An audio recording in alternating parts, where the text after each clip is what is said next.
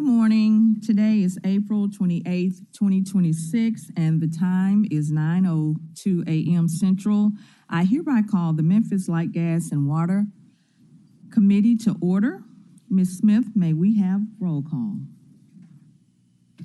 Yes, ma'am. Councilman Ford Senior. Present. Chair Walker. Present. Thank you.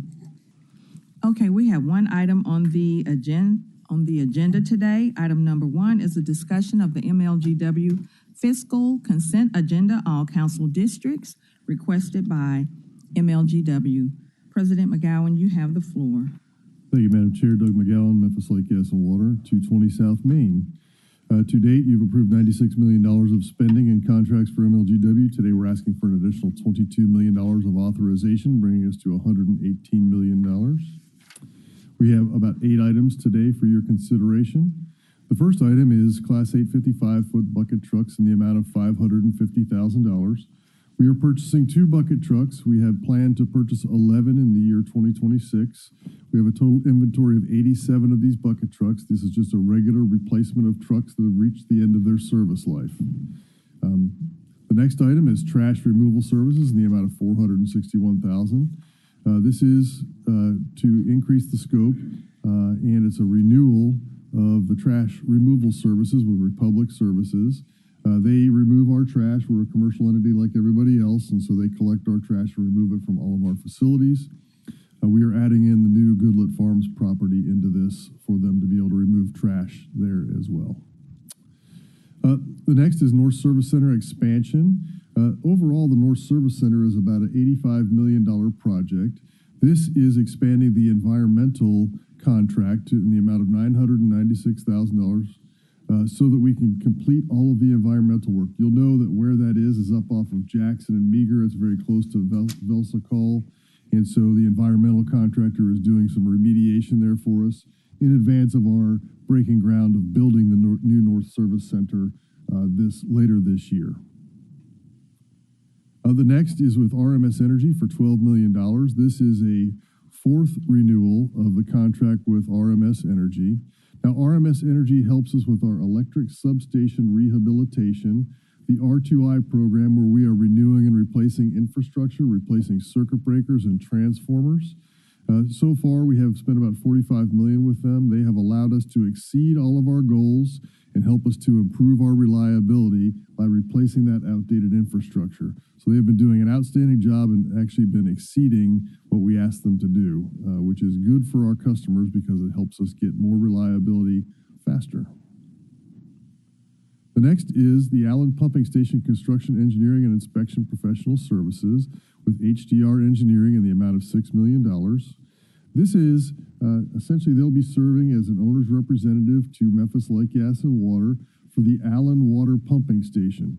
We have briefed you before. One of the very large projects we have is to replace the 70-year-old Allen Pumping Station. That's about a $100 million project.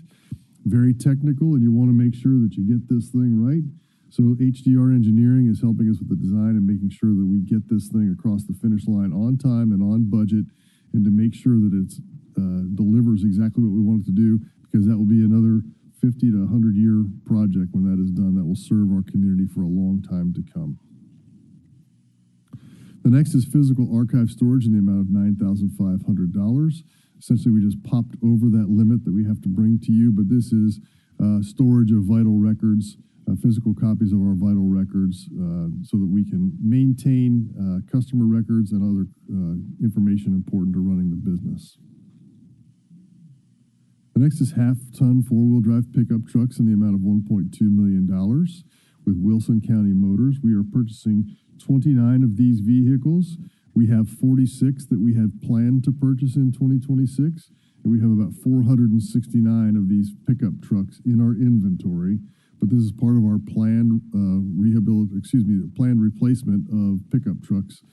You'll recall late last year I gave you the entire 5-year plan for replacement of all of our vehicles. This is exactly consistent with our plan. The last is electric vehicle charging equipment. This is for $885,000, a one-time purchase. We're purchasing 7 charging stations. MLGW has received a grant from the Department of Transportation and the Department of Environment and Conservation to install 2 electric vehicle charging stations. One will have 3 and the other will have 4. These were programmatically decided on the state where to put them. One has to be out in the Collierville community and one is in Midtown Memphis. This is part of the Charge Across America initiative that the government has, so that we can have one charging station at least every 50 miles on every major highway across America. So these sites are under construction, these charging stations. With your approval, we will purchase those and install them, and they should be up and operating here in just a few months once we get these things on board. So that concludes the agenda items I have for you, subject to your questions, Madam Chair.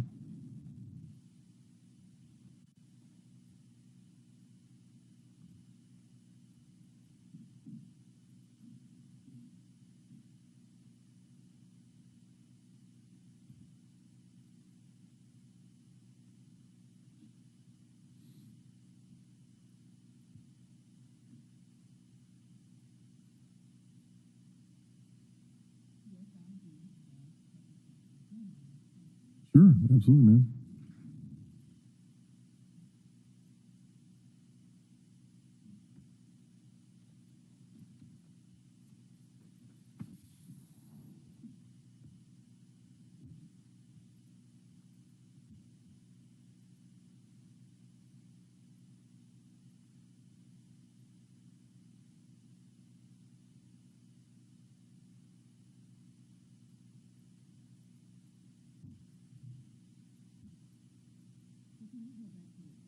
Can we go back to page 6? Yes, ma'am.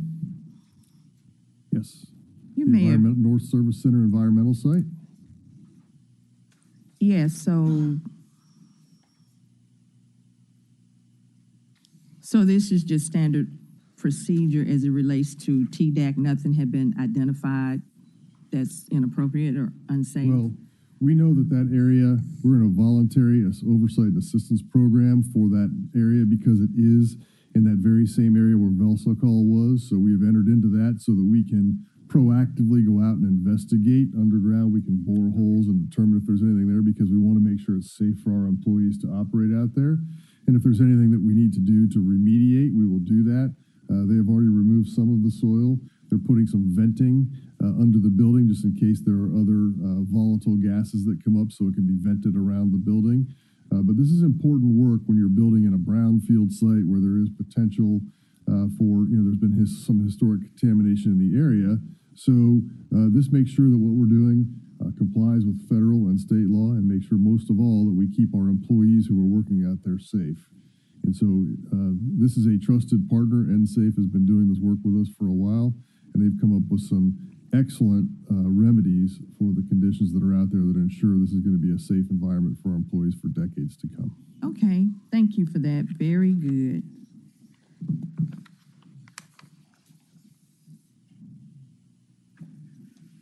Got 19 whole minutes, but I don't need 19 minutes. Sure.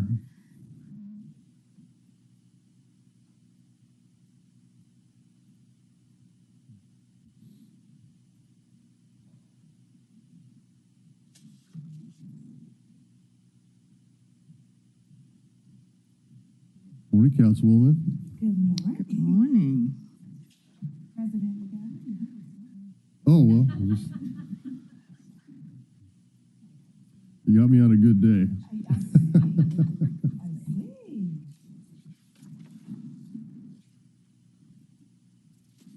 Okay, and we'll let the record show that Councilwoman Cooper Sutton has joined us. Good morning. Good morning, Okay, I'm skipping 7 if I said 7. Can we move to 9, please? Number 9, yes, ma'am.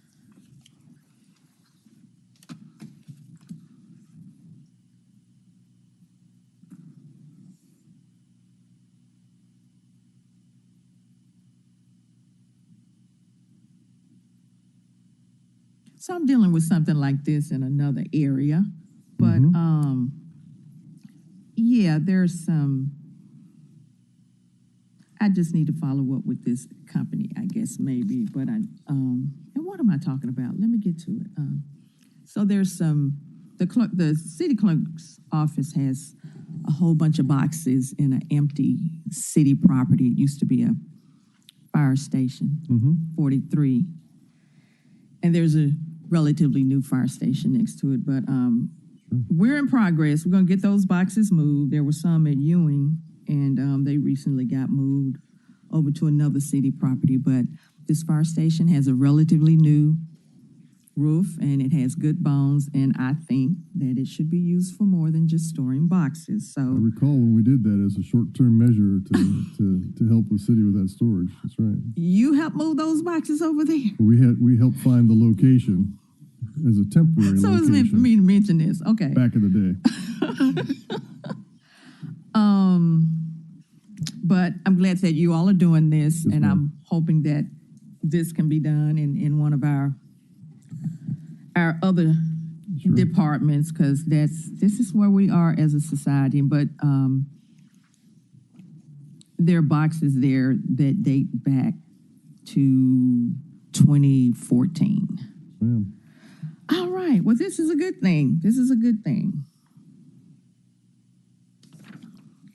11. 11. Yes, ma'am. You know I was going to say something about 11. Yes. But yeah, this is good. And you said that this came from, Fast Charge Yes. Tennessee. Yes, this is a Fast Charge Tennessee grant program that Tennessee Department of Environment and Conservation is administering as a part of the national program. They identified, again, you needed to have a charging station every 50 miles on a major interstate highway. So for us, that's I-40 and 240. They looked at where charging stations existed and where there was a gap. They identified a general area in the Collierville area and a general area in Midtown Memphis. MLGW worked with our partners to identify where these go. The one in Collierville will be very near their town square, which is convenient for their shoppers. And the one in Midtown Memphis will be at the Union Station location. If you're familiar, that's the new medical district, Henry Turley development, where the Rock and Dough Pizza is, and also the French Truck Coffee. In that, right there on Madison Avenue is where that charging station will be. So it's central to everybody in the medical district and people in the Edge district. We have got all the agreements in place. We began construction out in Collierville. We'll begin construction very shortly, and on Madison Avenue, these all have to be in and operating by September of this year. So we'll have a couple new charging stations here for everybody to use. Well, I think this is great, and hopefully there'll be And this is more to come. This is a match. We're providing like 20% of the funding here. The state and the federal government providing the other 80% of the funding. So, Would you know if it's part of those federal funds that they had been sitting on, the 5? no, ma'am. This is a separate, very specific project for charging that they provided Okay. that funding through the state for. So, Okay.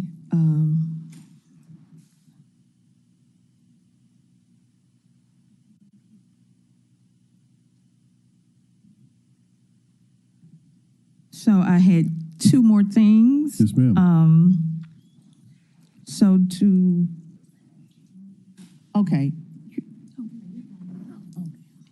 Okay, so Mr. Davis, I saw on Facebook where you received an award. Congratulations. He did. Yes. That was from, what's it called, Timothy? UCX?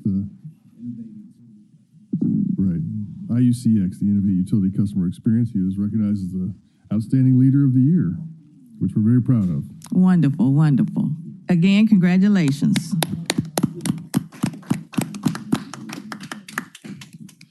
And then finally, so I saw in the news where on Friday at the State House, they approved the 2 municipality board members being able to have the right to vote.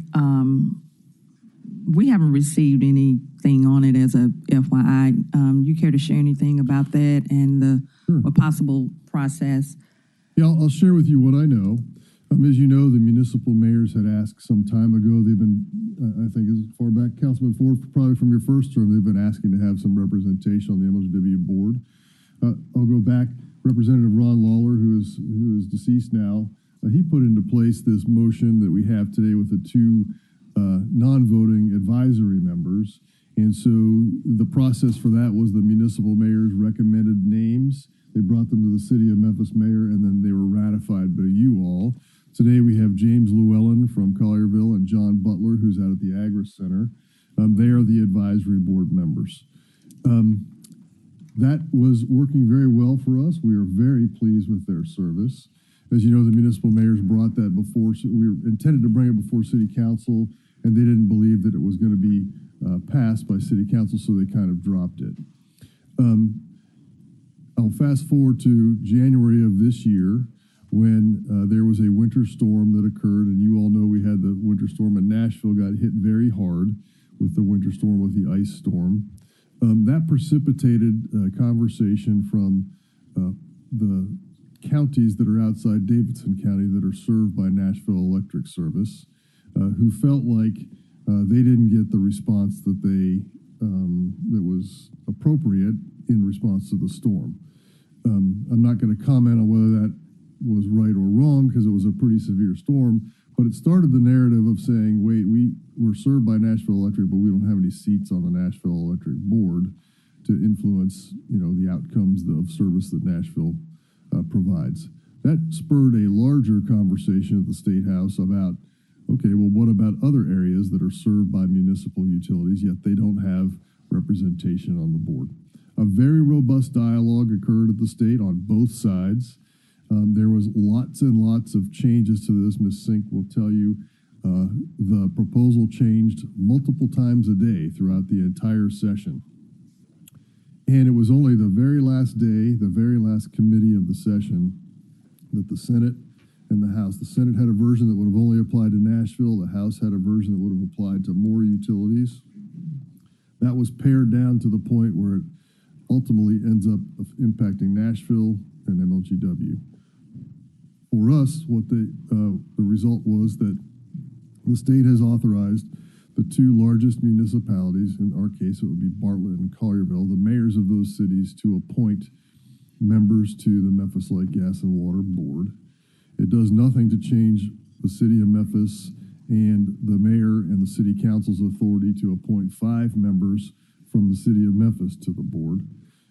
Fundamentally, it won't change the compensation. If you were to look at the board today, I would suggest it will look just like that.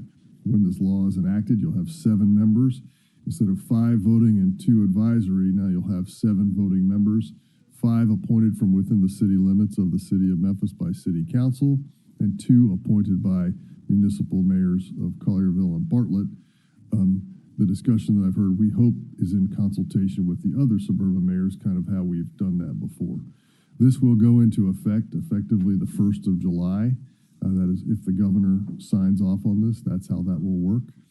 The mayor of the city of Memphis will have some say in how long the length of those terms are, to make sure we have staggered terms, to make sure that everybody doesn't roll off at exactly the same time. But I will tell you, our position at MLGW, I could not advocate for the representation, obviously, because Memphis City Council, that is not something that we support. The only thing that we offered as our opinion was, if you are going to do this, please allow the existing process to be used, which is the suburban mayors nominate, the city of Memphis mayor proposes to city council, and city council approves. That did not prevail. Instead, the state decided collectively that the 2 suburban mayors have the right to appoint. So that's where we stand today. We also do not have a final copy of the legislation yet. We're working to get a smooth copy of that. It was just last Friday that they were hurriedly getting this done. So as soon as it's smooth, we'll have a copy. We'll distribute it to you, everybody on the council. I'll tell you, I'm sure that the chairwoman will tell you, Chairwoman Swearingen Washington and Vice Chair Carlisle are probably tired of hearing from me, because I emailed them continuously every time the thing changed, as well as the mayor of Memphis, just trying to make sure that the council chair and vice chair were informed about what was happening. And so that's where we stand today. Nashville Electric Service, if you're wondering, they have a 5-member board as well. They have to appoint 4 new board members from outside the county. Interesting data for them. For us, 33% of our customers are from the suburban communities in unincorporated Shelby County. So 2 out of 7 is just a little under 30% of representation on the board. So that's about proportional.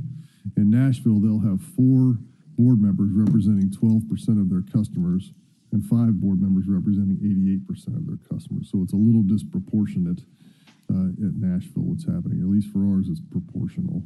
But that's what I know so far, Madam Chair, and I'll provide you the legislation. Attorney Sink, is there anything else I should offer? Okay.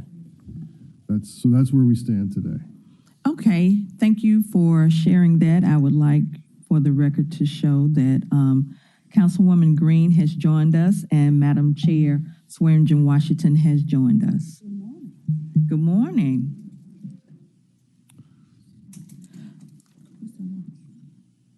Cooper Sutton, you're recognized. Thank you, Chair. Good morning. Thank you. That was one of the questions that I wanted to inquire about as well. And the second is, how are we doing with our lead? How's that coming along? Yeah, it's coming along really good. I would like to come back and give you a full report.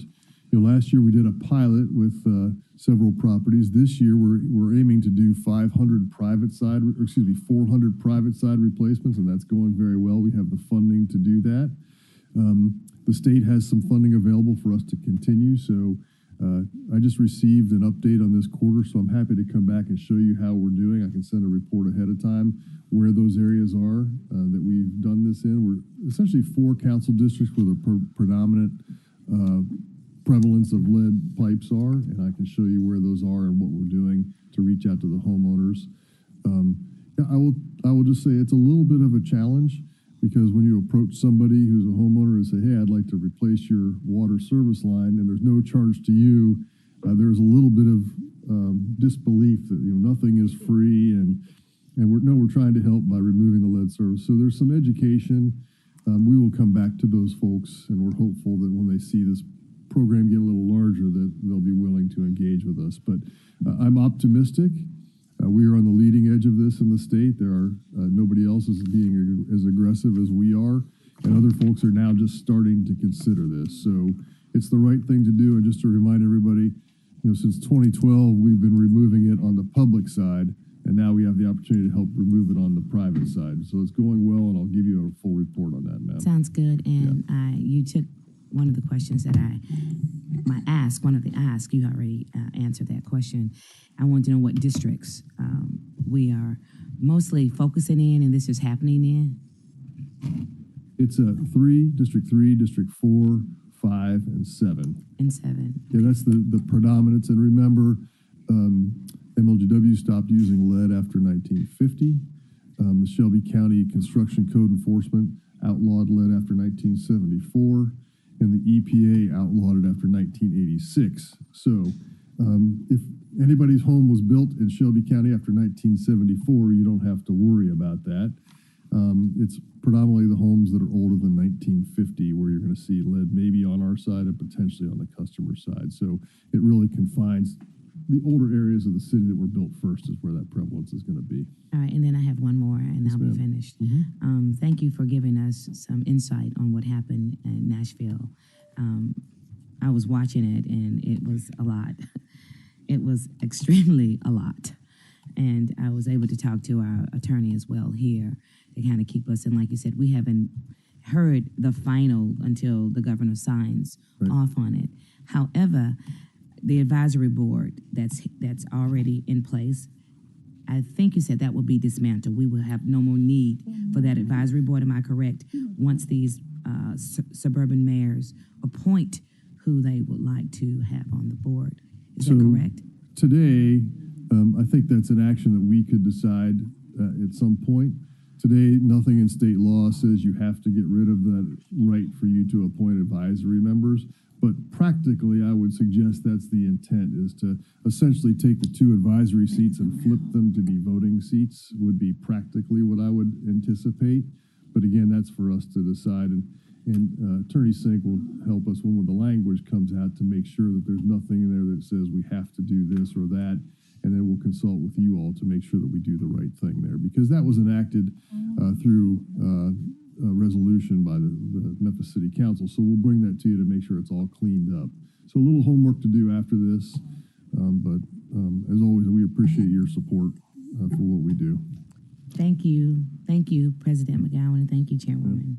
Thank you. Great questions and responses. So let the record show that Councilman Warren has joined us, and Chairwoman, you are recognized.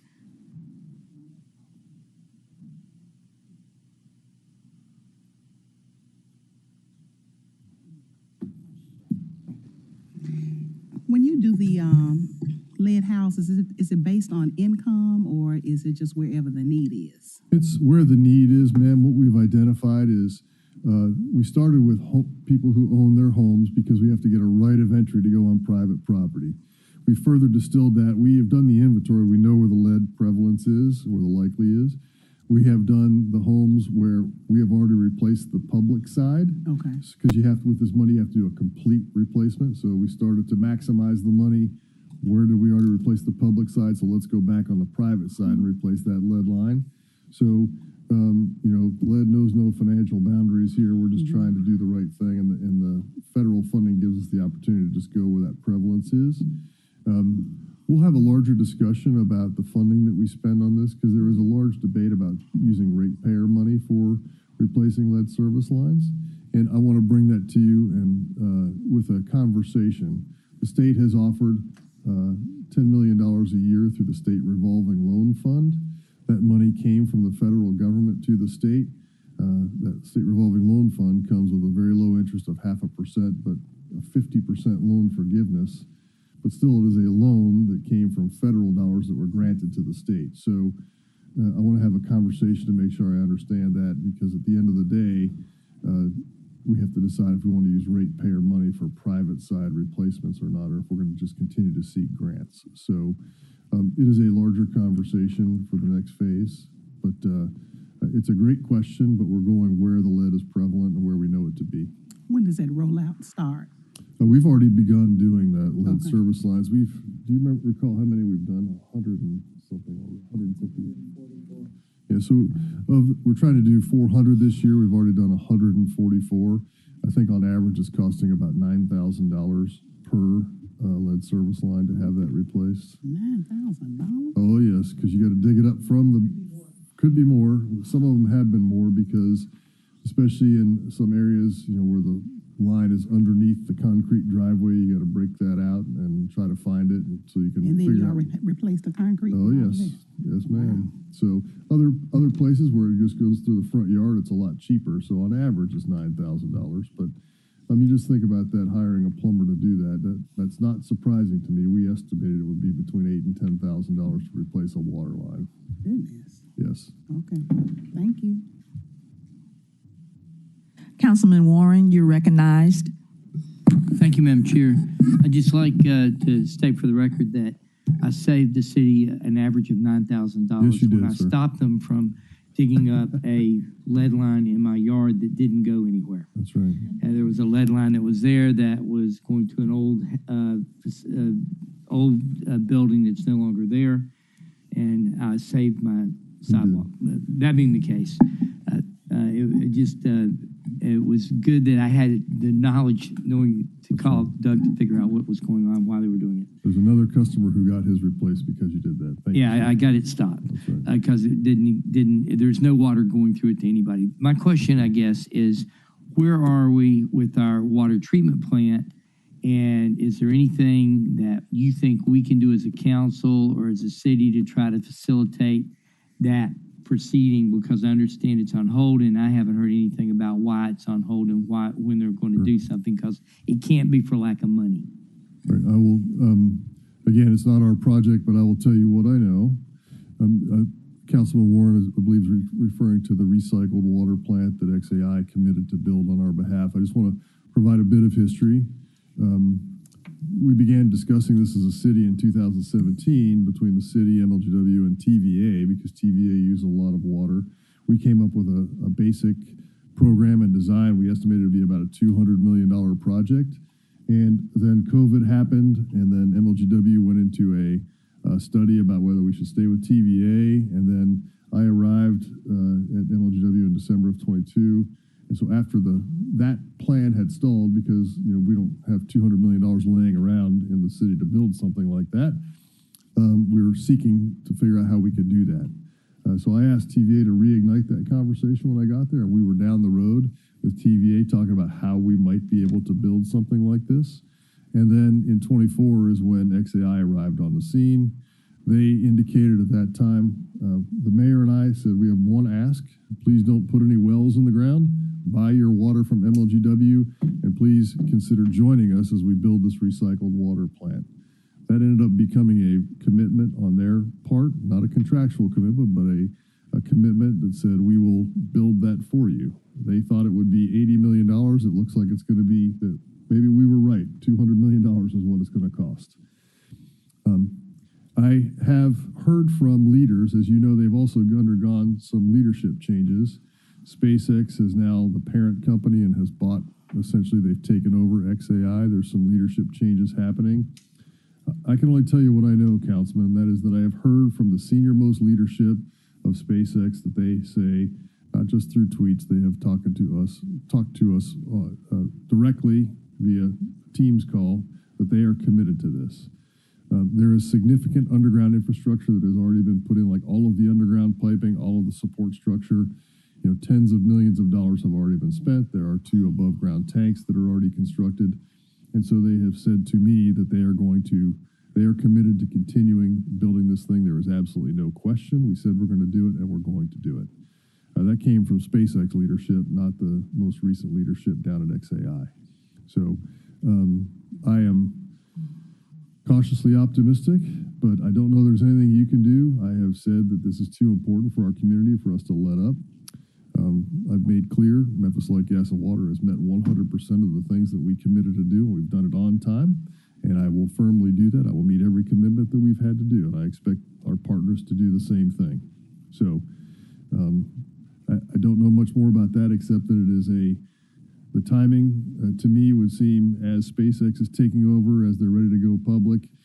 Again, I'm not in their business, so I'd be speculating, but I have talked with multiple people, and it has been a consistent answer that they are committed to doing this. So, but we should trust but verify. And I just think that's an important thing for the community to hear, that you've actually talked with people and they have given you that commitment. Do we have any written contracts about a time frame about when this is supposed to be done? That would be between the city but I don't know that off the top of my head. They had anticipated that it wouldn't be operational when we first forecast this until 2027 or so. Coming up soon.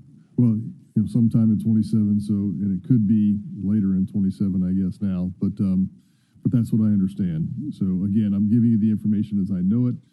I don't have anything in my hand that is a document that I could say, here's the contract that was signed. So, but I do have multiple commitments from senior executives at SpaceX that they are committed to this. Do we have any idea who the individual is that's taken the Brent Mayo role? There is a new CEO for XAI. His name is Mike Nichols. Here in Memphis? No, sir. He is assigned recently that's what I understand is the new CEO of XAI. He was formerly of SpaceX and Starlink. That's Brent Mayo was? No, sir. The new person. Mr. Nichols. Okay, Mr. Nichols. Was Starlink and SpaceX, and he's now the CEO of XAI. I have requested that he and his chief operating officer come and meet with the mayor and I so we can talk specifically about that. I have a commitment from them that they will be here in the next week or two to have that direct interface, because I think it's important as we're building this that partners be able to talk across the table, especially with all the things that we've done here. In that meeting, is there a way that we could have our chairwoman or someone from council there? I'm not that far down with the coordination, sir, but I'll certainly mention to the mayor. Pending our Thank you. chairwoman's approval. Thank you. Thank you for that information, Doug. I think there are a lot of people out there wondering about it, and hasn't been much out there for people to get. So thank you. Well, it's important for our community that we get this done. Thank you. It is very important. All right, we had a great discussion today, some great questions and information. So seeing there are no other questions or comments, from my colleagues.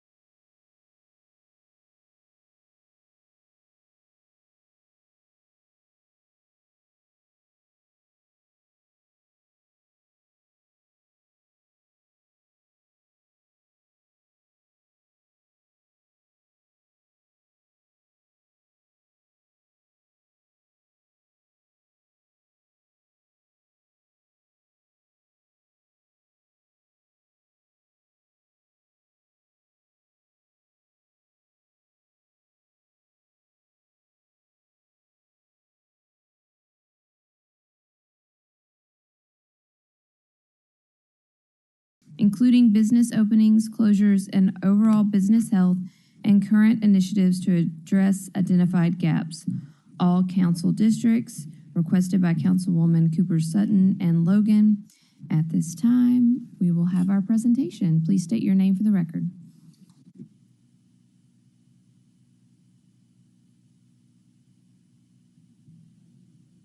Testing, testing. Good morning. My name is Mark Yates, and I'm the chairman and interim CEO.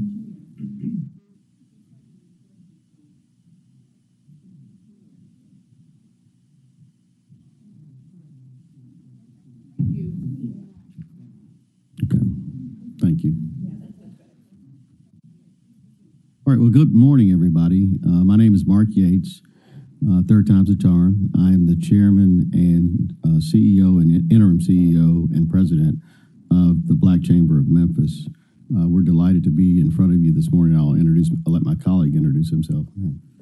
Good morning. My name is Alan Gumbel, and I'm the Chief Operating Officer of the Black Chamber of Memphis. Well, good morning again, and greetings to all. Thank you for allowing us to come before you this morning. We've got a lot to share. We understand that our time slot is 10 minutes, so we will get right to it. There's some observations that we've made with respect to just overall. Go to this first slide, and I'll turn it over to Alan. So we wanted to provide a picture of the landscape as we talked about it. We also have a more data-filled report that we will provide to you after we get done. But as we look at the landscape, we recognize that Memphis does have a very strong base of entrepreneurship. But the core issue that our community faces is the one of survival, growth, and sustainability. What we recognize, and through some work that we did with StartCo and Heartland Forward 3 years ago, is we recognized that only 20% of established businesses have that of entrepreneurs that establish businesses have that as their primary source of income. There are an estimated 54,500 non-employer firms, meaning it's just one person doing their work established in a business. And so what we've illustrated in this graphic is certainly business survival is important. We recognize that Memphis is dominated by the service sector, which would certainly include tourism and restaurants. And we also recognize that COVID-19 had a big impact on businesses and entrepreneurs. And one of the things that I especially wanted to acknowledge was the generous support that the City Council provided for our Business Booster program, which focused exclusively on restaurant, tourism, and hospitality-related businesses. And I do have an infographic that I will share as well. But the fact is that many people come to entrepreneurship more out of necessity, out of a need to generate income to make monthly ends meet. And so those businesses do experience a specific set of challenges. But what we do see, some of the barriers that they find are support needed to get them from startup to growth. We also recognize that there is a digital divide that still plagues a number of our businesses in not only having access to AI tools, but just having access to basic internet service. And the number one issue that we find as we talk with our members and talk with businesses in the community is access to capital and access to business networks, which we actively try to address. But what we do find is that when those challenges are met with resources, we do find job creation. We do see local wealth creation, both with the entrepreneurs that are running their businesses, and that accrues to the community as a whole through higher tax payments, through greater investment in the community. And most importantly, we find that as businesses are successful and those entrepreneurs are successful, it generates a great deal of stability within the community. I'll just add one point. There's a couple of points I want to add about this slide. When we pulled this together, it came pretty obvious to me. It's a timeline both and an infographic sharing some data points. But if you look along the bottom, if you will, the bottom axis and the road that goes through this chart, you'll find that I like to call this the Ernie Barnes sort of infographic. And if you're familiar with Good Times, which is a 1970s sitcom that was about a black family that was struggling to get through life's vicissitudes. We had COVID, which disrupted a lot of the progress that we were able to make. You had a lot of entrepreneurs go into business by the fact that that was their only option for feeding their families. And so then you had early stage support gaps. And then we had the disruption of what we'll call that digital divide right here and access to capital. Access to capital, as we all know, for businesses of color has always been an impediment, but it's exacerbated in times of disruption and shocks. So we had that, and so you have a lot of these organizations, a lot of these businesses, where they be nonprofits, for-profit, small enterprises, just run out of capital and run out of enough to meet their mission. So that's what we look at. So anyway, I want to go. Thank you, Mark. And so with that landscape and with the gaps identified, one of the core things that we've done as a chamber is really look at our overall ecosystem and, more importantly, where we believe that we could have an impact in supporting entrepreneurs in the community. And the outgrowth of that is our Memphis 10 initiative, which focuses on 4 priority areas. The first is supporting small business growth. The second is building our membership and also working with other ecosystem partners in the small business environment. Also, our third priority area is focused on data and advocacy and building the influence of our members. And then lastly, capital access and economic opportunity. And what we recognize is that different businesses at different stages of growth need different kinds of support. So the line that you see underneath represents the journey that entrepreneurs face when building their business. From ideation, and for those businesses that are just in that idea phase, we really provide training and consultation to our members to help them really shape their ideas, to help them launch them properly and with the support. In terms of those that have moved from ideation to startup, we provide access to crowdfunding sources of capital through our partnership with Blooming University in Nashville, which provides, again, a crowdsourcing way of helping entrepreneurs raise small amounts of capital.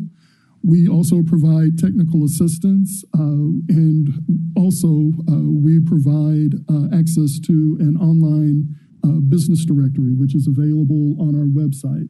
The goal there, because all of the entries into that directory are Google search optimized, we try to address actually the second biggest issue that our members face, which is market awareness.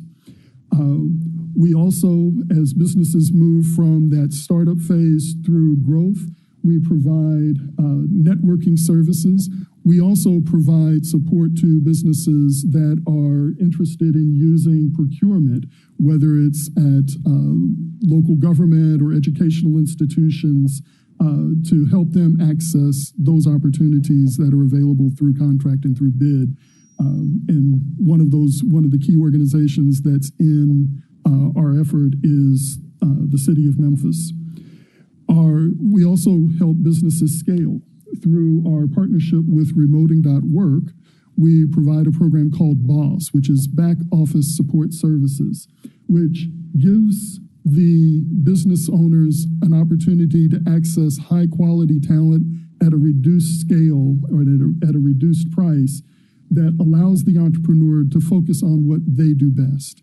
Frequently, we find entrepreneurs are trying to be their own marketing director, they're trying to be their own website manager, they're trying to be their own accountant, and all of that time takes time away from what their main goal should be, which is building their business and connecting and providing services.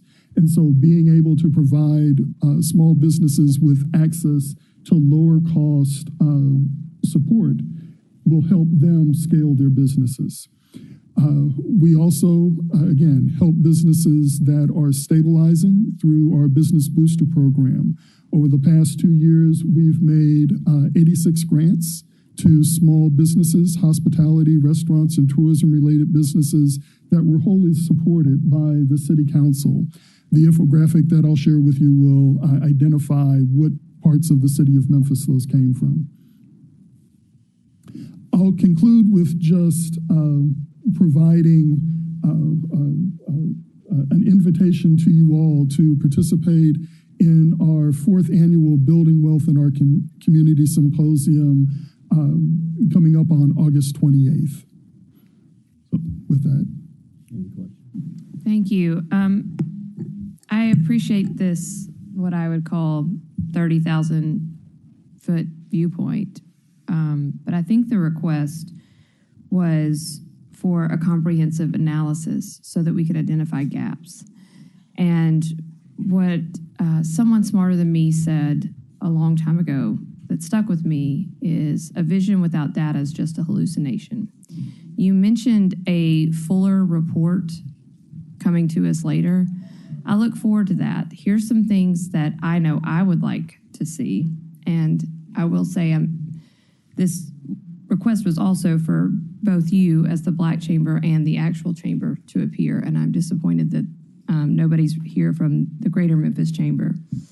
But things that I would like to see as far as data, the number of Black businesses that are in the overall chamber and in the Black Chamber of Commerce, the number of employees they actually support, the number of jobs that have been created. I'll just say in the last year, the number of new openings of businesses this past year, the number of closings, where in the cities within the city of Memphis this has happened, and the amount of capital that they have been able to raise.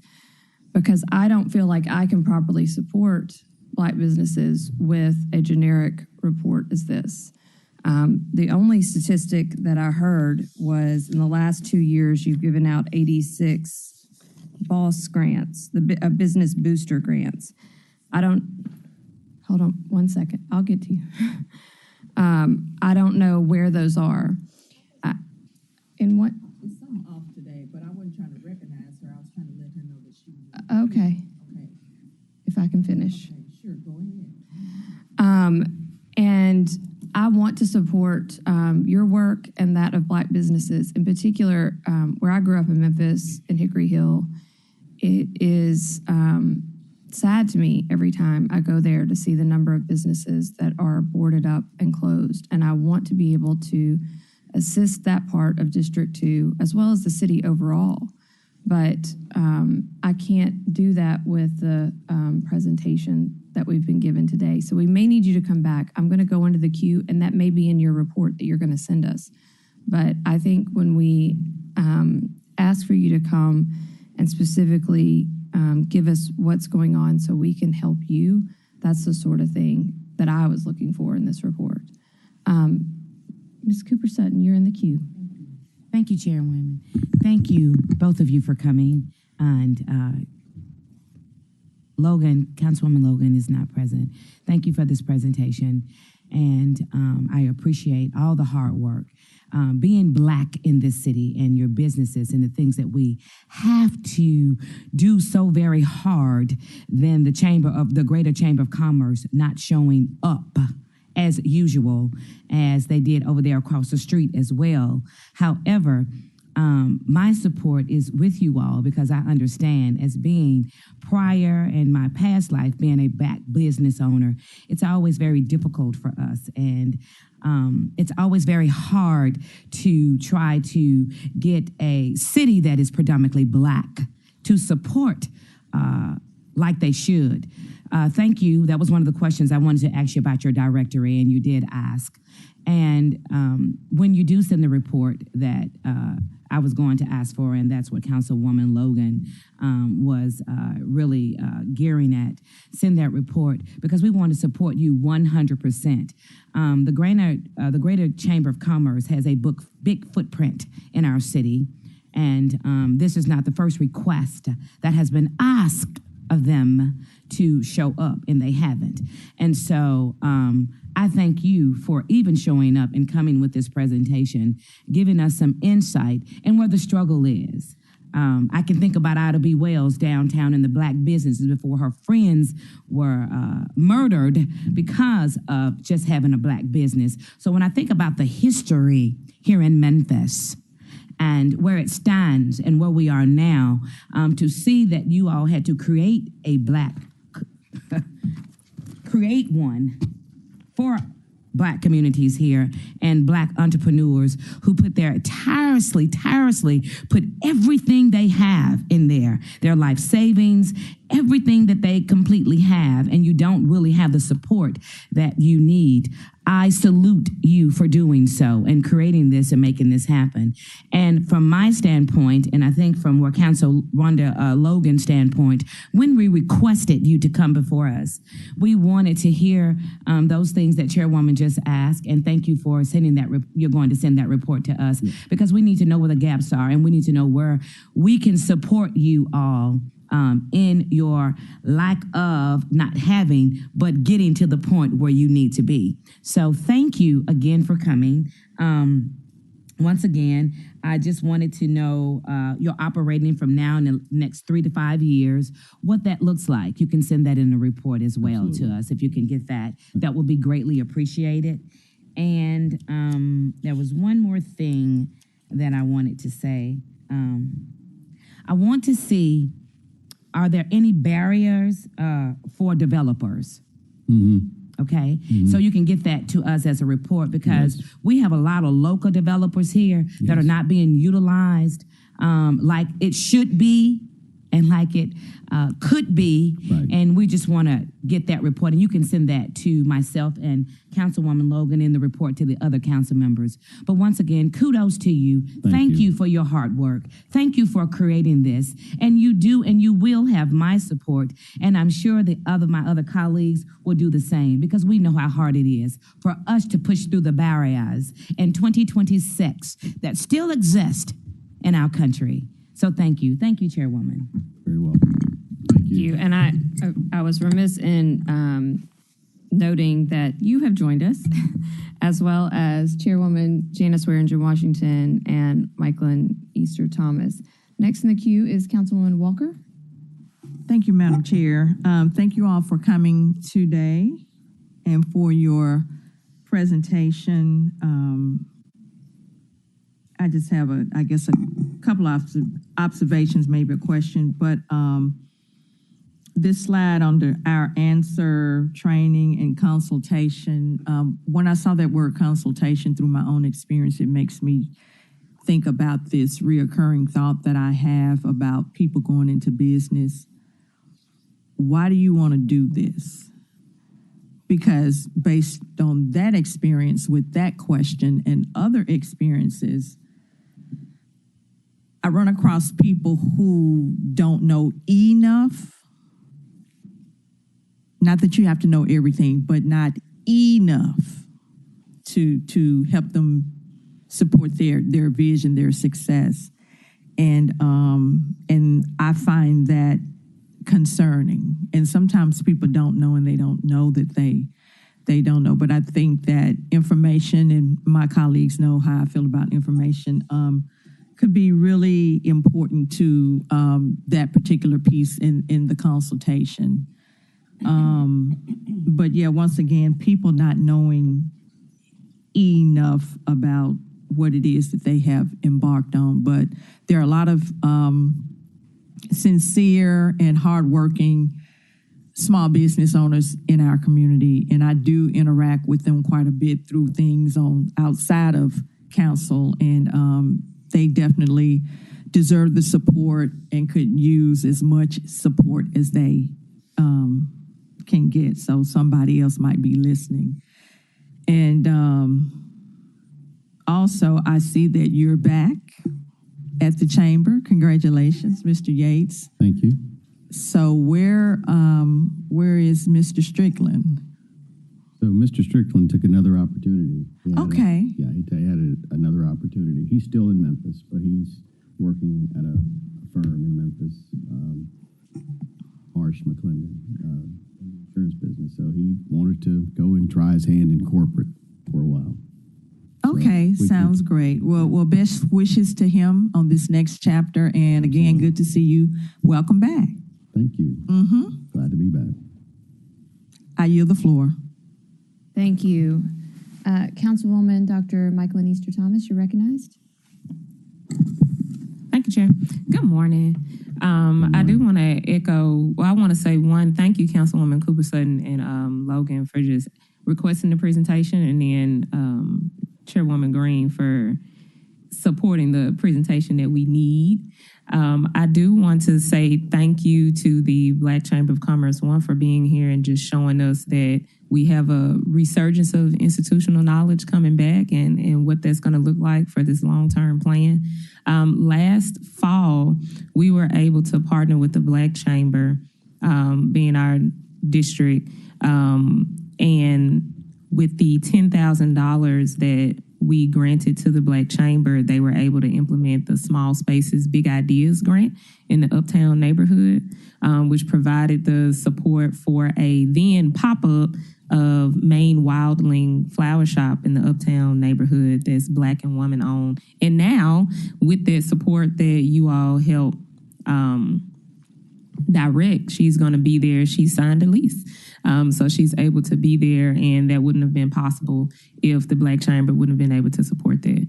So I'm sure you know of where the money has been going before you got there, but I just wanted to publicly say thank you to the Black Chamber for being able to do that. Also, I want to echo my co-counsel lady, Cooper Sutton, in just sharing in the surprise and the gall of the missing chamber that's here. Especially with all of the impact that they have on our city. It's kind of disappointing to not have them here to report on anything. It may have been said that they didn't confirm or that they didn't know, but however, looking at the mission of the Black Chamber, I know that's on you all's first side, it says building sustainable businesses that create jobs, wealth, and pay taxes that strengthen Memphis's economy. It doesn't even mention Black. It doesn't mention what type of people, because that's what Memphis is. So if you're the Memphis Chamber, you should be concerned about the Black Chamber. You should be concerned about Black wealth and economic opportunity in our city. So hopefully the Chamber, the Memphis Chamber, will join you all next time, showing a more united front for a city that is majority Black, that is a Black city, whether it has Black in the name or not. Thank you, Chair. Thank you, and agreed. Chairwoman Janice Waregan Washington. Thank you so much, Chair. Is there any way that we could have the Black Chamber to partner in some businesses that we so desperately need in Memphis, such as small boutique hotels or bed and breakfast, some of the tourism support areas, whether it be like the go-kart, since we're having challenges with the trolleys? It would be nice to have small businesses to be able to be able to carry people, for lack of a better word, from the hotels to the convention or however, to just try to encourage people to go into businesses that are needed and profitable, but would also be able to, be a blessing to Memphis. Do you give counseling or suggestions or? Absolutely. The business of business is extremely hard and complicated. And echoing the comments of Councilman Walker, in Swearingen. So we do a lot of counseling and a lot of, if you will call it remediation, remedial activities. And we were clear when we said we look at how we can help businesses to be strong in order to pay taxes, not to avoid taxes, because that's one of the primary things that helps our community overall. If we can't do that, then we're not serving our mission. So in that, there's a number of, if you'll call it, administrative and just overall economic and just the burden of being able to understand how to, make sure your licenses are up to date, make sure that you are in compliance with your insurances, make sure that you know exactly what you are doing before we allow someone, because that we've seen it so many times, often and often again, where people go into business and they're worse off going into business because they're upside down, whether it be with credit card debt, with not paying sales taxes, and the administrative burden. So we counsel people, at length. Alan, you may have some commentary that you want to talk about. That's absolutely what Mark just said is absolutely true, and that's in part because many people come to entrepreneurship not out of a sense of a strategic plan, but they have an immediate need for income. And so because they're focused on the income instead of structuring their businesses properly in accessing the resources that are available, not only through the chamber, but through the other members of the small business ecosystem, such as the Tennessee Small Business Development Center, SCORE, StartCo, and many other partners, Epicenter, they start off on the wrong track. And sometimes those problems that start small become something that is overwhelming 2, 3, 4 years down the line. And so any businesses that any member of the city council would like to send to us for that consultation, we'll be glad to do. Okay. It is a core part of who we are, what we do. And if it's not something that we can address specifically, again, we have a number of referral partners that are positioned to provide that support. Thank you. We've got just one additional note. There are over 18 banks, multiple credit unions, there are about 4 community development financial institutions and lenders.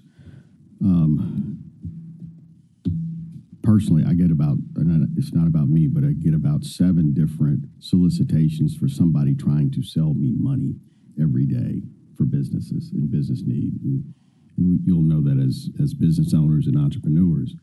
But part of what we have taken on is the business of vetting those potential lenders, whether they be factors or hard money lenders, or the worst thing we can do is to counsel somebody and then they get into the wrong business. So we take this, I like to say it with a solemn and tender avocation to how do we really make sure that this is the best, the highest and best for someone when they do get into business. And so that is one of the things. So I did want to mention that. So Thank you. Thank you, Chairwoman. And Dr.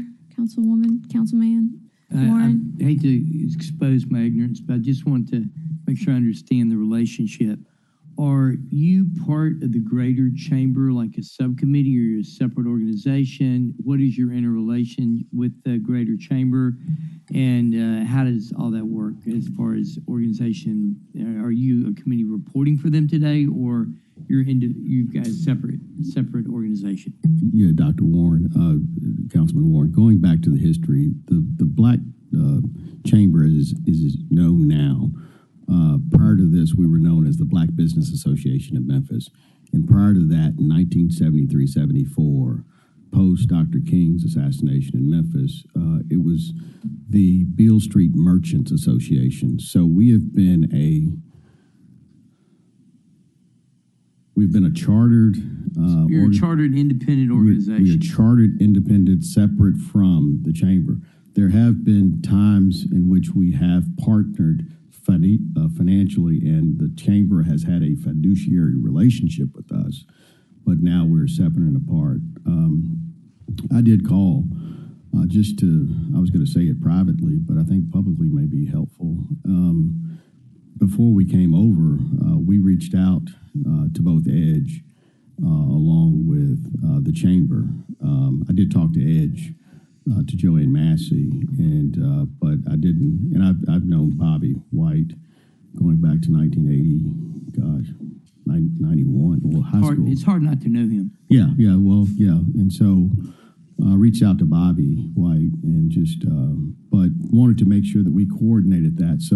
But we'll take it on ourselves to go back. We actually enjoy grinding the numbers. But wanted to coordinate and have a more comprehensive approach. But we'll do it. No worries. Thank you, Madam Chair, and thank you. All right. Is there anyone else in the queue? I wanted to say something. You mentioned something about banks and stuff. Yes, sir. Do that offline with you. Because it comes to black folks, man. Let me just I talk loud. Business is hard for a black person to open a business because before he opened a business, he got to pay back already. Just being honest. When my daddy opened the funeral home up, time they did one digging, next month you paying for it. By the time it's built and they mess up everything, you done paid for it and you got to pay for it again. That's what happened to black folk. You go over there to the chamber and check the folks that they help and how they pay back. A lot of them, you don't pay me until 2, 3, 4, 5 years later. Once your business has started. That's how it works. Funeral home, I'm gonna talk about it. They go to the bank, white funeral homes. They build a funeral home, all the furnishing, cars, hearses, everything. You start paying 5 years from now. Once your business get off the ground. Black folk, no, you pay before it even starts. That's how we struggle. Because how can I pay and I hadn't even started? But that's what these banks, and then I need to go in different black neighborhoods, and I got a few of these rich folk that need to pay back too and probably help you. I'm gonna give you these names. I want to see where they come from because they make money off black folks. Because when you go out there in the white area, they're not out there. Okay? Some of these banks, same thing. They're not out there. And then maybe they can say, yeah, if you want to open up a business, you got to have a plan. But let me start paying 1, 2, 3, 4, 5 years down the road once it kicks off. Now I can pay all these things. But we struggle because we start before it's open. How you going to pay? That's when you mention credit cards and this, and yeah, but I didn't put everything on I'm maxed out because I got to pay all these different things beforehand. That's us. But look at the other side. It's a little different. Okay? Maybe we need to get some of them and say, hey, give you that chance to kind of help some of these black businesses that want to open. Okay? I'll get with you on that. Yeah, okay. Thank you. Thank you.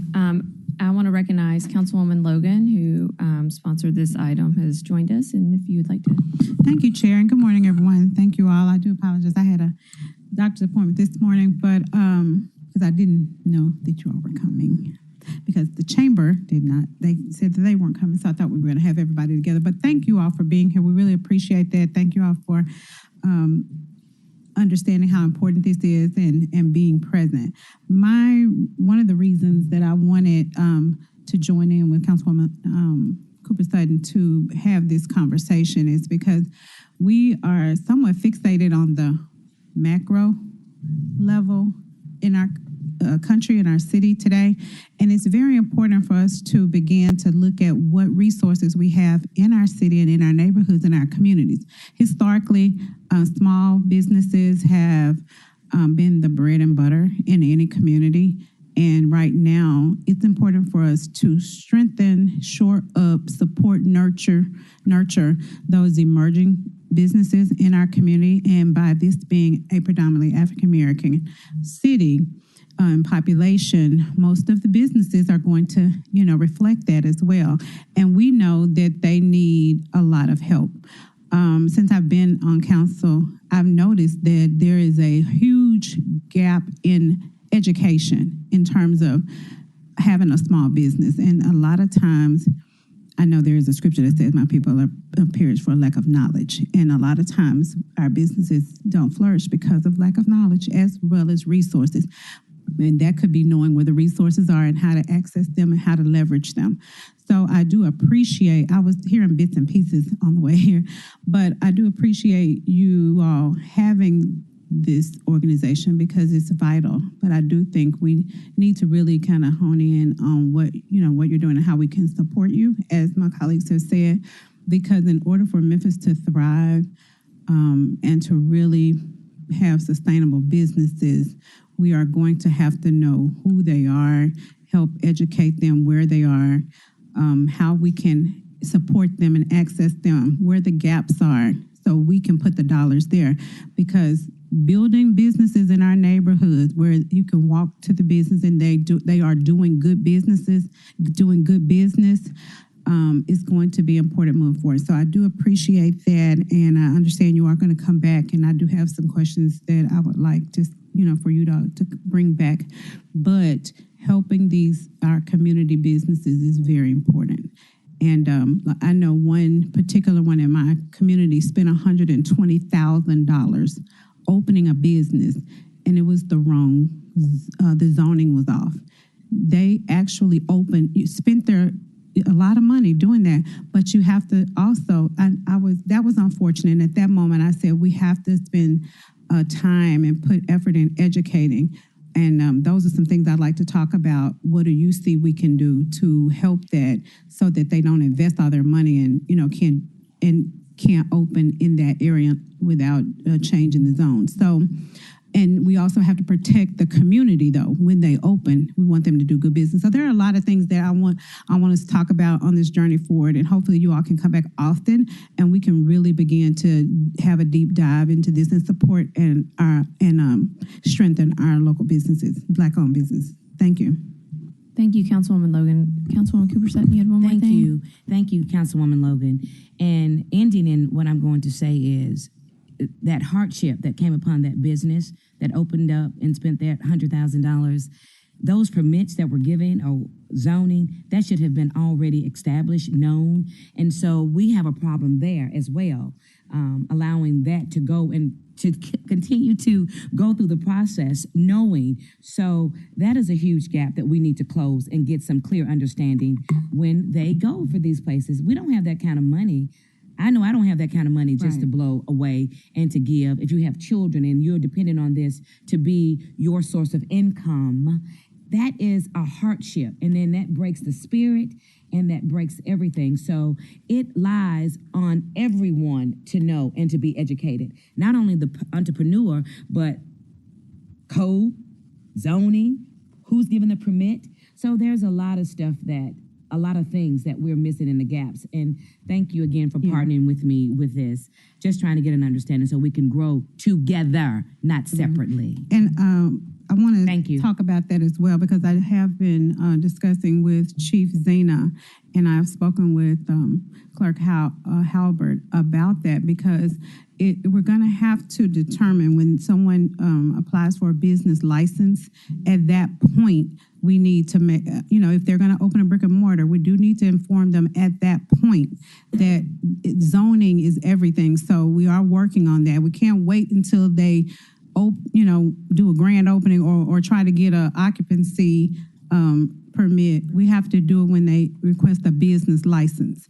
And even if they don't know that they're going to open brick and mortar, we need to give them the information about zoning at that time and where they can open up a business. And so Clerk Halbert was very open to doing that. She said that she hadn't had that conversation, but that's what we're going to have to do. And I know Chief Zena was open to doing that. So we are working on that because it's really vital for us to do that.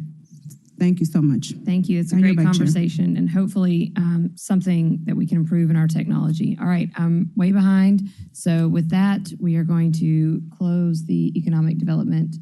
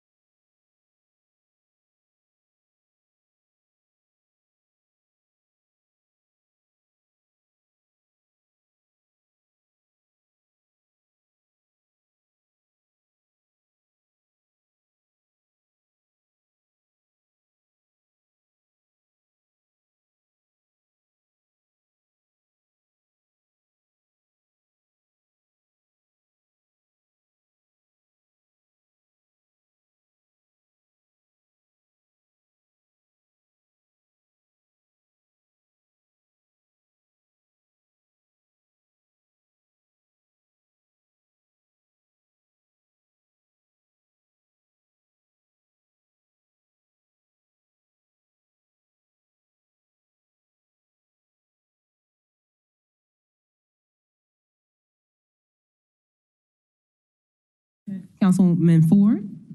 Councilwoman Walker. Present. Councilwoman Swearingen Washington. Present. Councilwoman Cooper Sutton. Present. Councilwoman Logan. Present. Chair Warren. Acting Chair, for my colleagues.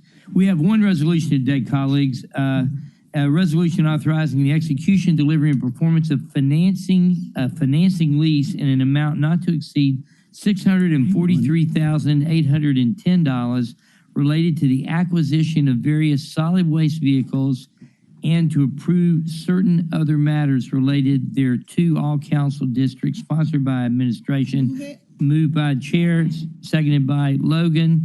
If you have the floor, sir. Name and address for the record. Thank you, Chairman. Philip Davis, Solid Waste Director, 125 North Main. This item is a request to approve a lease purchase agreement in the amount of approximately $643,000 for vehicles. These vehicles will directly support community enhancements, environmental enforcement efforts to enforce the city's solid waste ordinance. From an operational standpoint, this investment improves field response, increases visibility in the community, and enhances our ability to address illegal dumping and other violations. Funding for this agreement has already been planned and is included in both the FY26 and 27 solid waste fund budgets. There is no budget amendment required. Next slide. This agreement is structured as a tax-exempt lease purchase, which allows the city to finance the vehicles at a lower cost while ultimately taking ownership at the end of the term. From a budget perspective, payments are anticipated to begin in FY27, and those costs will be accounted for within the operating budget of solid waste. The rate is estimated at approximately 3.98% based on current market conditions and will be finalized at the closing and locked for the full term of the loan. Annual payments are approximately $230,000 and are already planned within the solid waste operating budget. State approval has already been received, and upon council approval, we will work with Finance Division to finalize the financing and proceed with vehicle acquisition and deployment. I have Director Neal here, and we're happy to answer any questions. Before we do questions, I just wanted to comment that I appreciate you bringing us something that's funded. I appreciate the comments from the state, okay, because they're looking, I don't know, if people are aware the state is not allowing the county commission to do certain business functions like this where they're taking on debt because they haven't managed their income correctly over there. And the other thing is we need this. We all need this, and the comment about how it's going to help us with blight and blight remediation, it's increasing our ability and the number of players in the field to go out there and get it. So this is a really good thing. Bring more of this to us when you need it and can operate it. So that being said, Councilwoman Cooper Sutton, you have the floor. Thank you. There's just one thing that I would like for you to send to me is when you say certain other matters relating thereto, I would like to know what those are. Okay. If you can just send me a list of what those are. But thank you for what you're doing. Thank you for the ride along. Can I hijack your presentation for just a minute? Of course. Is that okay, Chairman? I want to hijack. I'm going to time you. Go ahead, dear. All right, I'm going to hijack it. This is the need. We were just on a ride along. I try to do a ride along with the departments because I can't see what's happening behind a desk. And so this is why we are investing in what we're investing in. And we got more people on the streets. Could you go? This is a tire environmental health issue that exists behind some houses. I stood on the street and I cannot even imagine going out my back door looking at something like this. Could you keep going? There is a mosquito. I got a mosquito bite and I made sure that it was not West Nile. It's a bed of mosquitoes, water that's just sitting there. And I think this is on Chelsea. Am I right? So I got a call about it. I try to mind my own business, but I'm not good at that when I'm an elected official. You have 1 minute. Okay. I'm not good at that. So this is what's in a community behind homes. And so when they walk out their backyard or decide that they want to have company or whatever, this hazard is there. There can be a combustion, a fire. All this was so concerning till I could not believe that this was actually sitting in a community and has gone on for this long. Just keep going. I just want you all to see. Now, that is the machine that is supposed to be shredding the tires. I went and did my research, found out how much it costs. It's supposed to shred, as they was trying to educate me out there, 5,000 to 7,000 tires a day. While they're there, 5,000 to 7,000. But I think he said up to 7,000. And it's remote. They're doing it by remote. There's no one on that machine. It is done by remote. Could you keep going?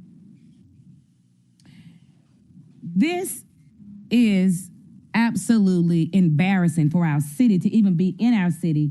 And we talk about presentation. Could you keep going? These are tires that sit miles and miles. I wish I could show you the drone. I was able to see it in a drone and get it on top of a drone. But this is what is happening in our community. And I'm not trying to put anyone on blast or whatever. I did find out who the owners were and got a little history on how this business came about. And what I know that has happened and not think that has happened as being an entrepreneur and being a business owner, got over their head in this and did not understand the necessity and the quality of putting something of this nature in a community and not even thinking about the community itself and what hazardous it poses upon our city and our community. But I just wanted to share. Thank you for hijacking. Thank you for the ride along that we did the other day. Thank you for letting me be there. Thank you for showing me how hard you are really working and trying to get this blight under control and why this is so important, because the more bodies we have out there on the streets, the more people we have physically riding around our city, and the more we could do with environmental and code. And if you stick around, I think we're having a guest from environmental as well. Thank you, Chairman. You're very welcome. I think we'll probably see if we can have some report back on that, maybe from code enforcement, and to see what options we have. I mean, it sounds almost like the business owner is not using his machine. Chair Sorrento Washington, you have the floor. It's always exciting to be able to get some equipment that will reduce the amount that we're spending on leased equipment. What specific equipment will come with this purchase? These are going to be 20 vehicles. That I think what we're purchasing are Ford Escapes and Ford Explorers for the environmental enforcement officers that will be out citing violations under the Community Enhancement Division's direction. So code vehicles. Sounds like what we need for this thing Cooper Sutton just mentioned. That's great. That's all good. I need. Thank you. Councilwoman Easter Thomas. Thank you, Chair. Director Davis and Director Neal, I looked through the contract. It says we're getting 20 on lease, but I just want to know what type of vehicles are they? Ford Explorer, Ford Escapes. Okay, so they're not like solid waste trucks or anything. They're just the vehicles. These are for the environmental enforcement officers that will be out citing violations and so we can get more in the neighborhood because we have more cracking down on violations. Gotcha. Yes. Gotcha. Okay. And then also, I'm glad you hijacked it, Councilwoman Cooper Sutton. Thank you, Doctor. Maybe wrong. Check for it, but I don't know if this is the same entity that is in Douglas. Is this in Douglas? Yeah, that's what we were. They currently have a contract with the city and the county, correct? They do not have a contract with the solid waste anymore. Division. They do. I don't know if they have a contract with anybody in the city, but I know the solid waste division does not have a contract with them. Okay. Yeah. Okay. Shelby County does. County does. When this was so the county does. County has. Right. Because when this was brought up in the Douglas community in our district last year, it talked about how they actually have the contract to remove the tires from the streets in the communities. But the issue, the main issue is zoning. And so as we look at this restructure and this down zoning from 3.0, I just want to harbor on the fact that zoning has got our Black communities in this predicament that they are in.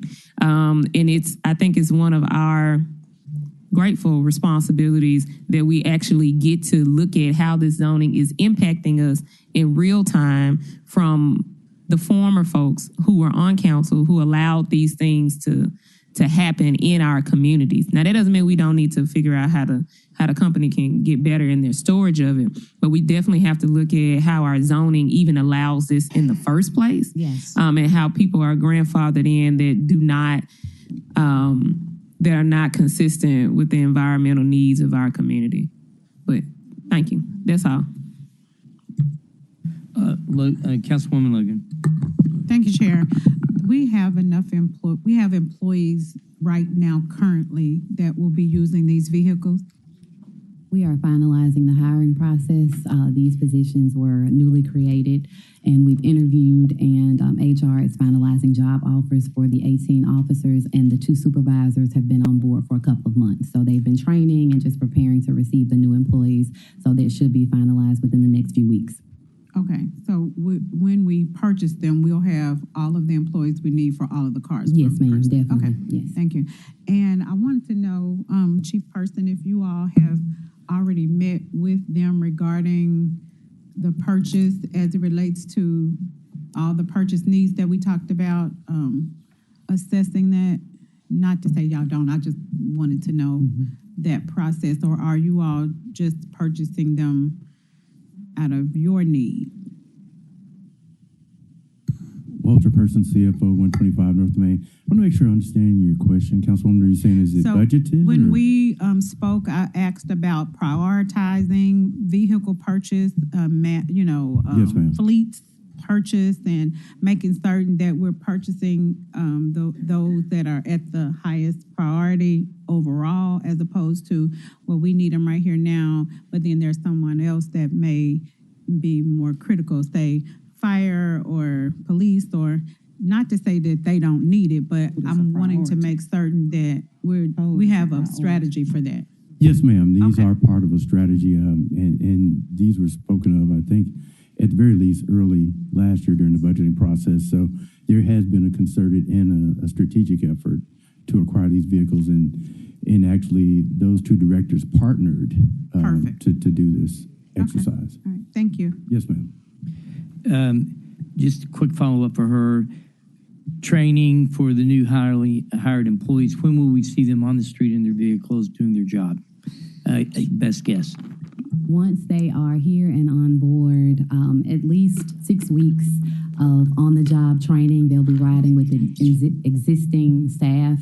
They'll be training with the supervisors So we're looking at about 2 to 3 months before we see these people out in the streets. Yes, sir. Okay. On their own, but they'll definitely be out again training. Because on the job, with this particular training is better than ever.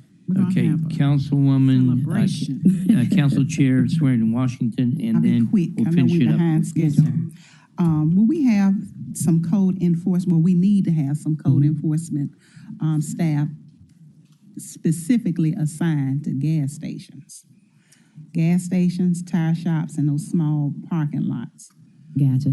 Definitely the tire shops. We do have a team of environmental enforcement officers and related supervisors who specifically address tire shops. Those corner stores and yes, definitely all of that should will be clean, litter yes. free, Yes. Power wash, and all of that. Yes, ma'am. Throughout the training process, we're developing teams so that those high priority areas, high priority concerns will definitely be deposited throughout the team members. And of course, increasing by 18 gives us a larger footprint. It gives us, more visibility in the neighborhoods and in those areas that we know we need assistance. So definitely we're looking forward to the staff coming on board. Okay. I think that's it. Oh, and I just want to reiterate that this was a priority because remember last year, code enforcement let us know that they were sharing vehicles. Mm-hmm. Okay. Yes, we definitely look forward to getting vehicles. It's nice to see things actually come back like we ask. Let's finish this up with Councilwoman Cooper Sutton. Okay, thank you. And I just want to just close with this, and thank you, Chairman, for allowing me this little space. What's very important to me is when I did a tour with MLG&W and their vehicles, they monitor, they know where every vehicle is. Do you have that equipment already in? They had a GPS. They had where if MLG&W trucks were in an accident, it videoed everything, where they were making sure that the liability doesn't lie on MLG&W and on the citizens and the taxpayers. We need to make sure, I'm not in the babysitting business, but we just got to make sure that they are out doing when we're spending this kind of money and this kind of tax dollars to betterment our city. So are these types of equipment, are they in the vehicle? Because we need to know where they are. You all need to know where they are, not just riding around, chilling. We need work to be done because we're in a critical state. So is that part of this purchase? Yes, ma'am. We'll the have package. Our current fleet all have the Samsara devices installed in them, and these vehicles will have those devices as well. Okay, so you will know that they're in their designated district, doing what they're saying, and just what Chairwoman. I believe that answer was a yes. Yes, yes, ma'am. You believe it? So he just Definitely. wanted me to be quick. Yes. So thank you. I just wanted to make sure, and I'll be on the ride along. Yes.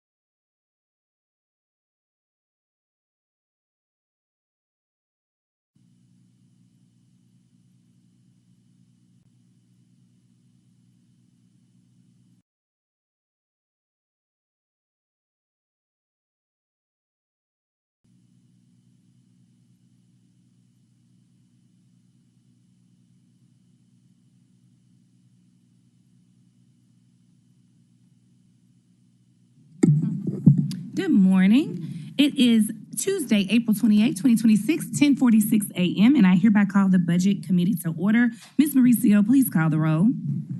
Councilwoman Green. Present. Councilwoman Walker. Present. Councilwoman Swearinger Washington. Present. Councilwoman Logan. Present. Councilman Dr. Warren. Chair White. Present. Thank you so much. First, starting off, I want to let you all know that we will start budget hearings after May 5th. Ms. Mauricio is finalizing that schedule, and once it's, you will have it released pretty soon. So the budget hearings will start after May 5th. What I would like from all council members, and if you're in the back listening or tuned in, please get with Ms. Mauricio to let her know how we would like to do that, whether mornings are better, afternoons are better, because we want everyone to have the opportunity to participate. And I think we're ahead of enough of the game where we can try to kind of navigate around schedule so that we can have maximum participation. Yeah, and it'll be posted online. The schedule will be posted online, so please be looking for that schedule.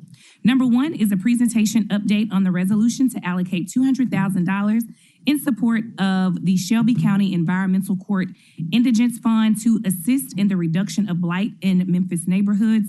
All council districts requested by Councilwoman Cooper Sutton. Councilwoman Cooper Sutton, did you want to say anything before we got to the presentation? No, ma'am, just we go right into the presentation. Okay, who do we have here to present?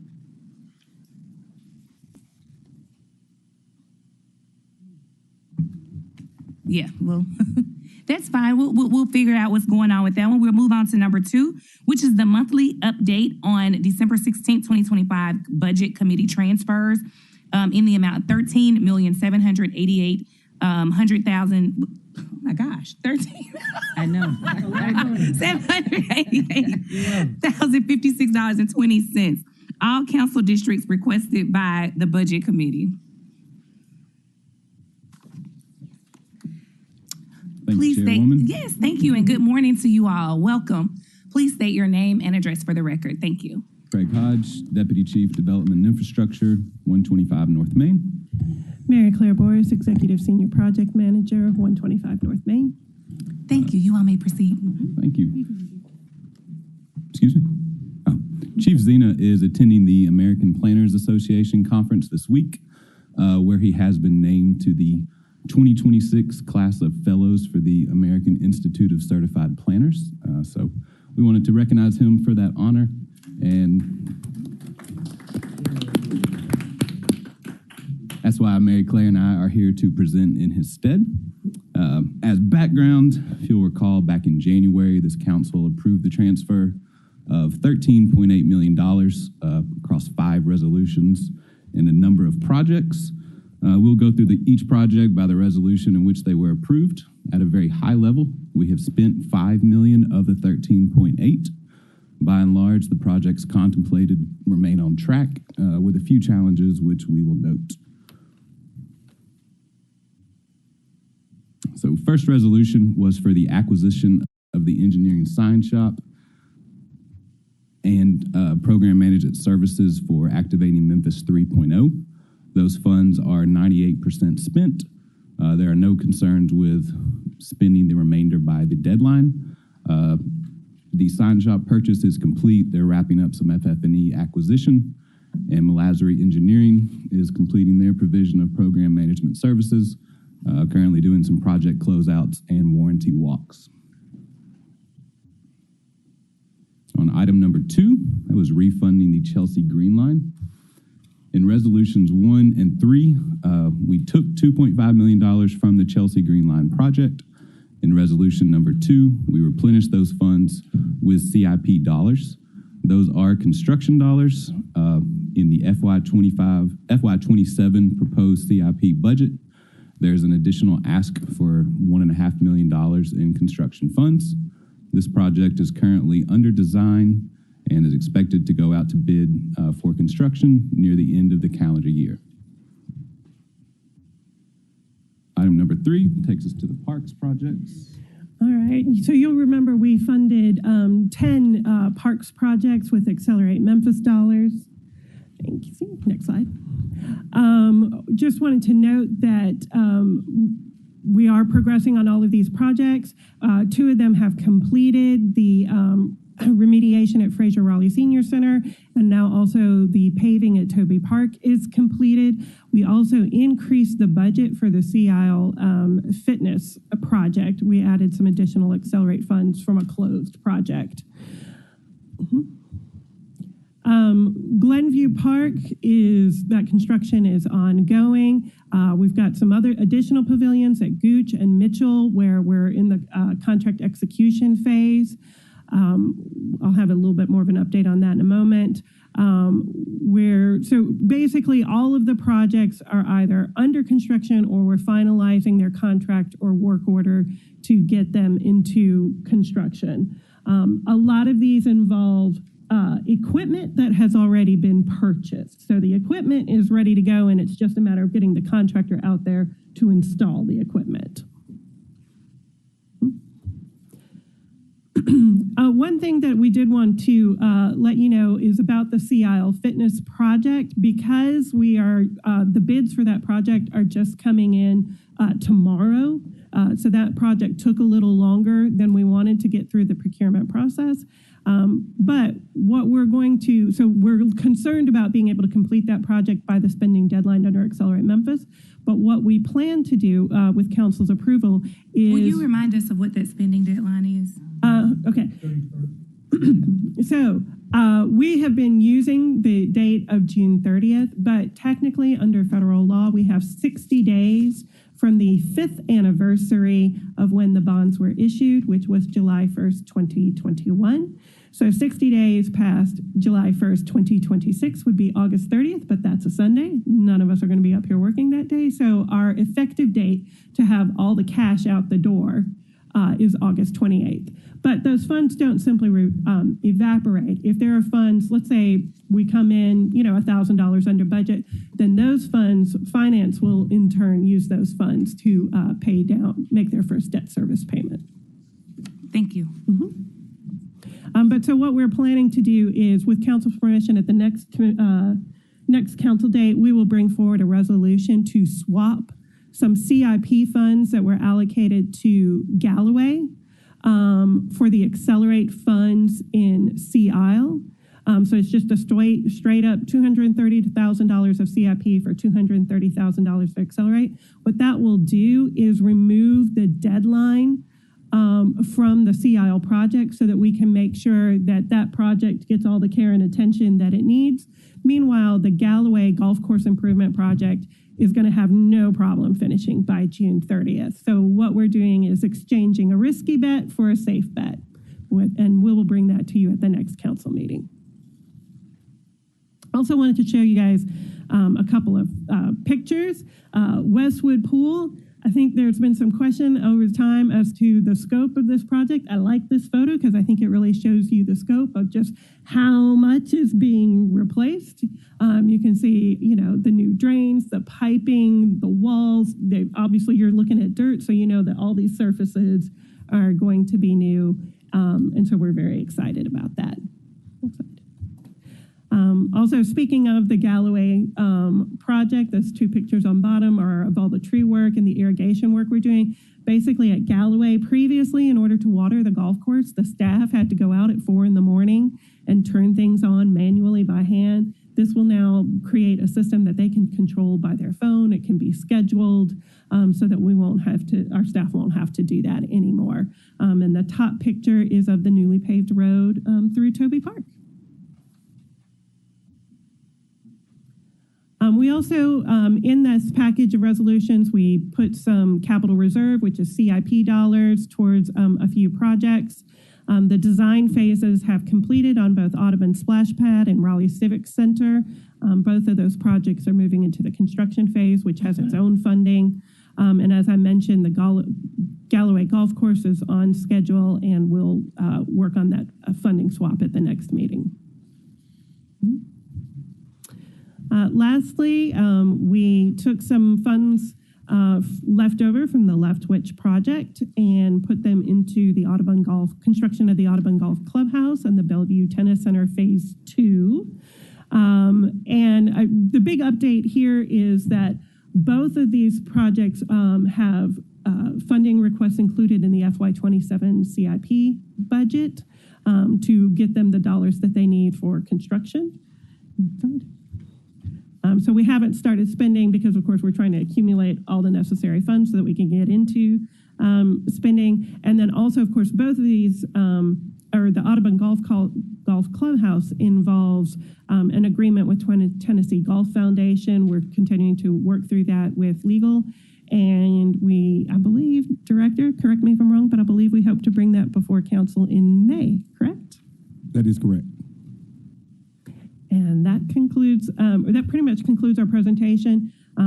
Just to let you know of Accelerate Memphis, which is, of course, the thing we're keeping our eye closest on. We still are dangling just below 75% spent. But we are very confident that with the 60 days grace to finalize paying any invoices, we'll have no problem getting all these funds spent. Councilman Warren, you're recognized. Thank you. Just really quickly, on the Chelsea Green Line, is the design phase of that including going over the Wolf River and connecting that to the Green Line that goes to Mud Island? On that Chelsea, the Green Line, does it go and connect? Do we have that connection in this particular deal? And if not, where is it and when is it? Manny Belen with the Division of Engineering. So the Chelsea Green Line is actually, the terminus is going to be at the park on, what's that park down there? The park on North 2nd, Washington. Yeah, Washington Park.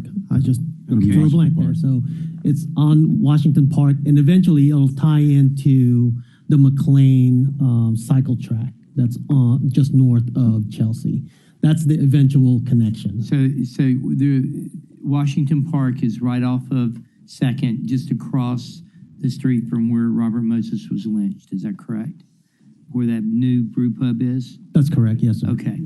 So, so as you do that, you're going to have to get across Wolf River.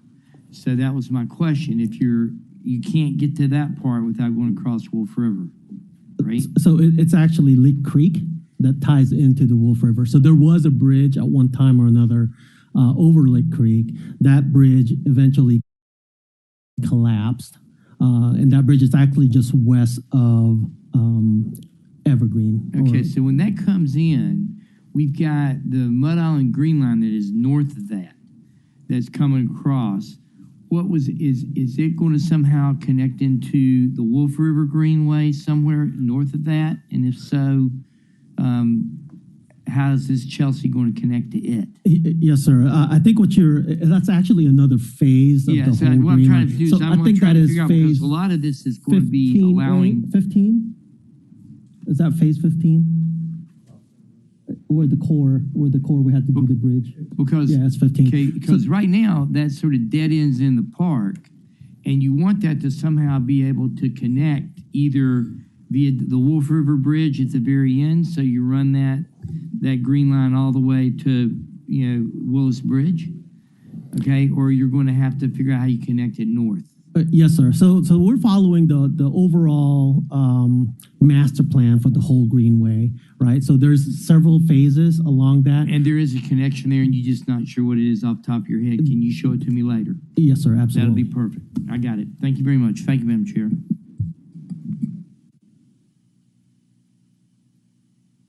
Councilwoman Cooper Sutton, you're recognized. Thank you so much, Chairwoman. I just wanted to say thank Deputy Parker. We were able to view and go out and actually see the update on the Westwood pool, and it is looking really good. It's been many, many years coming, and we do have a plan for the children that Deputy Parker and I are working on with the support of our dear director, Director Bowden. And so I just want to say thank you. It is been a long time coming. Forward is not. Oh, yes, he is. I can't believe he hadn't said anything yet. But I went out there. Okay, I went out there and saw that pool and saw them working on it, and it's amazing. And they're actually working. it's gonna, all of that. Yes. The nice water. I'm sure the nice water will be there. So thank you. I'm glad that we got this project when I was running. That was such an important thing for that Westwood community, that pool. So thank you and the team for getting this. And thank you for the accelerated Memphis money being pulled over here to get this project done. So thank you. Thank you, Chairwoman. Thank you, Councilwoman Cooper Sutton. Councilwoman Dr. Easter Thomas, you're recognized. Thank you, Chair. Good morning. Councilman Dr. Warren, where'd he go? Okay, I think I heard you say you're going to advocate with me for more funding in CIP to ensure Chelsea Green Line can get completed before we leave. Is that what you said? Okay. I just want to check. Okay, I just want to check. What Director Boleyn and Director Bolden know is I've been very nicely reminding them about the timeline we're in. Is that we still have not, Chelsea Green Line is seeing a 0 spent, but then on another one, it has another line that's spent. But aren't we currently still waiting on either the right-of-way or the ability to design around the right-of-way? Yep, sir, Director Blaine. All right, so a little bit of a history regarding the project as a whole. Initially, that project was a grant-funded project, right? And we solicited a grant-funded project to do the design and the right-of-way acquisition for that project. The expenditure that you're seeing is part of that design and the planning dollars. It actually also includes some of the right-of-ways included in there. What ended up happening was, as a result of that bridge collapsing, we kind of pivoted and we said, okay, let's just break that up into 2 different phases. And the phase 1 is actually that area between Evergreen and Watkins. Mm-hmm. So that's the segment that we're working on. The current strategy behind that is, with the allocation of dollars that you all approve for this, we are starting to go through the bid process, meaning that the plans for phase 1 is pretty much 100% complete. The right-of-way is already existing. But don't we have a holdup from next year? Yeah, so that was the connection eventually to the McLean connection. Under your guidance and the direction that we're seeking now is to expedite the actual groundbreaking of it. We are going to pursue proceeding with bidding that phase 1 project while the negotiations and the discussions surrounding the next heir is going on. We ideally want to have that connection because we believe that it's the right alignment for continuance. So parks, our partners in parks. Was referencing. Yeah. Yes, ma'am. So as that is being negotiated, we're going to pursue and breaking ground on that phase 1. Okay. And I know that I just wanted it, to be said publicly. But for the FY27 CIP, the additional funds would be just for phase 1, or would they go to the collapsed bridge, or where would the additional funds be able to go to for this particular project? I don't see a page number on here, but it's on the number 2. Right. So the strategy that we're approaching here is we're bidding a phase 1. We hope that the dollars that's currently in the budget meets the construction dollars for phase 1, and that the ask in 27 would be allocated towards the phase 2 of the project. So this budget's ask is going to be to place in this budget July 1, 2026 for additional 1.5 so that we can move to phase 2. That's correct. Okay. So we won't really know how much of the current 2.5 is going to be available once we bid it out. So whatever the bid, amount comes back in, we'll reevaluate then on how we distribute the funds associated with it. Okay. Well, I just want to thank you and the team back there for just your diligence in it. I'm glad you put on here that it does include 1.5 million requests for phase 2. Because colleagues, I definitely will be trying to make sure that this stays in our CIP request. I don't want to fight anybody, but hopefully it stays in there. Thank you, Director.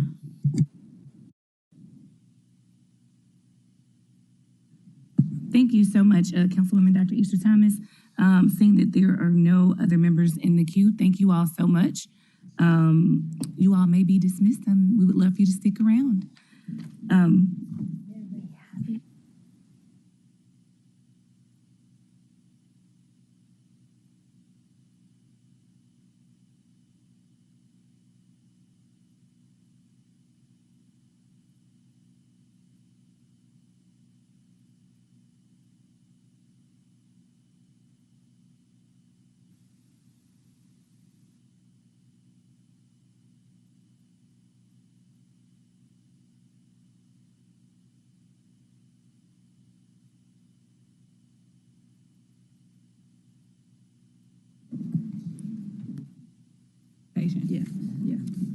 So for number 3, we have an ordinance to appropriate the proceeds of the tax levy on the assessed values on all properties of every species within the city limits of general purposes for the fiscal year July 1, 2026 through June 30th, 2027, inclusive together with all collections from privilege licenses, fees, fines, permits, charges, revenue receipts of the city of Memphis for the fiscal year July 1, 2026 through June 30th, 2027, inclusive to provide the manner in which monies may be transferred from one fund to another, and to provide the standard code or designations under which the appropriations are to be administered and accounting control maintained. All council districts sponsored by the administration. May I get a motion and a second? Got a motion from our chair, Janice Swindren Washington, and a second from Councilwoman Cooper Sutton. Who from the administration do we have here to present on this matter?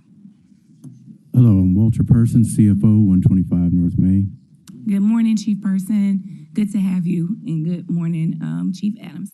You may proceed. Yes, ma'am. So this time of year, as we all know, is budget season. So we come before you to begin the process of having, in the case of both 4 and 5, ordinance placed on the schedule for the dais to proceed with the requirements of the council, which is 3 readings before the final budget ordinance and the subsequent tax levies are passed.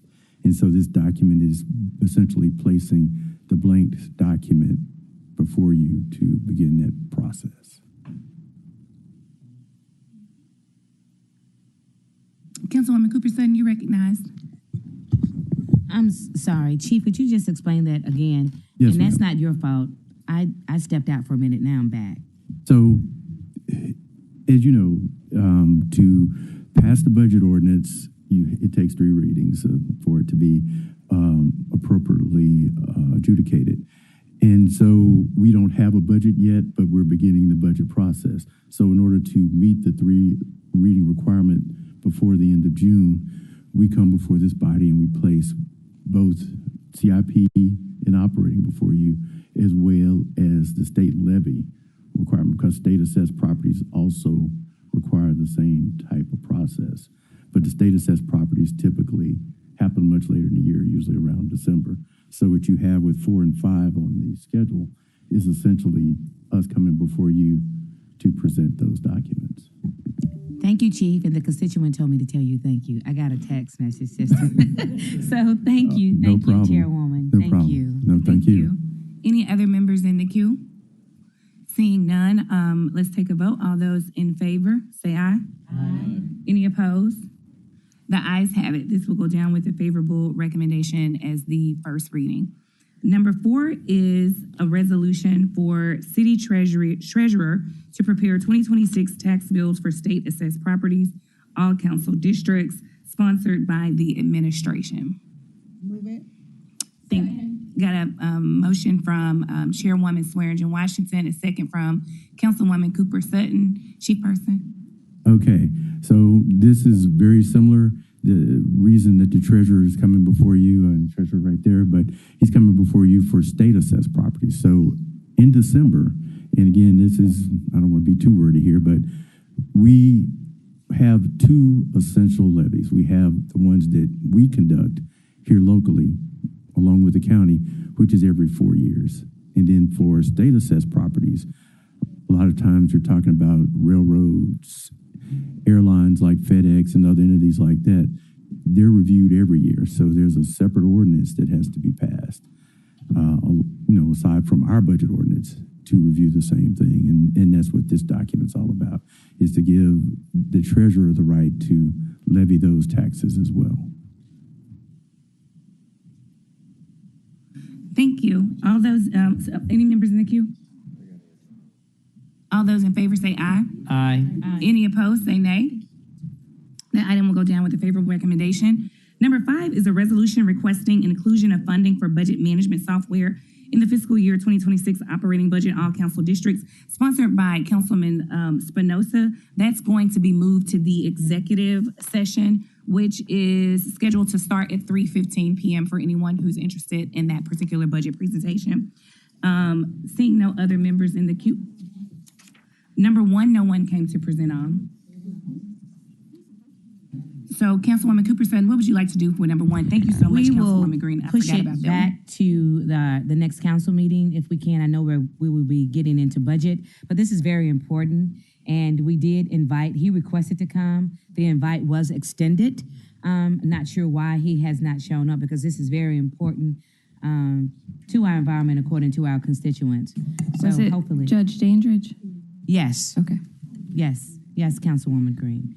So we're going to extend an invitation again and find out why, and we'll get with the CFO, not the CFO, not you, but Ms. Hyman, and find out what happened. She coordinated this, okay, and it was supposed to happen today. Okay. So we'll just move it into the next time until we hear. Okay. We'll hold this to our next council meeting, Yes. which will be May. Did you say 12th, Dr. Warren? Yeah, that's right, May 12th. Or do we need to move it out further than that? So we'll hold it for the May 12th meeting, and then if there needs to be a change for the general public, please just look at the schedule and the agenda that's posted online prior to the meetings. Thank you so much, Chief Person. Seeing no other business in this committee, the budget committee is hereby adjourned.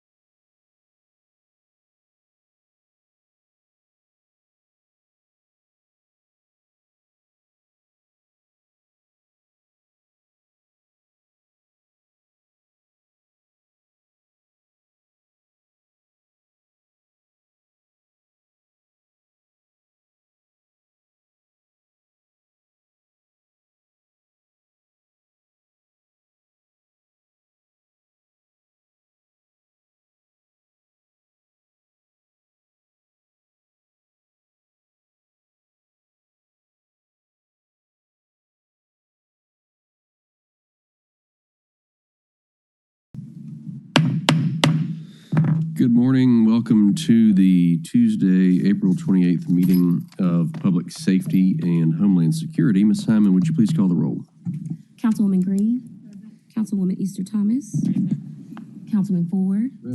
Councilman Warren. Councilwoman Swearingen Washington. Present. And Chairman Canale. Here. Chair observes a quorum. Colleagues, we have one item on the agenda today. Monthly crime update. Welcome to Chief Davis, AC Kula, Chief Brown, all the command staff. Glad to have you. Good to be with you. Appreciate all your hard work and dedication to keeping Memphis safe. Chief Davis, I'll turn it over to you. All right. Thank you, sir. Good afternoon, everyone. Good morning, I think it's still. Thank you for giving us an opportunity to provide the biweekly public safety update. And we'll start off with our first slide this morning. Well, Sarah Lynn J. Davis, 170 North Main Street. Assistant Chief Martin Kula, 170 North Main. Deputy Chief Andrew Brown, 170 North Main. Okay, so we're going to start with our first slide, which is our 3 years calculations of Part 1 crimes. And our Part 1 crimes continue to decrease, which is quite significant. The month of January, February, March, and April compared to the two preceding years. Even in April, we're almost at the end of the month, and even in April, we're 900 crimes less than April in 2025. So we're continuing to move in the right direction. Overall, about 5,251 crimes less in the city year to date. Next slide. And this is basically a breakdown across Memphis, every major crime category. As of today, it's about 35% reduction in all of our 7 major crimes. Murder, about 25 less murders compared to last year. Aggravated assault, sexual assault, robbery, burglary, larcenies, and motor vehicle thefts, which is significant, about 1,300 less vehicles stolen than last year this time. And then citywide declines. Our precincts continue to do well. The colonels are working really hard to combat crimes that are specific to their area. Austin P is about almost 37% down in crime this year. Rain Station, 38%. Mount Moriah is almost at 50% down in crime, and they continue to move in that direction. Crump Station, 34%. Tillman Station, 43%. North Main Station, 36%. Airway Station is 39, almost 40% down in crime. Applin Farm Station is 46% down in crime. Most of their crime deals with larcenies, and it's just good to see that those larcenies are down. Ridgeway Station is down 42% as well. Next slide. Our calls for service have also significantly decreased, and for the month of January, we've had reductions. February, March, and April. I'm going to let Assistant Chief Cooley, he has the numbers on what those numbers are for each month as far as reductions are concerned. Right. For January, over 16,000 calls less. For February, more than 8,000 calls less. In March, over 7,000. And April, 9,000 so far. So total for these from January to April, almost 42,000, just under 42,000 less calls for service. Thank you. And then the next slide really goes into traffic crashes. We've been paying a lot of attention to making sure that we have safer roads in the city of Memphis.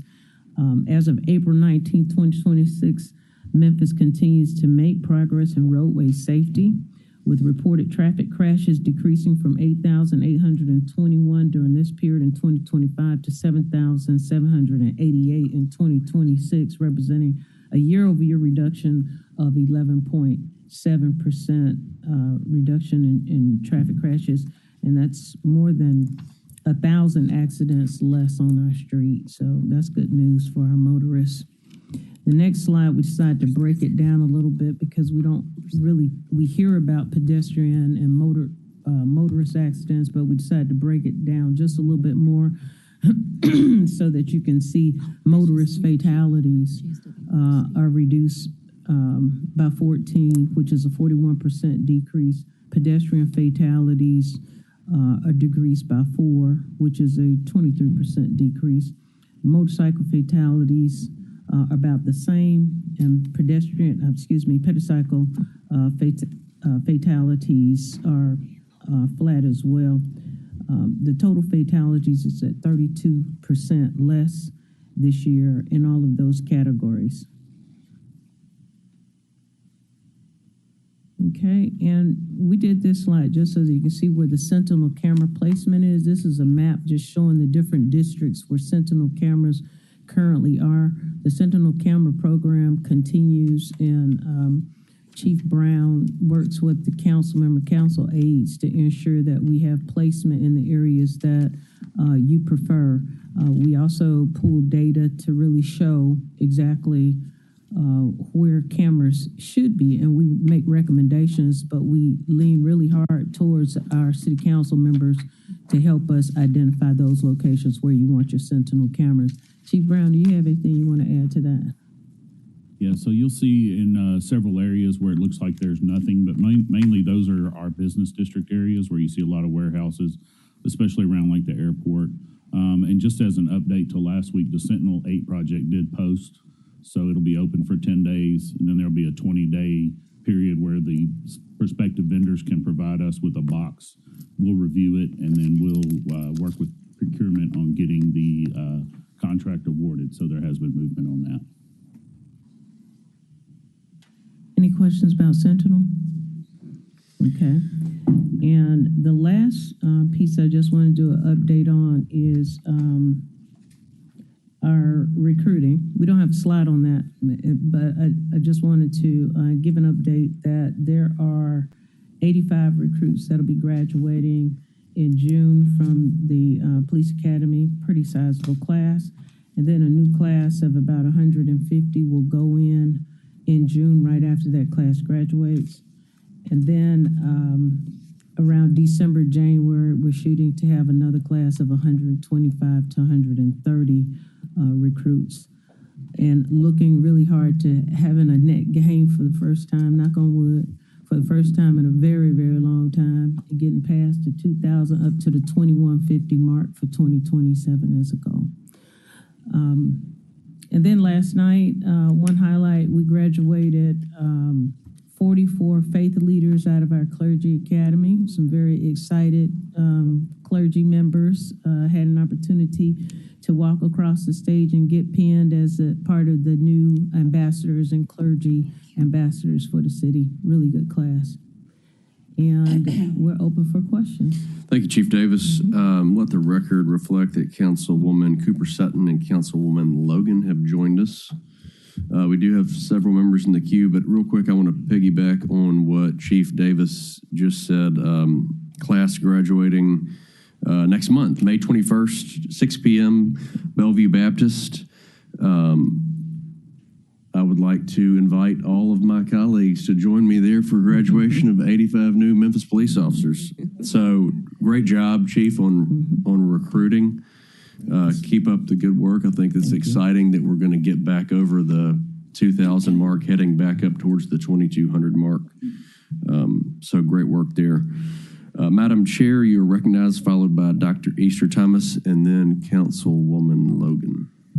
Thank you. I wanted to ask,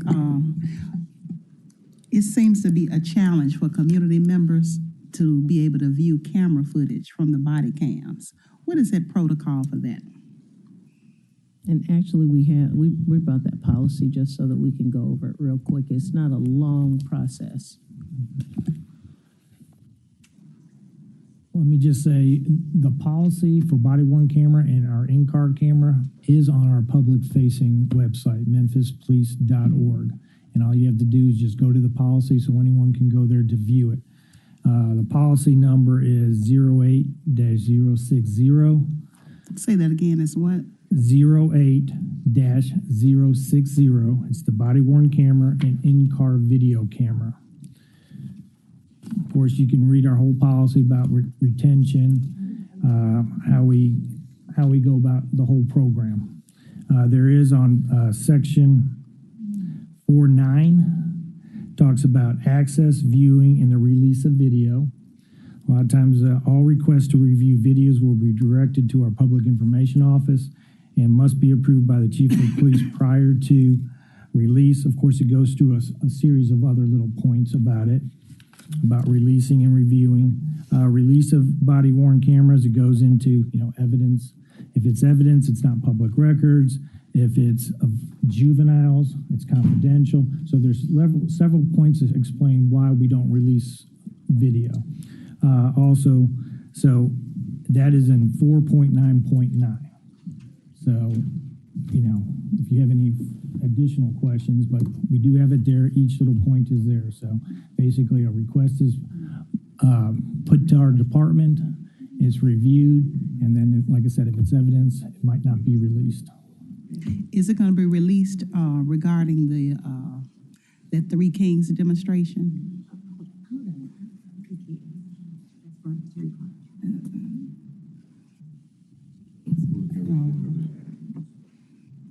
Oh, okay. You're good? We're good. And then there was another young man, something about a video with his mom or something. And he had come down to council several times. About his mother? Yes. Yeah, And that was the police footage. we'll also discuss that offline, if you're okay with that. We just want to make sure that there is some transparency because people contact us all the time. For sure. And they're concerned, and then it makes it seem as if we're hiding things. Right. So even if we can just be honest and say, hey, there was a mistake made and whoever was involved, there will be consequences. But we just want to make sure that there is, protocol in place. Absolutely. And the policy is relatively lengthy, but it is accessible. And the body-worn camera footage is typically released once any criminal investigation or administrative investigation is completed. It goes through the city attorney's office as well for them to be able to vet. But as far as transparency, I understand what you're saying. Yeah, okay. Very much so. Thank you. Thank you, Madam Chair. Dr. Easter Thomas, followed by Logan, followed by Green. Thank you, Chair. I also And think Cooper Cooper Sutton had her hand up, too. I'm sorry. And I didn't forget about you. All right. Thank you, Chair. And thank you, Chief, also for this monthly update. I had a question about the cameras. How I know the process is different from when I came on in 2020. How much do we allocate per Sentinel camera, and how many do we receive per district? And then are there opportunities to increase the number of Sentinel cameras, or what are we looking like?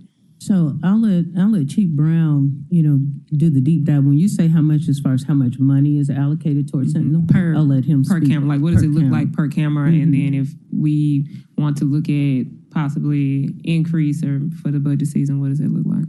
Yeah, so generally it's around $400,000 per year that's allocated by council. Per camera? No, for Okay. the total project. Just being clear. Okay. Yes, for the total project. This year we had to send it all out to bid. That bid is for Sentinel 8, 9, and 10, so the next 3 years. Once we determine how much each camera fixture is going to cost, then we can determine how many cameras we'll be able to purchase, and we'll divide those up by council districts and get those deployed using our heat maps and then input from council members as well. So it changes per year that we put out the bid on the prices yes, for ma'am. them. Do we use the same vendor every time? We've used one vendor primarily, but we give every vendor a fair shot at the project itself, and that's part of the bid process that's open now. So that one vendor we use, is their prices fluctuate as well? Is it a package that comes with the monitoring too, or is it just the camera and the So the installation? monitoring is through us. The way the cameras are built, the camera feeds come to MPD, and so that does include the cellular fees that are associated with it, because every camera, with the exception of 2 that we did some radio pushes, but that cellular cost is built into that as well every year. Currently, we're spending about $750,000 on cellular for phones and cameras and in-car video and things like that. But once the vendor's identified, we go with them. They give us the price on the boxes, and we divide that. The amount for Sentinel 8 is less because we did Sentinel 7 Plus middle of last year, I think it was. So it's decreased a little bit to, I think it's around $297. But then I think the funding goes back for 9 and 10. But $297 $297,000 for the cameras only. For the Sentinel 8 project. So once the price of the box is identified, we'll divide 297 by that price and see how many boxes that'll get us, and then we'll divide that up amongst council districts. Okay. Just because now I'm curious, with the next update or within budget, are we able to see that year to year change on that vendor's price for those Sentinel camera boxes? I should be able to get that for you. Yeah. Keep in mind, there's several factors at play, including the biggest factor is going to be the NDAA compliance. Sentinel 1, that wasn't a concern, and the camera boxes were relatively inexpensive. Yeah. But with the NDAA comes using vendors with cameras that are more expensive, and so that greatly increased the price of the boxes. Okay. Probably about 400% from Sentinel 1 to where we are now. Yeah. Okay. Yeah, I'd definitely be interested to see that. Thank you, Chief Brown. Yes, ma'am.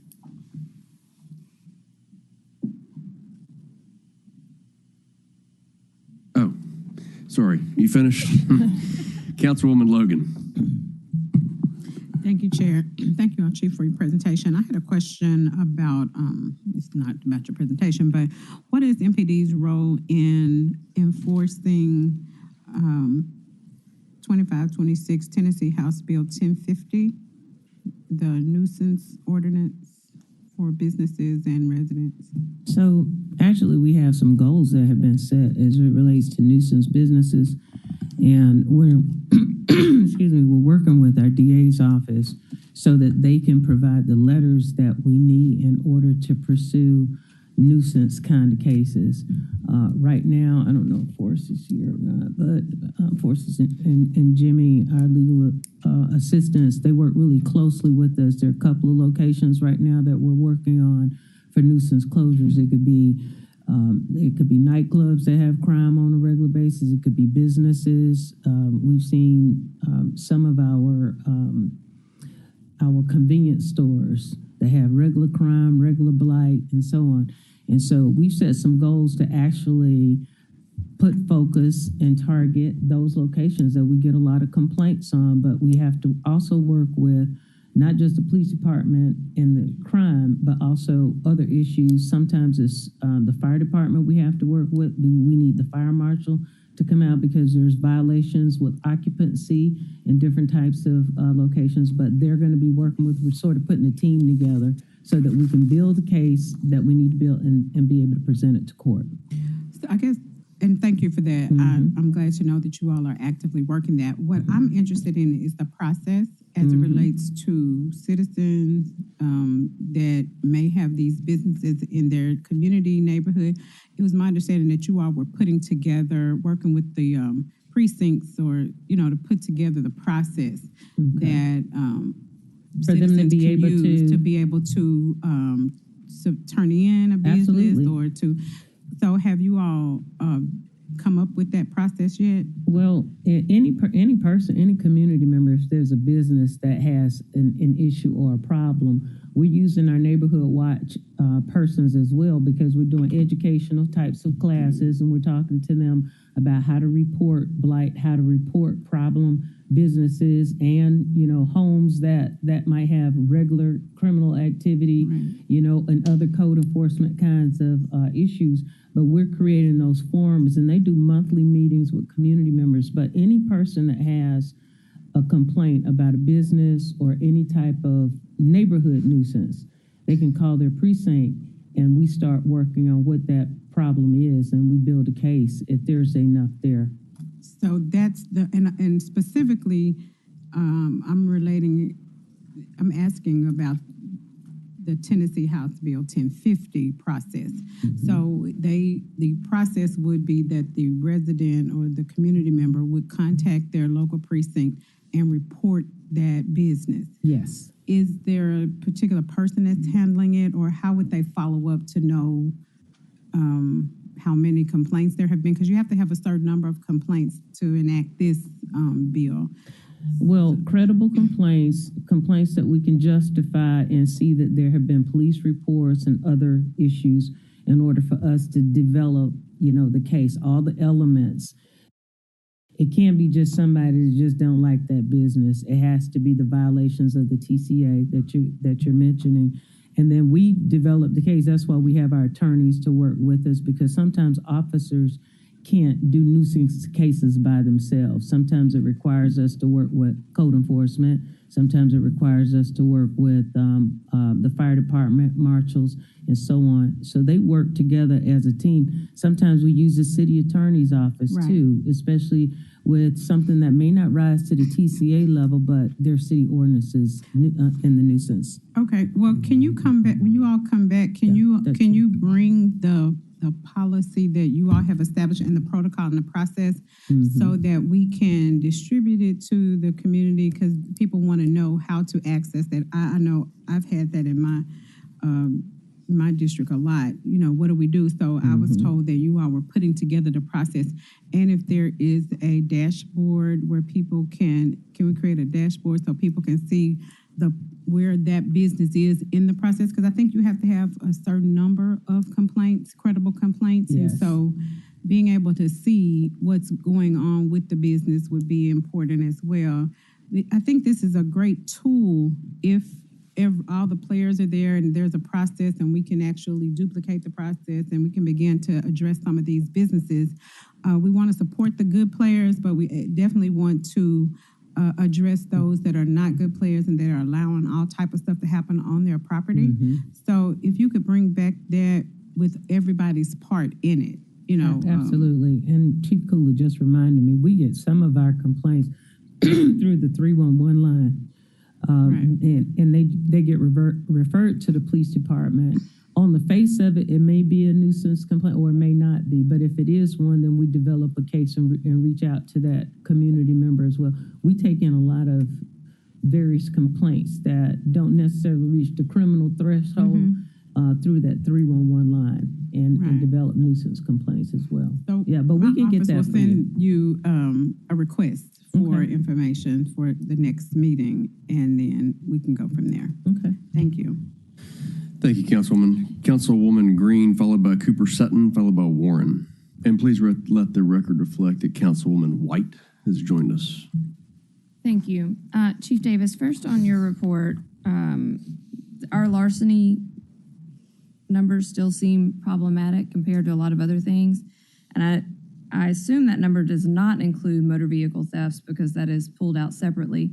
So can you tell us what is included in your larceny numbers? Absolutely. Actually, Chief Brown, he sort of does a deep dive. A lot of those are going to be shopliftings, but Chief Brown, would you help to articulate that? Yes, ma'am. So it does include shoplifting, both felony and misdemeanor, thefts from people's yards. We call that other theft non-specific. Theft of trailers or farm equipment, thefts from buildings. So if somebody leaves their phone on the counter at the grocery store and the person behind them comes and takes it, which happens quite a bit. It also includes our theft from motor vehicle numbers, which are way down, 55% down. And it includes theft from semi-trailers, which is down as well. And thefts of vehicle parts and accessories, like people taking tags or tires off of vehicles. So it includes all of those crimes plus a few more. Well, I don't mean to diminish shoplifting, but I am the chief public defender now and have, practiced criminal law for decades. And I know that most of those cases get dismissed or get a small fine. They are the lowest level of misdemeanor charges often, unless they're like, shoplifting a whole truck full of TVs. So I'm confused as to why they are in your report for major crime categories. Like for me, it would be a more accurate number if you were only doing felony thefts. I'm putting that out there because this looks like it's a problem, and I was going to ask how we're addressing it, but you have so much in that category, and so much of it sounds like low-level thefts that I don't know how we're going to address that. And we can talk about that offline, but this just doesn't feel like a major crime that we're talking about. Maybe a major category, but not a major crime. When we're putting it up there with murders and sexual assaults and burglaries and stealing cars, it doesn't seem reflective of actually what's happening in Memphis. So, anyway, I'm just putting that out there. I see a lot of media here, and Chair, if you'll just give me a second, I do want to say that I did request that Chief Davis address what happened at the end of No Kings, the requests that were given by community members in writing. I know we received a response from the city attorney, Tanera Davis, but I had asked her to come today and say that in person, Tanera Gibson, sorry, and Chief Davis to say that in person. I'm disappointed that those items were removed from the committee agenda. I don't know by who or when. They were not with my consent, and they were placed on the agenda. I did speak to Chairman Canale, and then they were removed. I don't know why. I don't know when. I don't know how. But I agree with Chairwoman Swearingen Washington that we need much more transparency on this issue. And I would at least like us to have our city attorney address it if you are not legally able to, and not have it done in a closed door session on executive session. I have talked to many people who are involved that day on both sides, and I understand there will be litigation. At this point, maybe we need to get the TBI involved so that we have somebody outside, independent, looking into it. But we can't get any clarity for the people who are coming down and pulling cards and talking to us and emailing us and calling us, because we can't even get it to stay on the agenda. So I just wanted to take a moment and share that I had asked for this to be on the agenda. I was hoping for the public to be able to get at least something said on the record today, but instead it has been moved into attorney-client behind closed doors. Thank you, Chair. Thank you, Councilwoman Green. Councilwoman Cooper Sutton. Thank you, Chair. Thank you for the comment that you mentioned, Chairwoman. But I would never throw any of my colleagues under the bus in any kind of shape, form, or fashion when things are in legal standings, and we are not trying to hide anything, and we want the public to trust us. But however, with any and everything, there is things that have to be done decently in order. And I believe in that, and that's what the Word of God says. With anything that you do it with decently and in order, and get a clear understanding so there won't be a misunderstanding.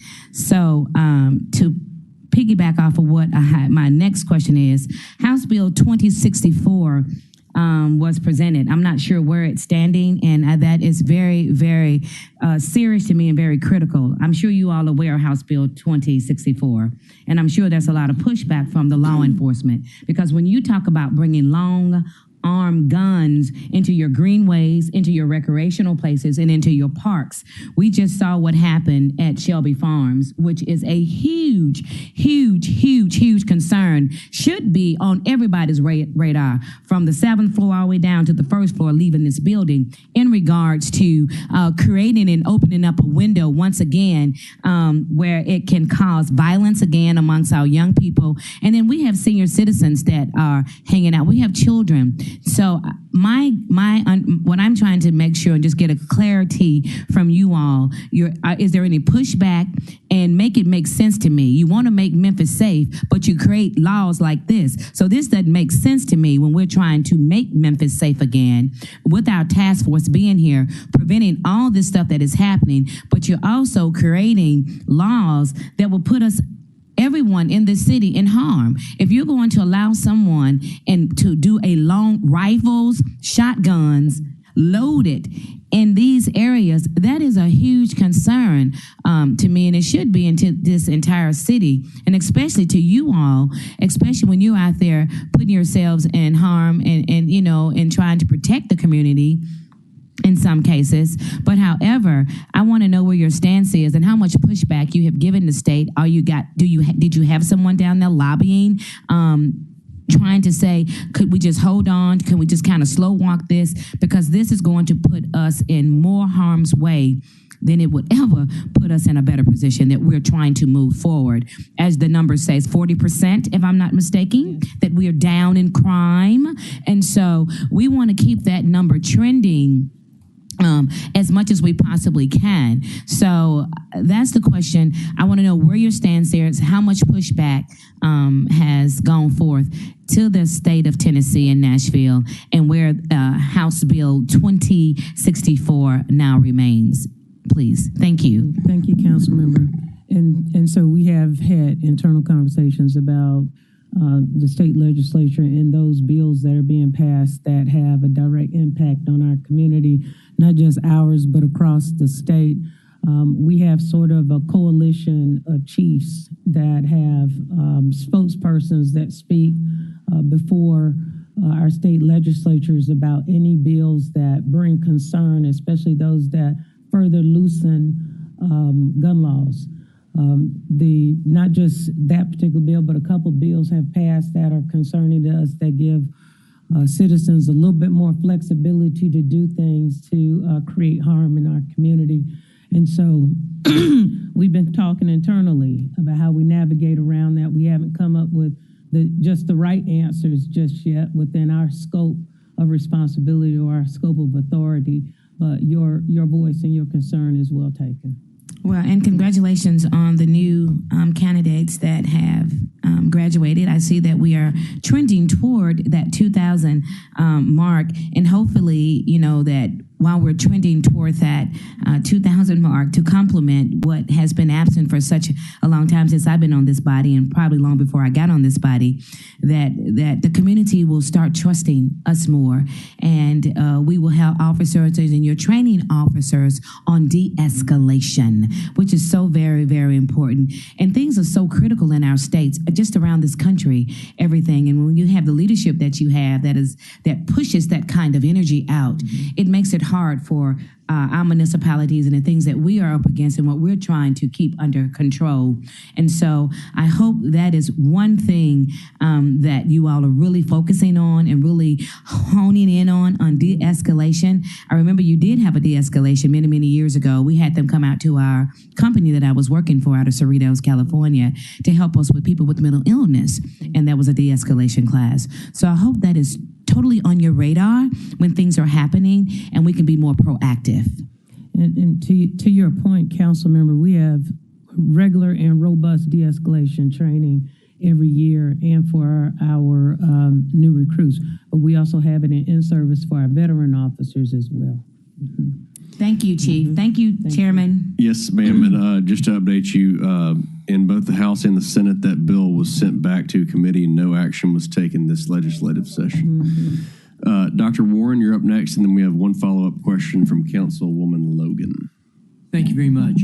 I just want to point out that as we look at where the crime statistics are going, that we're headed in the right direction in a great way.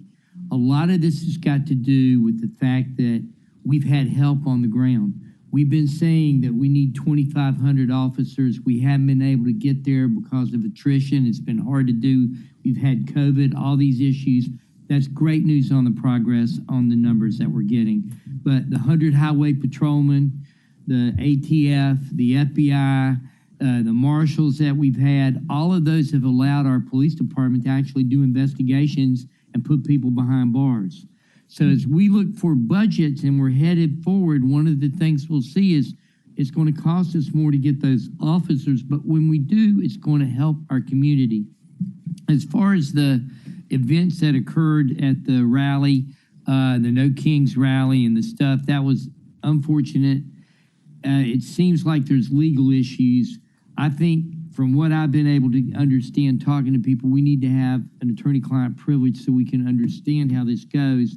but we need to let the community know that our police department is not happy that that situation occurred, and we're not happy, and the people who are in the protest are not happy. That was a bad situation, and sometimes that happens when you have people in events, but we have to try to not have those things happen in the future. In the meantime, thank you for everything that you're doing to get this crime rate down. It's been great. The car thefts going down is impressive. What we have to do is figure out how we get that out to the public so they know that it's safe to come downtown. I mean, I'm sitting on my porch 5 houses off of Poplar, and where I used to be hearing cars revving engines and going crazy down that street and peeling out, I'm not hearing that now. I'm not hearing gunshots the way I heard gunshots before. So we have to say, thank you guys. What we're doing is working. Let's keep it up. The other thing is our murder rate's down. That group violence intervention plan that we put in place as a council with the help of the police department is working. Kids are not killing each other in the same way. We have to make sure that funding's coming through. It was threatened at the state level. I don't know where we are. I hope we're going to be able to get it. If not, we're in trouble because, hopefully we'll have some federal funds that will come and help. But that's a problem. So thank you again for what you're doing. But colleagues, realize we've got that issue. Thanks again. Thank you, Councilmember. All right. Since Councilwoman Logan has spoken before, I'm going to let White and Walker go first, and then Logan will ask her follow-up. Councilwoman White. Thank you. And actually, as Dr. Warren just said something, I was really just going to make a quick appeal. But before I do that, I will say to Councilman Warren's point about what's working and why, I think that's why it's so important for us to have that data in a way that we've been talking about being collected so that we can determine what's working and what's not, in a meaningful way. So that would just stick a pin right there. So when it's time for us to discuss to others what's working and why, we have that information to be able to try to guide those things. But I think we all can accept that it's a collective effort of the things. But personal privilege, if I may, Chairman, I just wanted to appeal. I see Shay Arthur back there. If you all don't mind ending the public safety segment since we have the news cameras here. Hello, everyone. We have National Day of Prayer on May 7th. And so in conjunction with all of the things that we need in this city, we need prayer. Amen. And so if you really mean what you say you mean, that you want our city to be safer, as we do as well, come and join us in prayer on May 7th. We will start here at City Hall at 1 p.m.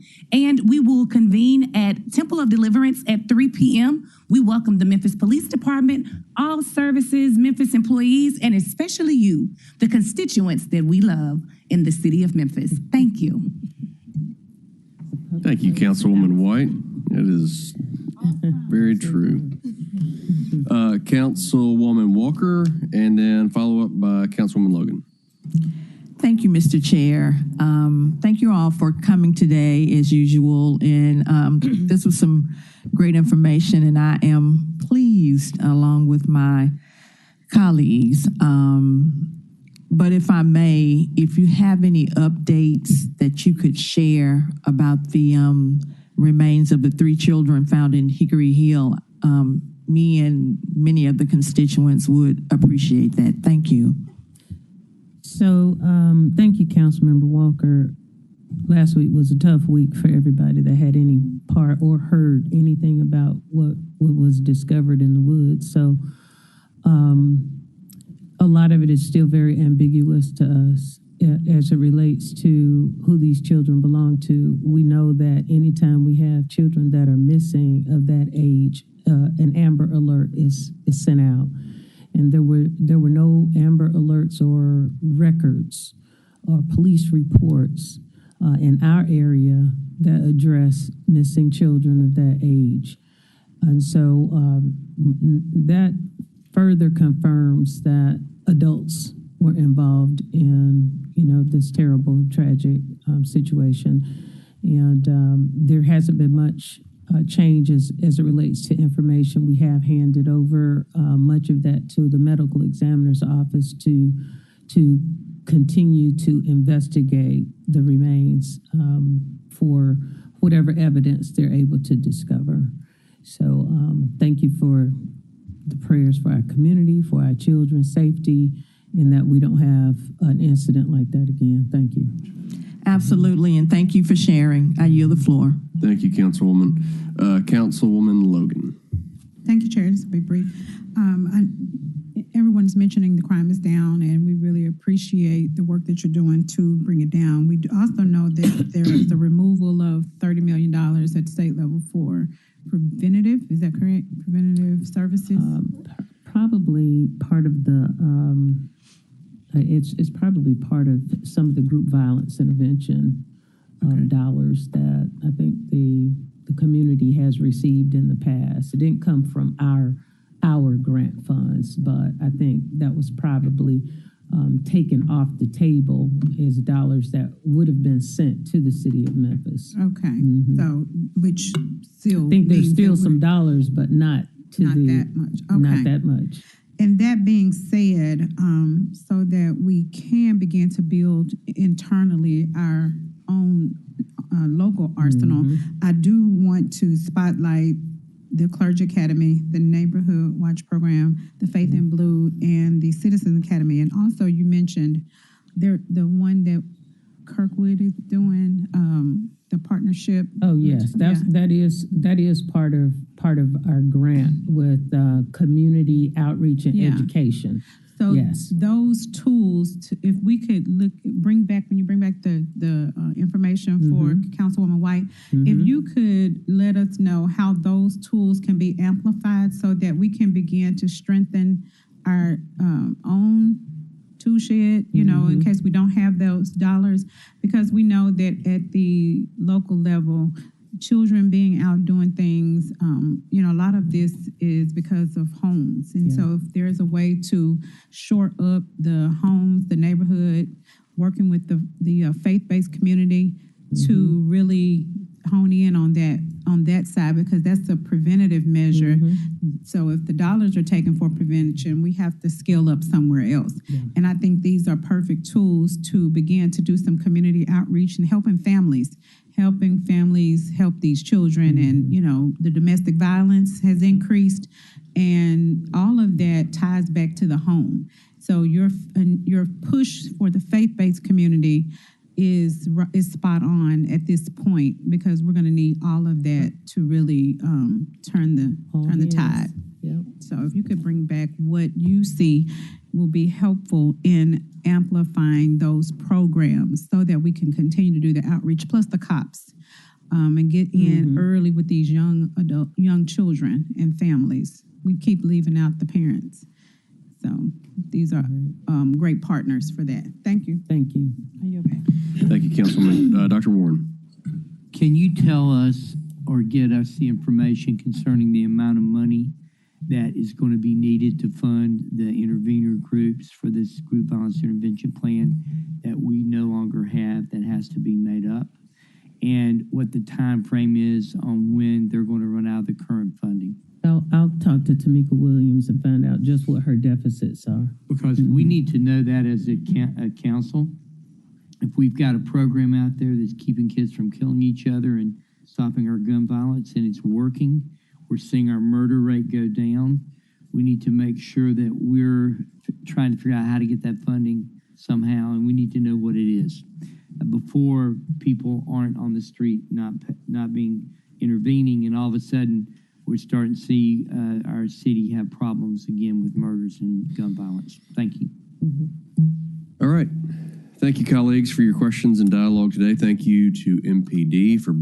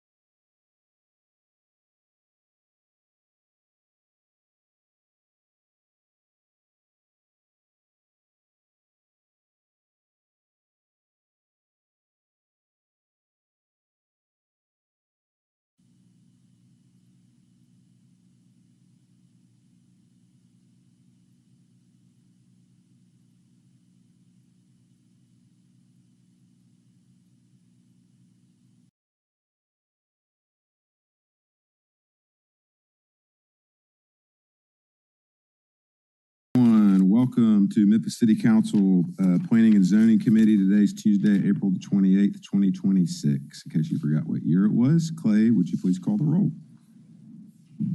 Councilwoman Easter Thomas. Present. And Councilwoman Walker. Present. And Committee Chair Spinoza. I'm here. Thank you, Clay. We also have Councilwoman Logan who just joined us. Thank you, ladies, for joining us. And sorry we're a little late today, but this should be a quick committee meeting. Of course, you say that. I'm sure it'll go long. Quick update. Item number 4 has been held, or is being held until the next city council meeting. So we'll bring this back up at our next committee meeting. That's item number 4. So we'll go to, actually, let's start off with item number 3. And I'll just make this statement. Staying true with our new processes, I anticipate us moving this downstairs with a positive recommendation. So I'm going to read this for the record. This is item number 3. It's SUP 26-03, 2342 Fraser Boulevard, District 7, Super District 8. Is there a motion? Move it. Second. All right, motion's been moved by Councilwoman Logan, seconded by Councilwoman Walker. Go ahead. The floor is yours. Yep. My name is Alexis Longstreet with the Division of Planning and Development. I'll be presenting on case. Sorry, one second. Okay, there we are. I'll be presenting on case SUP 2026-003 for a drive-thru restaurant located at 2342 Fraser Boulevard. As you all can see here is the location map located in the North Memphis area with about 120 notices mailed out on February 20th. There weren't any letters of opposition received. The zoning map, this property is zoned commercial mixed use 1, which is prompted by the special use permit for the drive-thru restaurant in which they are not allowed by right. It does have a commercial land use designation. Here are some of the site photos.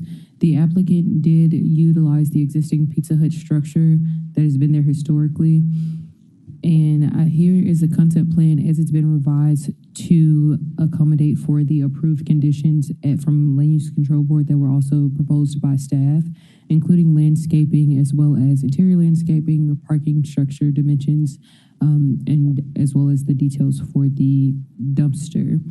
Here are the elevations that were submitted by the applicant. Originally, it was just the front elevations here at the bottom of the screen, but they have since then submitted the rear right and left elevations, and as well as to accommodate for the first condition, which is for the front facade to have the minimum ground floor area transparency of a minimum of 40%.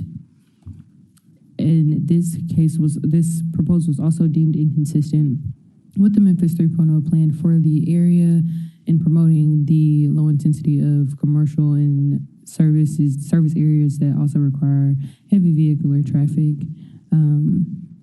And that concludes my presentation. Thank you. So yeah, just to reiterate, so a new process just to save everybody time and to help us and applicants just move quicker, as a city and as a council as well with the purpose that we serve in all of this. So this is in Councilwoman Easter Thomas's district, and just to provide a little bit more context, this was something LUCB has approved. It's been presented many times before it comes here.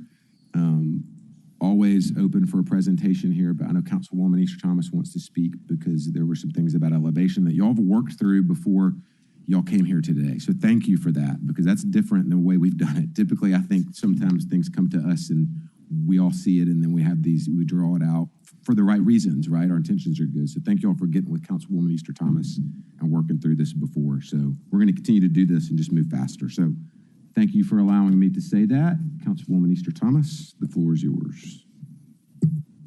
Thank you, Chair. So when we discussed this last week or the week before, one, it was already deemed inconsistent with 3.0, and y'all presented it with a suggestion for rejection, correct? Yeah, I'm aligning with that.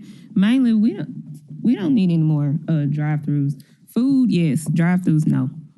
So I think, utilizing an older structure that is not being utilized is great. However, adding to the influx of already ridiculous traffic that we have over there on Fraser Boulevard is not going to add to the vitality of the neighborhood. So when I was talking with, are you all the applicants? Yeah. Okay, I saw y'all in the hallway earlier. If y'all we don't could have mind- talked about this earlier. I should have been more nosy in the hallway. For 1 second, name and address Okay. for the record, please. Yeah. Walk-in design. We're at 6,000 Poplar Avenue. It's Walk-in Designs. We're at 6,000 Poplar Avenue, our design company. And your name, sir? David Kincaid. Thank you, David. And Lester Walton. thank you, Lester. Thank you so much. All right. Yeah, Okay. go ahead. Yeah, I'm not trying to run your business. I would love not to fully reject this as a council if it could go to no drive-through. Because I know one of the things that when we were on a call with Director Ragsdale was about it being a former Pizza Hut, and we know how the former Pizza Huts look, super dark, real 90s vibe. And they also talked about it having more exterior windows, and that's not even on here as it is right now. Yeah, you've got the older pictures are on there for sure. They're going to be 40% of the transparency in the front's being added. And that's fine, but that's half the issue. The other issue is that we don't need anything else clogging up the streets on Fraser Boulevard. It already has been condensed from 4 lanes to 2, and folks still act like it's 4 lanes. Yeah. It's about 7 schools in it. It might be 7 schools in this stretch. You got MBA Elementary, MBA Middle, MBA High, Land Academy Elementary is right there on the corner. You have the other MBA building, which is right past Mountain Terrace on there, and then on down Mountain Terrace, you have New Hope Christian Academy. We don't need another drive-through. That's just my 2 cents on that. So I would just I don't know how the business model is. I don't know what you already put into there. They already did a makeshift. I don't even know if that was approved for the makeshift drive-through. You shaking your head, no? You know what I'm talking about? The one down the street. The new crab place with the makeshift drive-through. Yeah. Yeah, cite them too. And I heard, I don't know how the food tastes, but I think it's to the west of this location. So they need a citation too, if that's because it did not look approved. The way it looked, it did not look approved at all. So we don't need that as a drive-through. We don't need another drive-through here. Park, come in, show the folks your wares, give it an aesthetic, and then we can add to the community. Can I add Thank you. Can I add 2 comments to that real quick? Absolutely. 1 second. Thank you, Councilwoman Isha Thomas. Councilman Ford's joined us. Councilwoman Cooper Sutton has joined us. Go ahead, David. Thank you, Councilwoman. So one thing that I know the applicant did do when he did this design was to condense the 2 entries because it was 2 lots he created to form the parking lot. So what he did is rather than have 2 openings, he made 1 opening. So he could have condensed down that traffic so it just comes in 1 spot and pull it away, put more towards university and away from the school district that you're referring to. Well, you can see what he did. He actually one way you can actually go around. So, and he did very clear signage when it comes in and out. So the drive-through actually creates a nice path, circular path, so that it wouldn't affect that. And then we went with Memphis 3.0 as far as keeping the design of the street itself. So unable to do the streetscape. And then, and he can speak about it as well, but a large portion of the child business for the restaurant is the drive-through, especially in that area. So it's a larger portion for his other restaurants. And the reason that they bought the building is they did have a drive-through with it with the Pizza Hut. So they were believing it was already grandfathered in when they first started the project. So it's kind of like the business model was set on it being a drive-through. All right, let me ask you this. And we also, Councilman Warren joined us. Sorry about that. He snuck by.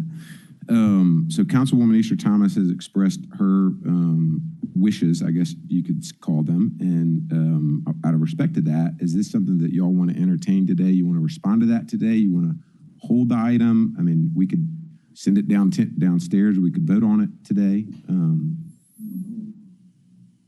I think, Councilwoman, you're looking for, you're not. already recommended rejection. I don't want to fight about it. I just really don't think it's not a good idea. We rejected before because we didn't have the streetscape done for Memphis 3.0. In no way did But we it's match. still not a good idea. Yeah, and the other... It's the area. So, I mean, and if you're going off of their former Pizza Hut, they also stopped delivery like before 2000. So pretty bad drive-through. it's, I grew up down the street, so I know this area like the back of my eyelids. All right, so let's do this. Here's what I'm gonna say. Let's go ahead and take a vote on it in committee. And it'll go downstairs with either positive or negative recommendation for y'all, and then it'll be read into the minutes and be on the agenda for the next meeting, right? So anything y'all could work out between now and then, we could have another presentation at the next meeting, but that's what I'll recommend. We'll go ahead and take a vote on it in committee today and move it through the process. Yeah, Jeffrey Pendas, Division of Plan and Development. I think the only caveat is the only reason they're here is for the drive-through. So if there is no drive-through, there is no request. Yep. So we'll go ahead and take a committee vote, and then we'll vote on it. All right. So the motion's been made and properly seconded on this item. It was made by Councilwoman Logan, seconded by Councilwoman Walker. So all those in favor of this going downstairs with the positive recommendation, please respond by saying aye. Aye. All right. Nay? Nay. All right. In the opinion of the chair, this is going to go downstairs with a negative recommendation. That does it for item number 3. Thank you all for coming. And again, you got time between this meeting and the next to get with the councilwoman over there is my recommendation. All right, we've got 2 more items on the agenda. Item number 1, originally on the agenda, is an update on the administration's progress on collaborating with an organization to strengthen enforcement of the city's short-term rental ordinance, all council districts, requested by all of us. Councilman Spinoza is listed on the paper. Go ahead, item number 1.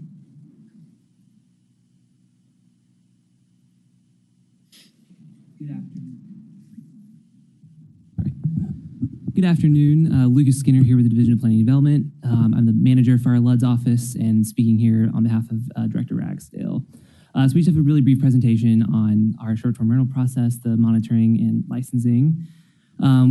Essentially, we're in 4 phases of this. We finished our transition, sort of the moving over of all the permitting and registration over to us from October to December of last year.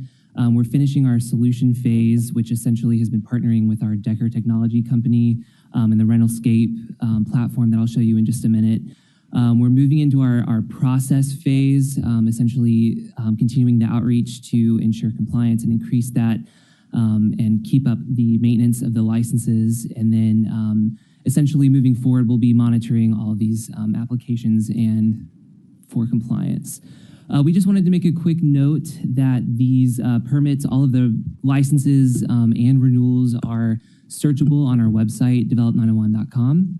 So the public or any of you wonderful council members are welcome to search this at any time.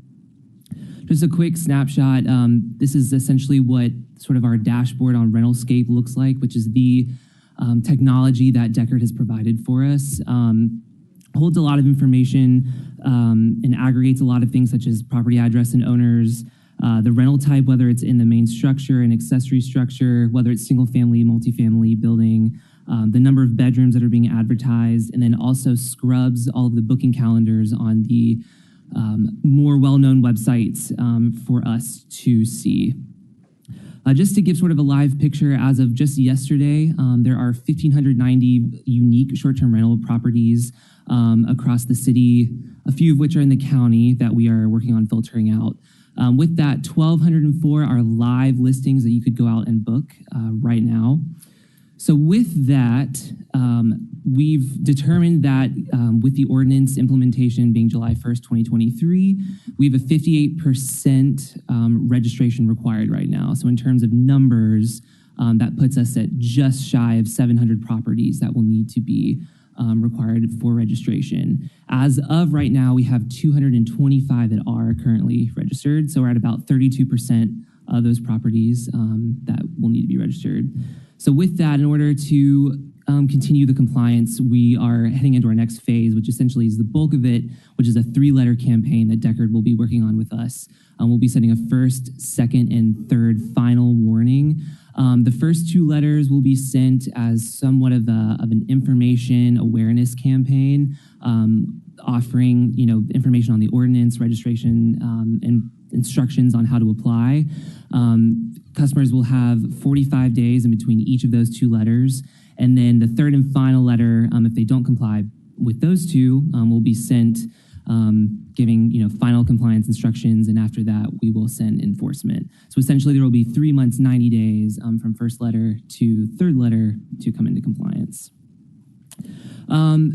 With that, I'm really available for any questions. We have most recently met with Deckard to continue implementing all of our data. They're loading in all of our licensing information as we speak this week.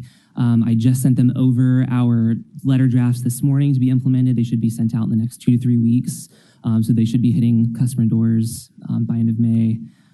So yeah, I'm available for anything you Thank you so much. We missed Director Ragsdale, of course, but great job. Might have to tell him there's no need for him to come back. It's not up to me. I'm totally kidding. Thank you. I don't have any questions. We stay in contact a lot. Council members, do you all have any comments or questions on this? Yeah, so this goes...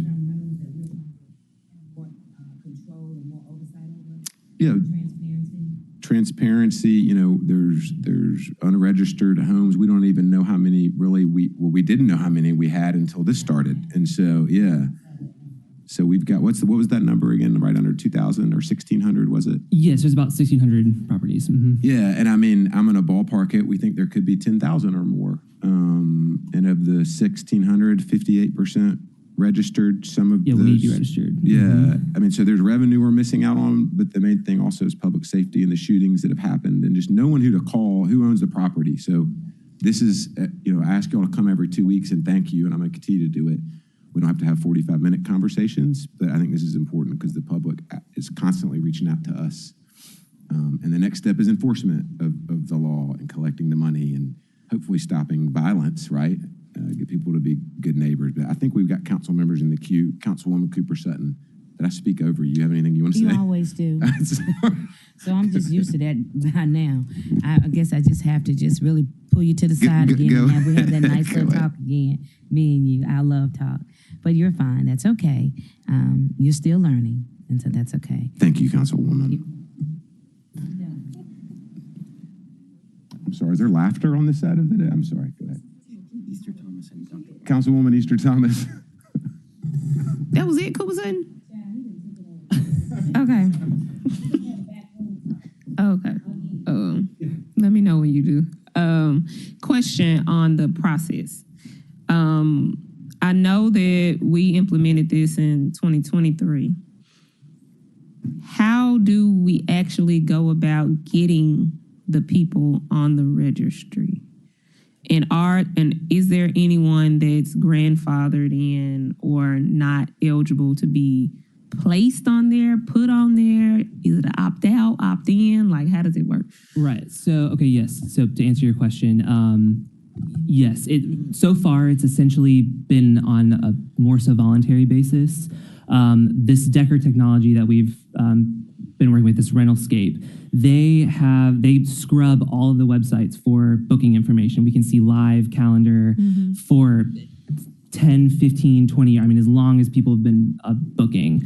So, right, we can see up to that information. So we've essentially been taking out anything before July 1st, 2023.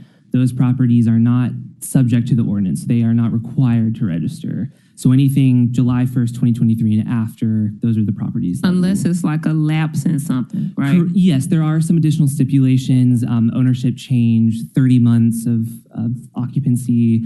Yes, a few stipulations that we are also filtering for. But we have to actively search for those lapses. Correct. We are, again, working with Deckard. They can track on these property cards with each individual site potential violations, what they call it. So we've fed them the ordinance. We've given them all the essential violations that we're looking for. So they will be going through and looking for specific 30-month calendar periods, tracking ownership information for us. So we're continuing to load the information, working with them on really getting this up to speed. But they are very much on the same page with us. And so we're going to continue working for, best practices on how to get this moving. But yes, we're looking for all of those. And all of that happens through that one software, that Rentalscape? Yes. So us DPD are the main application holders. We use Acela for the registry. But yes, they are really doing the deep dive on the listings, the booking calendars on all the websites and everything. Okay. Thank you.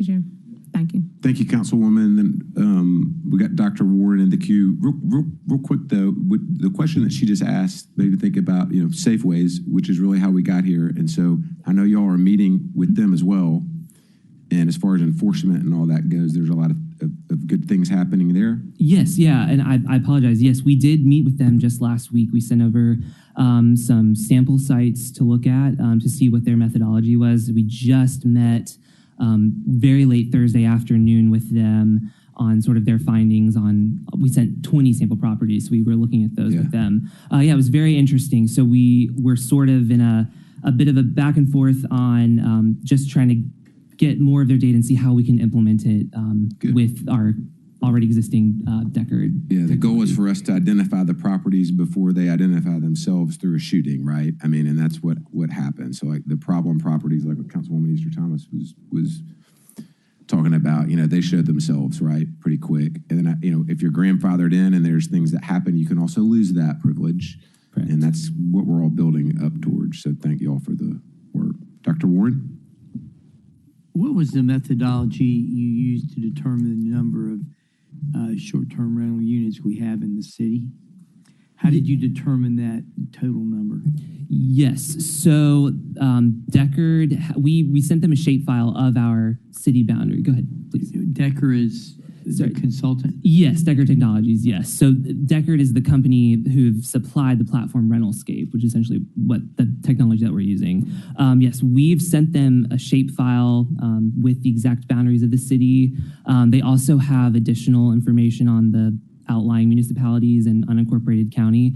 But the site is able to filter based on this, the city or municipality that it's located in. So right now, we're still working with the data. So I hand calculated properties that were located within the city, and then just removed, Carville, Germantown, any parcel numbers that were in unincorporated county.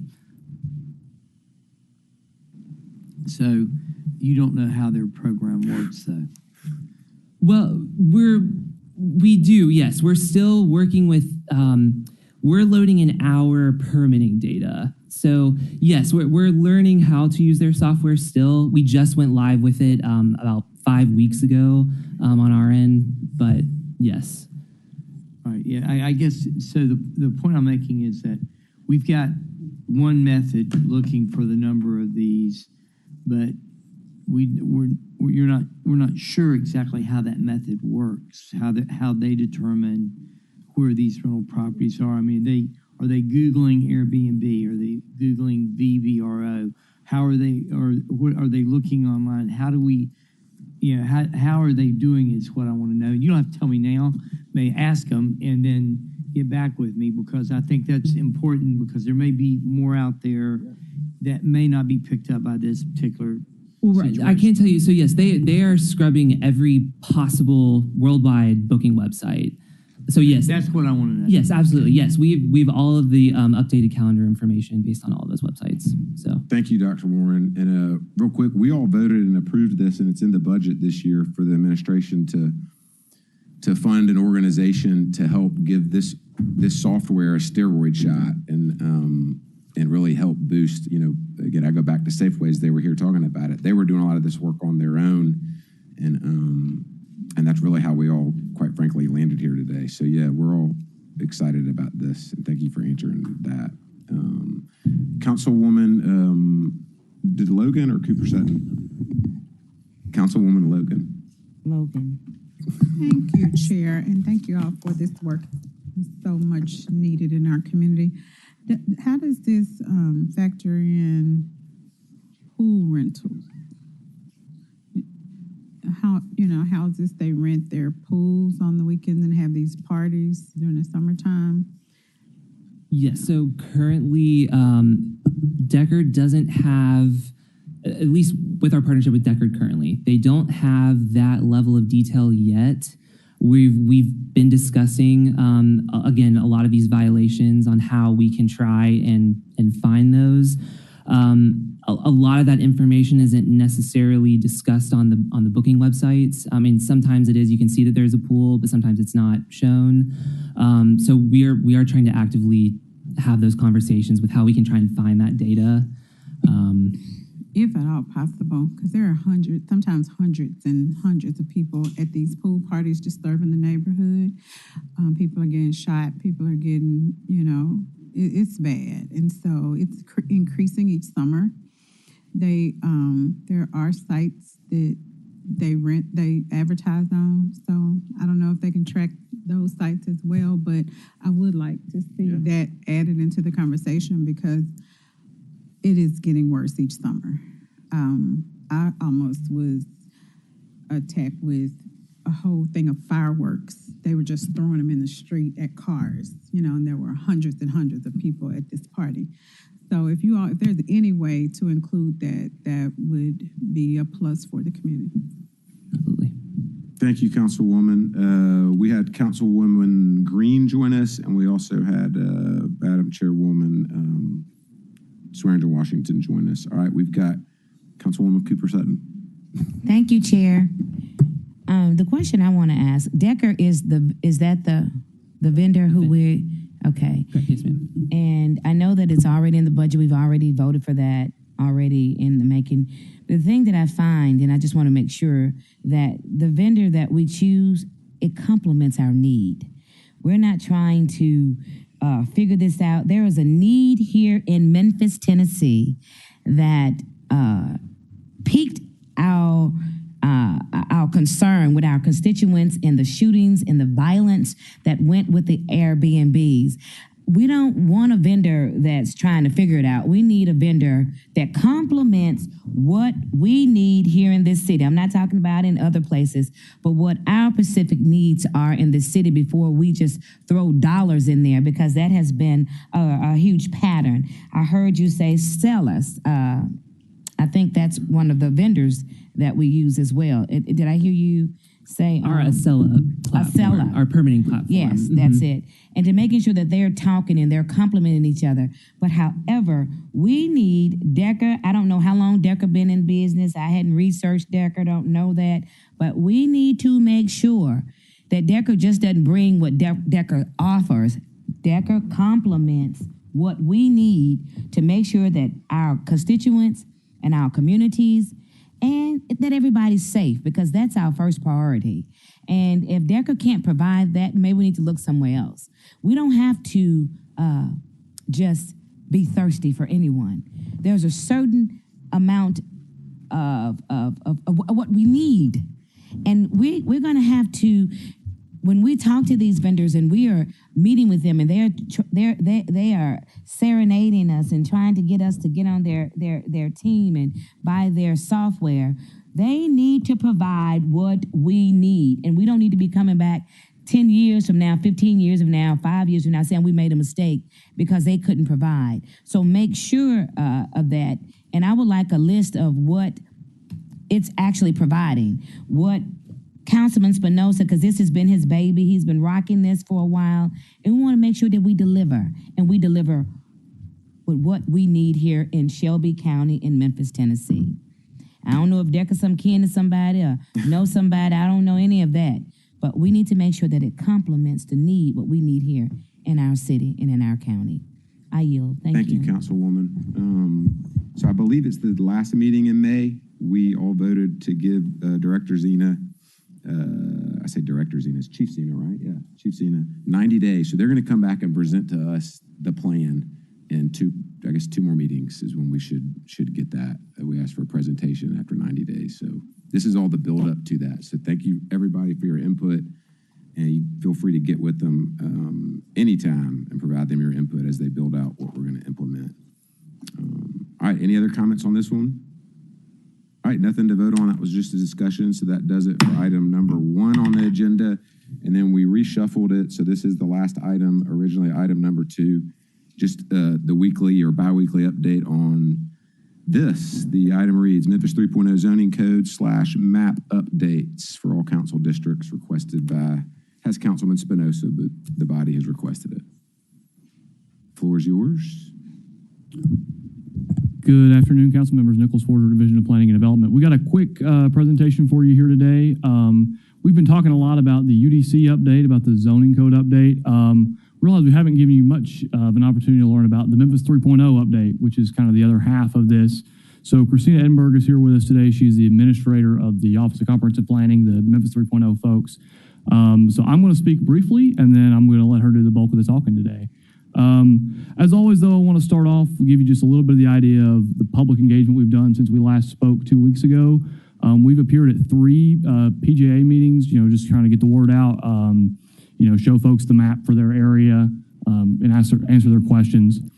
We went out to the university area and met with some stakeholders out there. That resulted in a minor change to both our recommended text and map.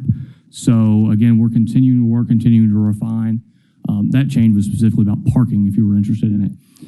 We actually got some positive feedback back from some neighbors in the Normal Station neighborhood that we were able to kind of come to I won't call it a compromise, but something that, we could live with as far as our recommendation, and they could live with as far as, living in the neighborhood. Additionally, our comp planning team, which Christina could talk a little bit more about, has been continuing to hold small group meetings, including over the past couple of weeks, one in Raleigh that Commissioner Caswell joined us for, one at Rhodes with some college students, one with some folks in the Lenox neighborhood, who you may be hearing from, and one just last week with some folks in the Red Acres neighborhood. So we're continuing to hold those small group meetings. That's worked really well for us in terms of getting good neighborhood feedback. Additionally, I just wanted to mention one thing which you haven't brought to your attention, is public engagement with the general public is obviously the most important part of this, but it's also been really good and really helpful to work with other city and quasi-governmental and county entities to make sure, this is something that our office is leading, but this is really a, full-fledged city government thing.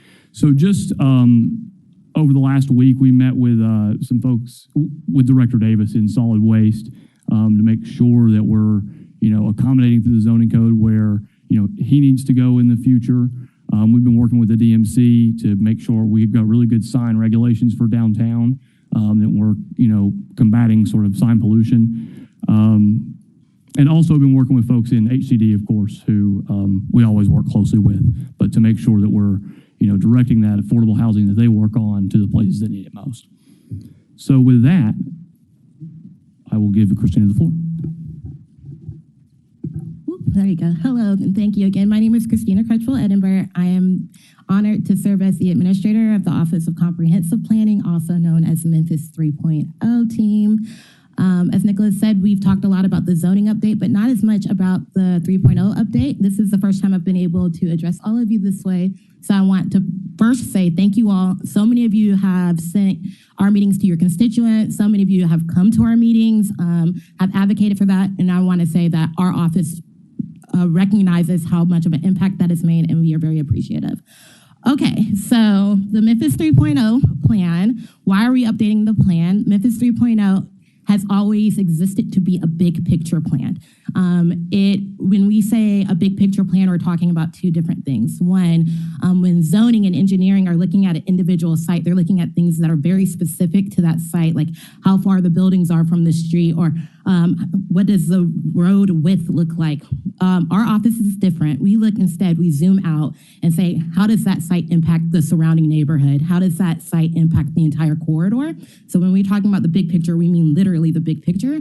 And then also we're talking about the big picture, we're thinking about the vision. Does this decision on this site impact the goals or the vision that are laid out in the plan that came from communities? So why are we updating it? Because those goals and visions change, because conditions and priorities within neighborhoods change. And so we need to update the plan so it can stay relevant. Also, the plan was adopted in 2019. We've had a good time to work on the actual mechanisms of the plan, see what works, see where we're getting tripped up. And there's some of those things that need to get updated.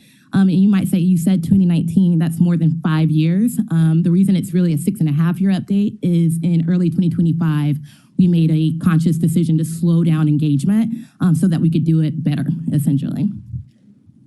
Okay. So today I'm not here to give you every single detail about everything we're updating and just the big picture for the sake of time. But if you want, we do have every single detail about what we're updating in a report called the Memphis 3.0 5-year update report. I want to point out that we are not coming to you with a brand new plan. We're not coming to you with a brand new anything. We're just coming with recommendations of how do we think we need to update the plan. And all of those recommendations are in the report. The report follows the same structure as the plan itself. So part one, our first entry in the report talks about the changes in part one in the plan. And the report is live on the website at memphis3.0.com if you go to the 5-year update page. So what are we updating? High level. Part one, we're updating the data, our third century.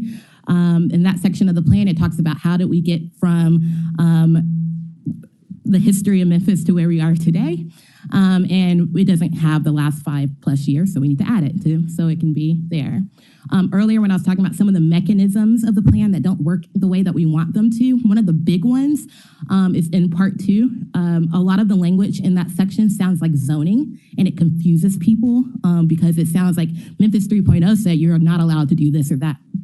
We are the big picture people. We don't do allowed. That's zoning. There's parts of 3.0 that also sounds like engineering standards. I'm not an engineer. Shouldn't sound that way in the plan. What it has led to is people being very, very confused, and rightfully so. So to clear up that confusion, we're changing the language. Anything that sounds like a rule or regulatory, we're changing it with things like the general pattern, which makes sense for a big picture plan, and the scale and intensity, that type of language.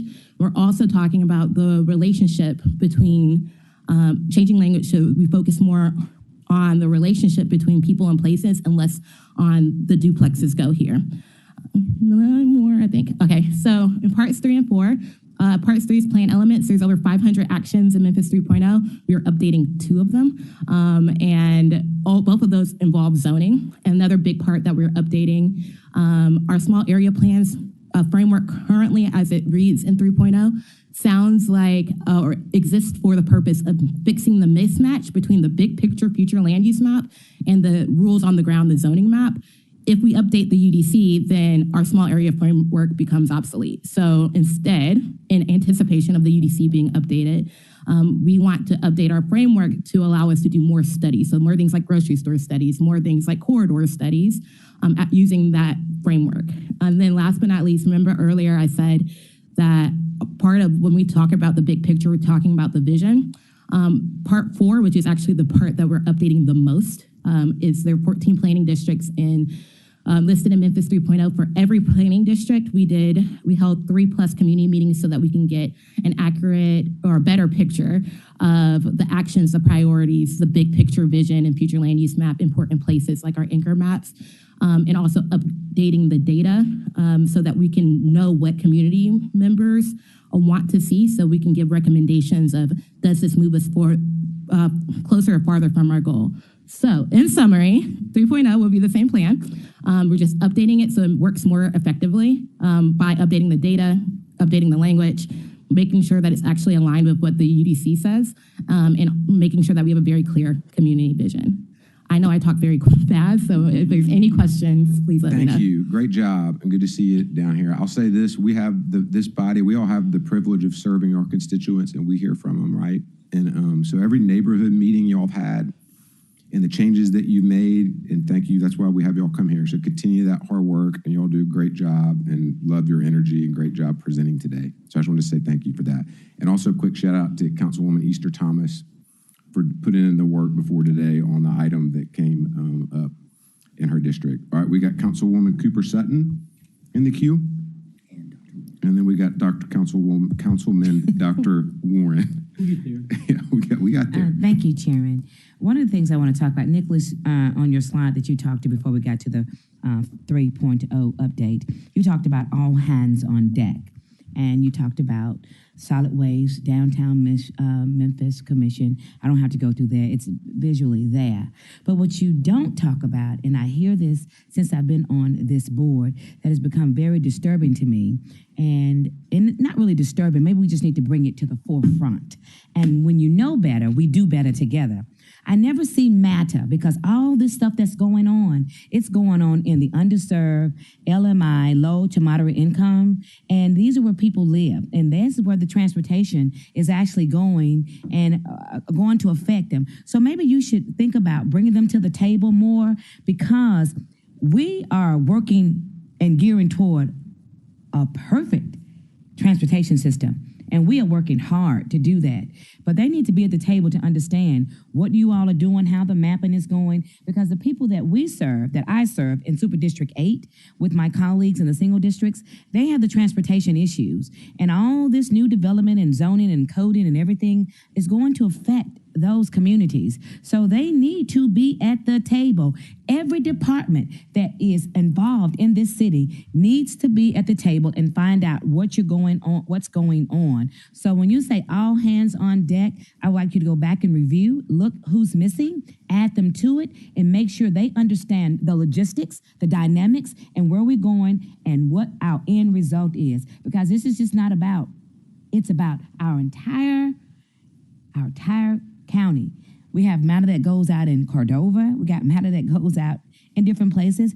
But right now, the zoning is affecting the communities that we serve, the LMI, the low to moderate income. And so that's what most of our transportation is lacking. And we leave matter off the table. So they need to be involved and know what's going on in all departments. I yield. Thank you.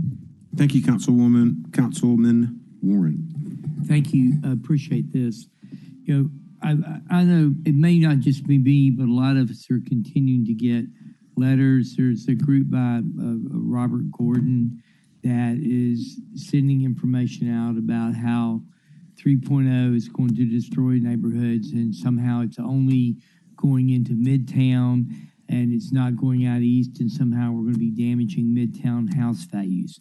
So can you talk on that and what you've done to address that, and maybe help them understand that what we're trying to do is density without damaging their neighborhood? Of course. So part of that conversation comes from when I was talking about there's regulatory language in 3.0 that doesn't belong. So that regulatory language will have people saying, well, this is where the apartments go. This is where the duplexes go, while looking at a 3.0 map. And that's not the point. And so one of the things that we did to make sure that that's no longer an area of confusion is talk about patterns. And why does that matter? Midtown is built at a completely different pattern and a different scale than East Memphis is. And so you could, by the same logic, argue that like Midtown is unaffected by the patterns of East Memphis. They're just different patterns, right? And so like the hope is that through 3.0 in the update that we're very clear. We don't have this confusing language where people think we're putting stuff here and there. Comprehensive planning does not have any ability to put anything anywhere. Plus, we don't have the ability to say what's allowed and not allowed. So I think a big part of that comes from the where we got stuck in that mechanism for a long, long time of people using 3.0 to talk about zoning issues. Now also to the density piece. When we talk about, like, and Nicholas can talk about this if he wishes or if he wants to, but when we talk about the density piece, we're talking about largely increasing density in areas of large scale vacancy. We're not talking about in neighborhoods that are very, very already populated. We're not. So you can't tear my house down. Of course not. I don't own a bulldozer. So that's not what this is allowing. Right. It does not allow that in any way, shape, or form. Property rights still exist, and it doesn't allow for. Especially in 3.0. 3.0 does not allow anything.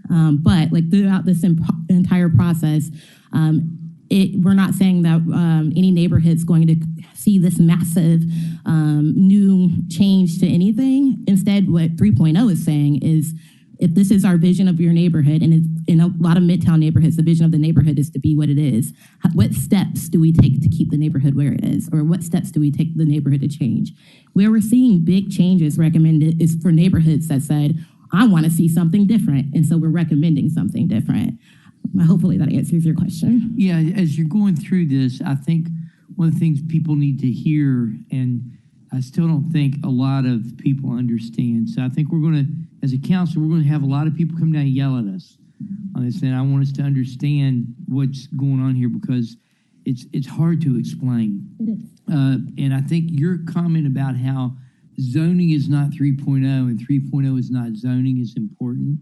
And also, we're looking at taking neighborhoods that are not thriving and figuring out what we can help to do to help them thrive somewhat, which is what I'm looking at in that neighborhood that's just above Jackson that we're talking about right now. What's the name of that? It's the Hyde Park, right?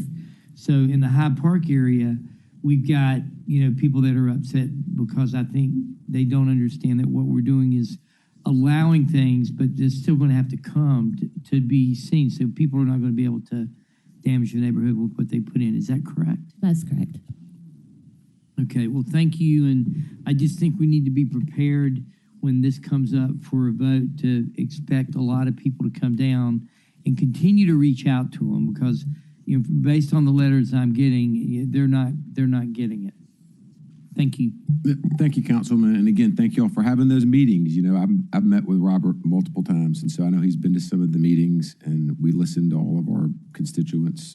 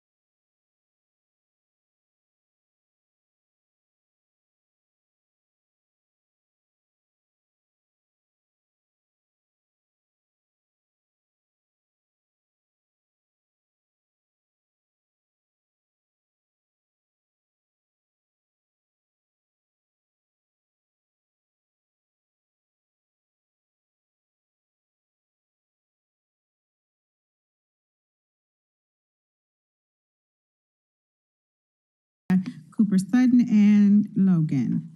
You all can come on down. I'm gonna open the floor for Councilwoman Cooper Sutton before we start, and I will follow her.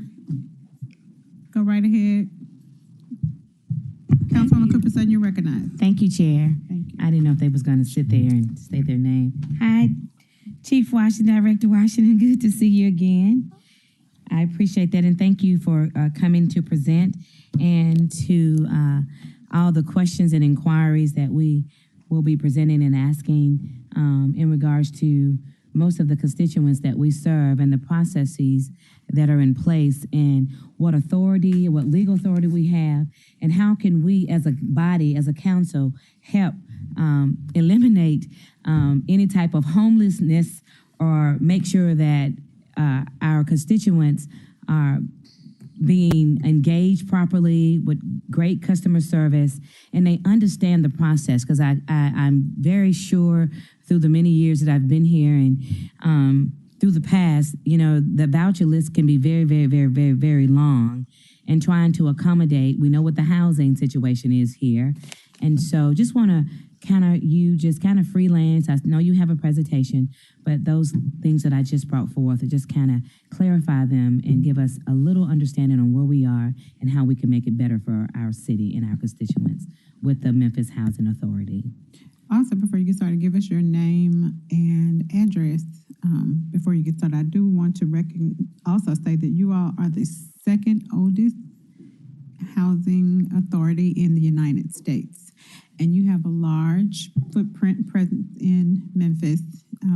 So we are very much in partnership with you. We definitely want to support you in your goals to provide decent, safe, sanitary, and affordable rental housing here in the city. So with that being said, we ask, as Councilwoman Cooper Sutton said, we ask for some specific things. And so you all may go ahead and proceed with your presentation. Push the button right there, the green button. Push, it's a little button, yeah, and it should turn green. Just hit it one time. There we go. Okay, Sorry, there we go. thank you. And if you need to push it towards, you can.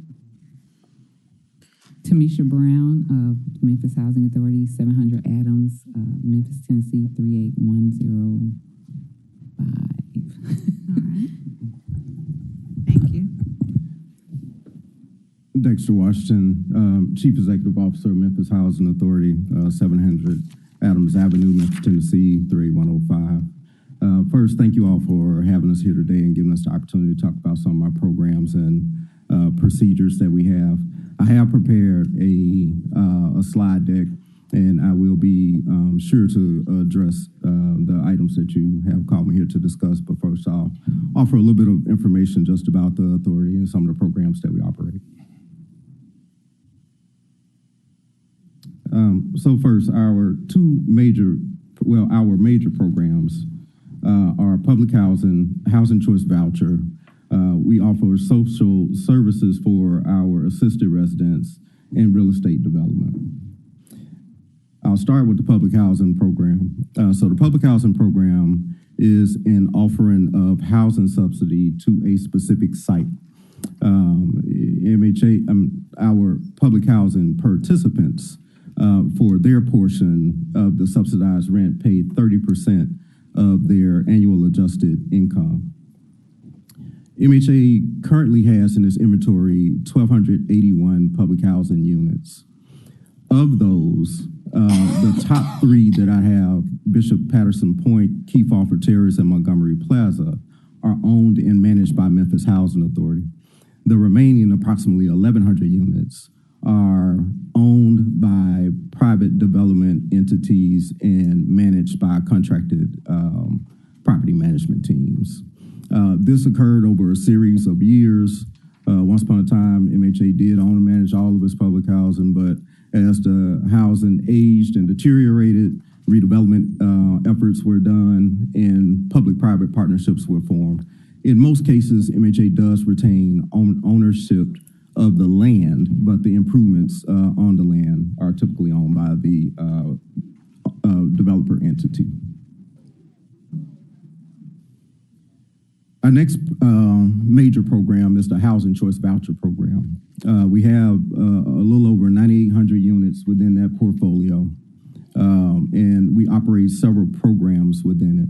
So the first program, Housing Choice Voucher or tenant-based voucher, we have about 7,000 vouchers in that program. And in that program, MHA pays housing subsidy to a private landlord. Same calculation for the tenant rent, 30% of their adjusted gross income. With this voucher, you can move anywhere within the United States that operates a housing choice voucher program.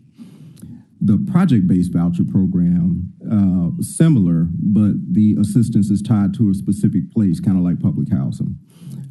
Same calculation for the tenant portion, 30% of their adjusted gross.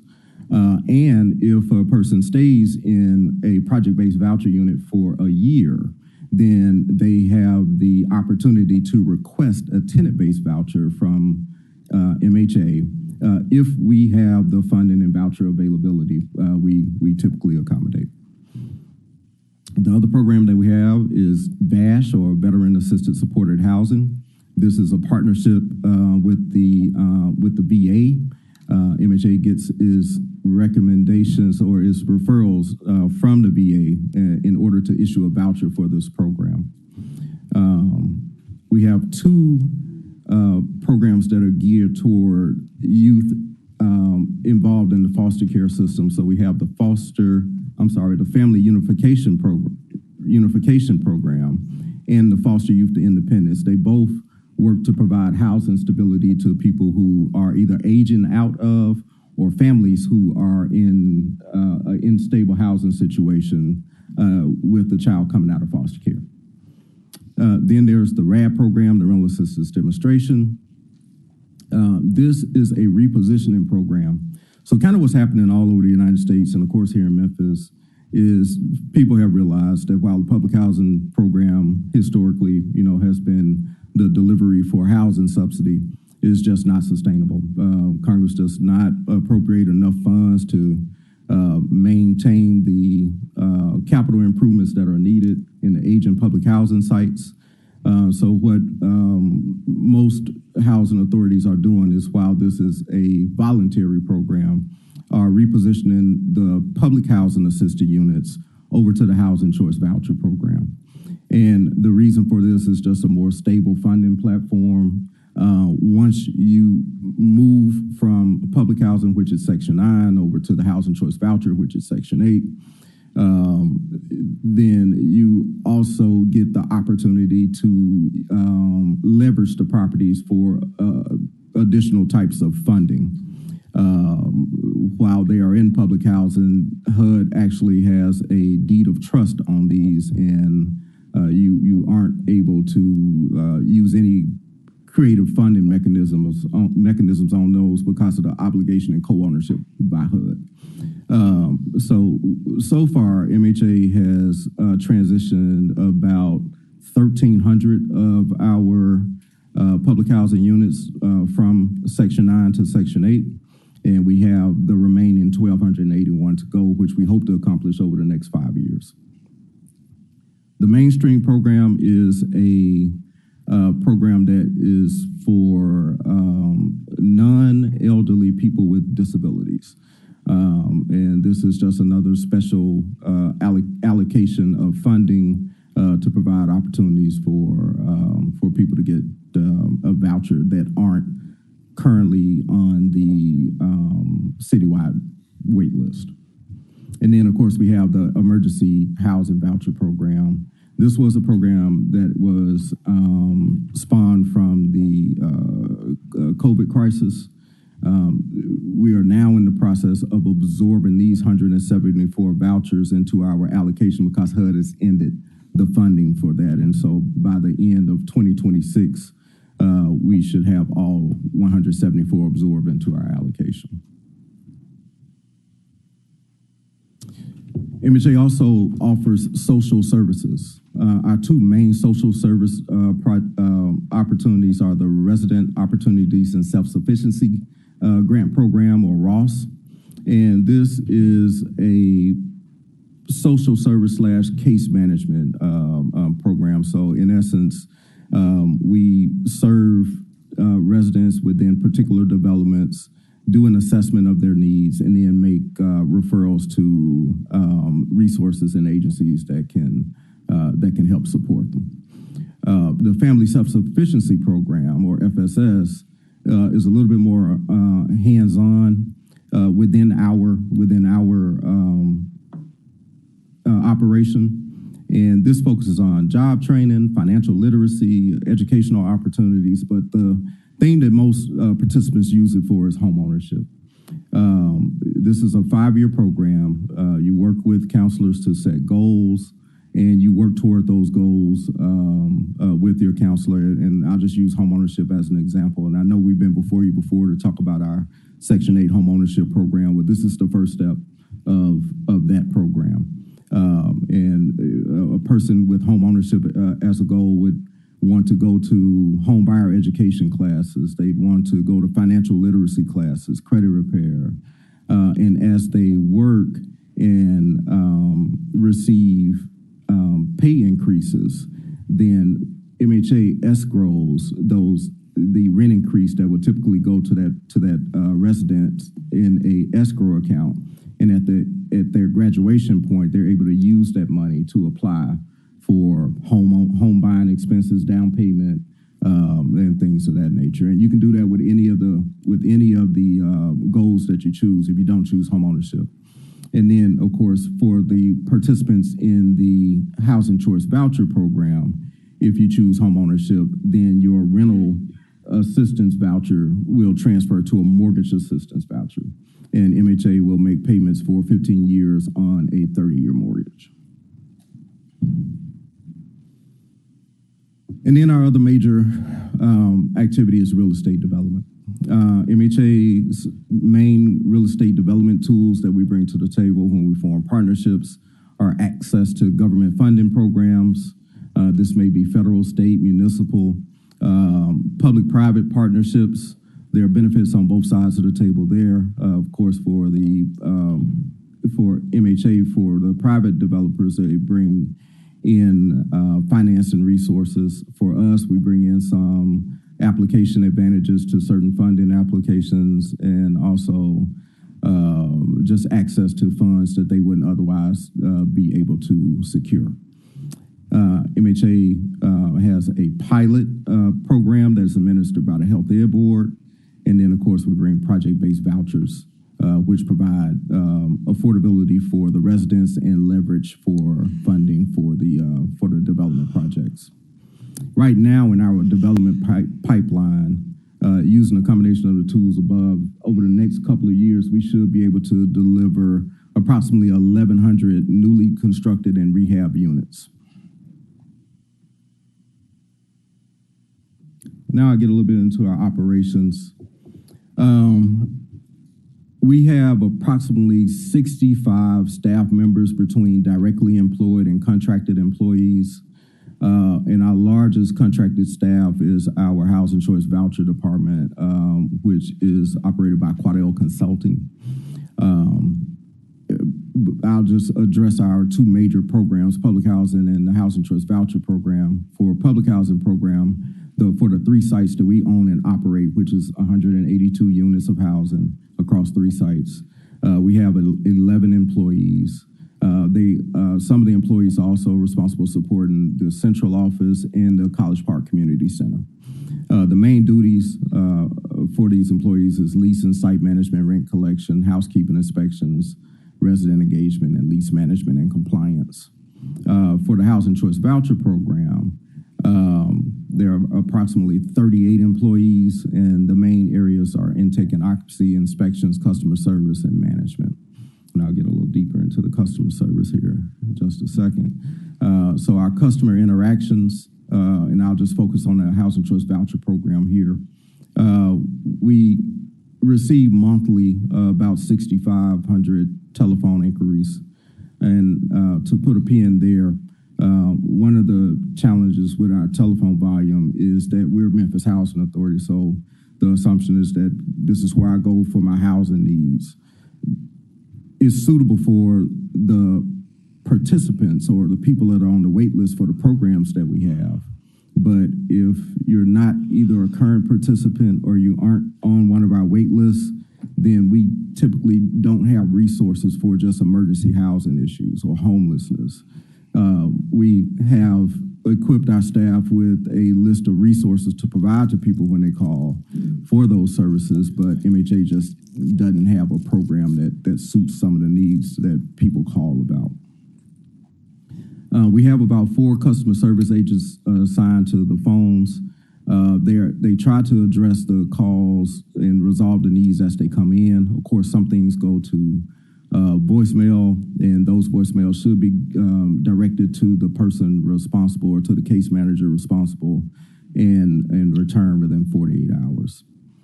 Monthly, we see about 2,000 walk-in customers. We have 3 of the 7 customer service agents that are assigned to assist walk-ins.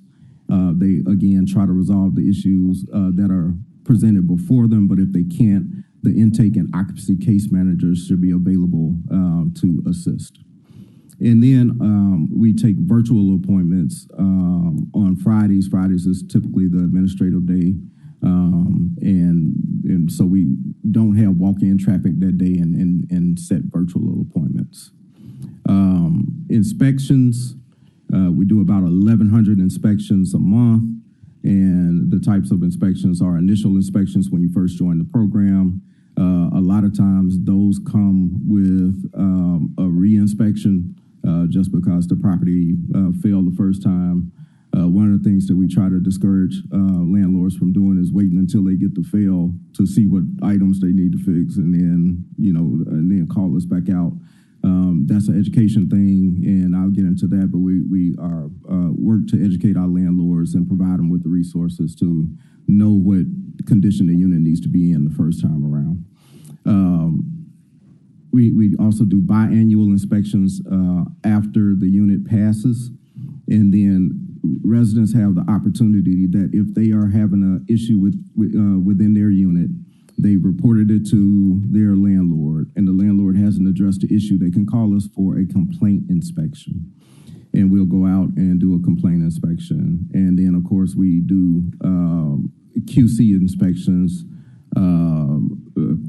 to go behind the inspectors and just make sure that they are following the policies that we've set. Some of the community engagement things that we do are symposiums, virtual symposiums. In October 2025, we did a landlord symposium and had about 230 attendees. The agenda items were an overview of the HCB program regulations. We had a fair housing presentation from Memphis Area Legal Services. We had a presentation from Judge Deborah Henderson on understanding the court processes and resolving landlord-tenant disputes. This is something that we endeavor to do twice a year.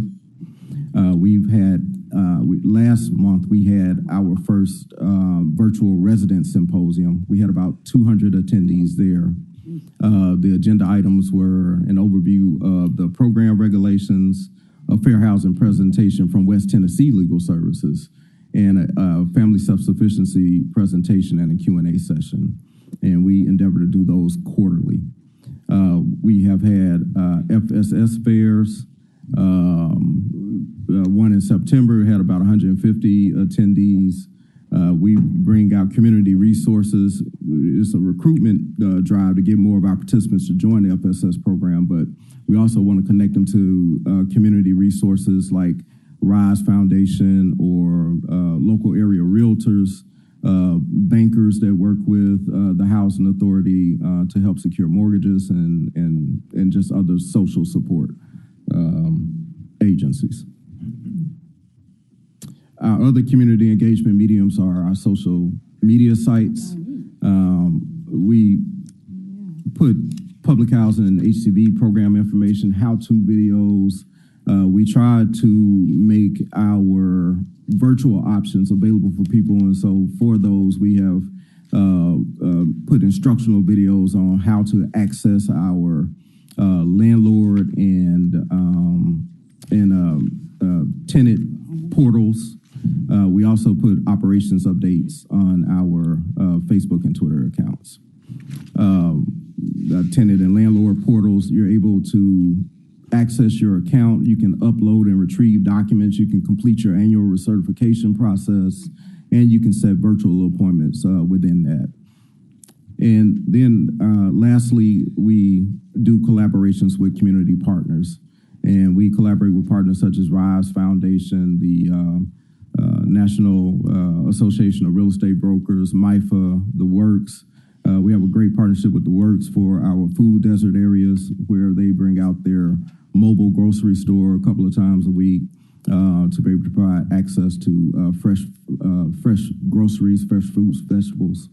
And then we work with other organizations like MIFA. We have a nutrition program that we coordinate with MIFA to bring to our public housing residents, and of course other organizations throughout the county. So that is my presentation today, and any questions?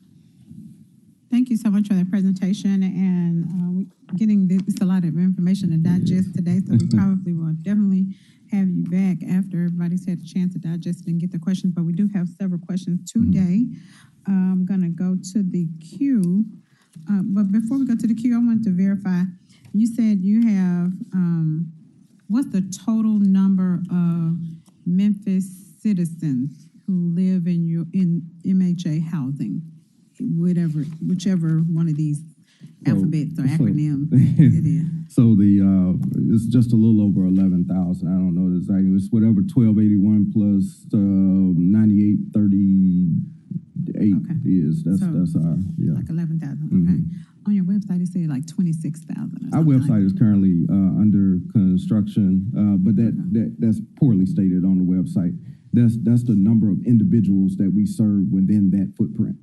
Okay. Yeah. Okay. All right. So first we have Dr. Warren. Thank you. This is a pretty impressive list. I'm sorry. Hold on, Dr. Warren. I wanted to recognize Dr. Warren, Councilman Ford, Councilwoman Easter Thomas, and Councilman Spinoza as being present. However, Councilwoman Green and Cooper Sutton were in the queue first, and then I'll come back to you. I apologize for that. No problem. Councilwoman Green.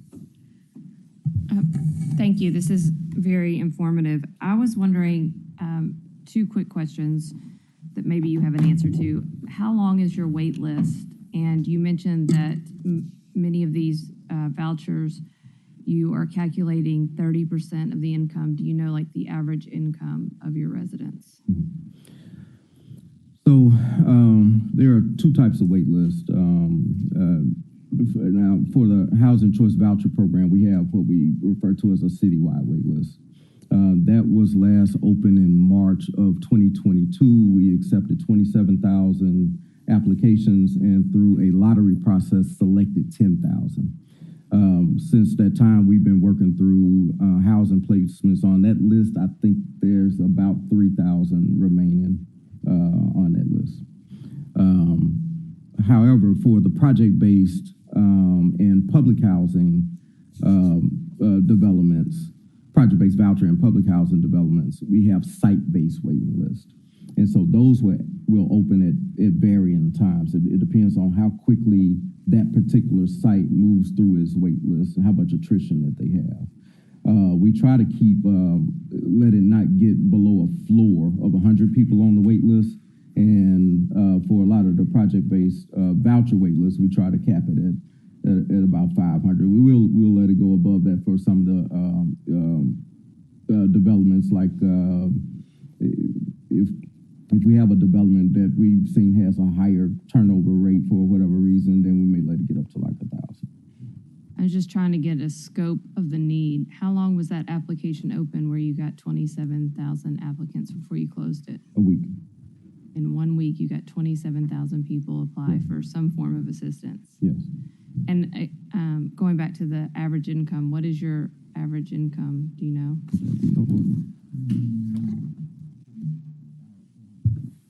The average income is usually about around 30% of AMI, so or the area median income.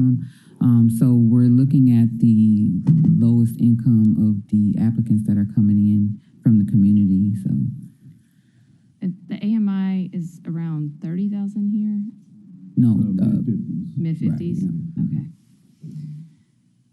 Thank you. All right, Councilwoman Cooper Sutton.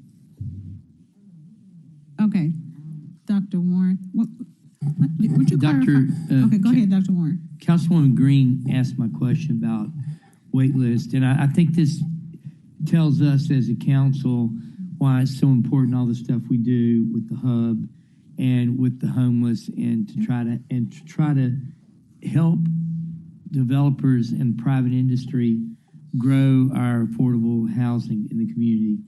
Because I think that's part of the issue is we just don't have enough affordable housing, and that's why you're there. Why you've got that big list. But it explains a lot about crime and everything else about schools, why kids are not in school because they're moving around.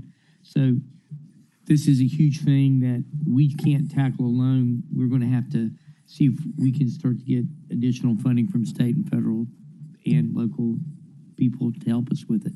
Thank you very much. Absolutely, and if you allow me to add, for the current expansion effort for the hospitality hub, the Hub North project, MHA is a developer partner in that and have assisted by offering that project a pilot application. Thank you very much. That's a great thing that you've done. Just Thank you, Madam Chair. You're welcome. Thank you. Just to confirm, you have a total of 1,281 units in public housing. In public housing. Yes. Okay. How many in the other? I mean, the total. The total was the 11,000. Total is 11,000. Okay, that's what I needed to just to confirm. I started here. Okay. So 9838 plus 1281. And I think we've talked about this before, but I just want to say it on record. Out of the 27,000 applicants that you received, you were able to select 10,000. At that time, what happens to the 17,000? So the 17,000 are notified that they were not selected for the wait list, and that's typically our last communication with that group for that application effort. So at that point, they're just notified that they didn't get in, and there's nothing else that happens after that until you open up again. When you open up again, are they notified or? Okay. Well, they're not notified separately, but MHA for all of this waitlist applications, waitlist openings, advertises on our website. We do media advertisements, usually through news, sometimes radio, and we also advertise it in paper publications. How long generally is the wait between when you make the selection and the next opening? Generally average? Well, we are now just at about 4 years, and I think it typically averages about 5. About 5 years. About 5 years, and to that end, the next time we open our citywide list, we likely won't even leave it open for 5 days. Reason being is that by the time you're 4 or 5 years into this list, a lot of the information is not good anymore. By the time we hit year 3.5, 4, we get a lot of return mail. The people don't live where they used to live. The phone numbers aren't good anymore. Yeah. So we'll probably just do shorter lists, but do them more often. So, colleagues, the 27,000 applications and 10 were selected. The 17 are just out here for up to 4 or 5 years. So that is something that we need to take a Now they do have opportunities to apply to the site-based list when they open, and those open more frequently. Because again, we're just working on whoever's on that particular list for that particular site. So you get through, 500 people way quicker than you get through 10,000. So do you all refer them to those places, or they just happen to go? They just have to watch. We do tell people to watch our websites, for wait list openings, and just, watch our social media. Are y'all able to email them that information, like a list of those places that they can go to? Or let them know when they apply? You send them the notice that they weren't selected. Do you include those other opportunities? Well, no, it's not in the notice, but it's just, just kind of language within our, typical communications for if you're not selected this time, just keep watching our openings, watching our media. Okay, that is an opportunity that I think would be good to look at least giving them that.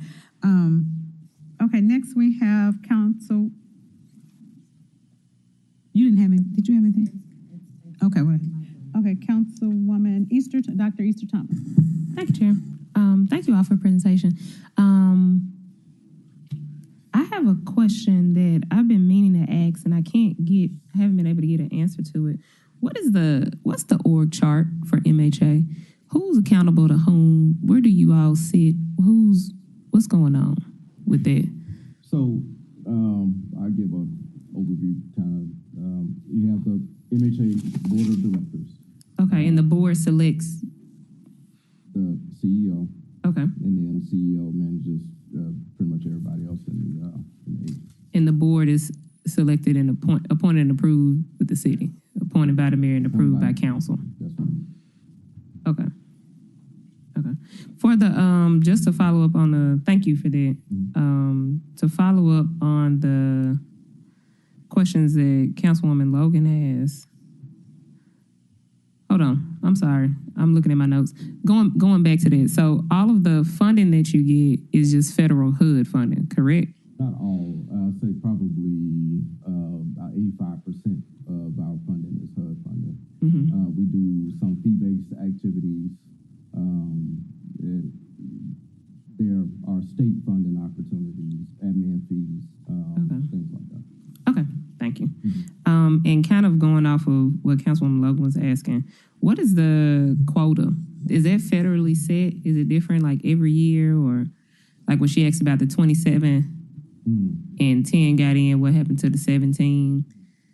There would have been no way we would have been able to serve that many people. Why not? Is it the funding or what is it? Well, it's a mix of the funding availability. Our voucher allocation is really a funding increment. So it is a quota. It is. Well, no, it's a limitation. We only have an allocation of 9,800 vouchers, and so there's only so much attrition each month within our house residents. Okay. And so if we're saying we're losing 50 residents a month through attrition, it would take forever to get down a list of 27,000. And is this just for the city of Memphis or is it the county? No, countywide. So countywide, we only have 9,800 vouchers at a time. Every year.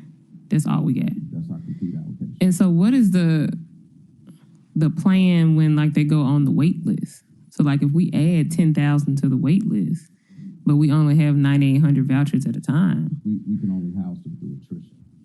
So when a person is for whatever reason. So you can literally be on the wait list for life. Not life because we'll purge it. Okay. For life. Okay, thank you. Thank you, Jerry. Thank you, Councilwoman. We have Councilman Canale. You're recognized.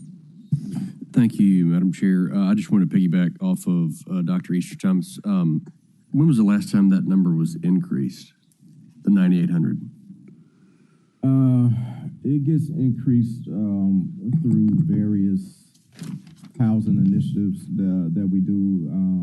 An example is when MHA managed the relocation of the Serenity Towers residents. Then HUD, as a replacement housing subsidy, provided an allocation of 150 tenant protection vouchers. So if we were at 9,700 when HUD gave us those tenant protection vouchers as substitute subsidy, then our allocation went up to 9,850. Gotcha. Yeah. So what? Do we have to reapply with HUD every year? No. So how can we show them that we have a need of 27,000, but we only get 9,800? Like what?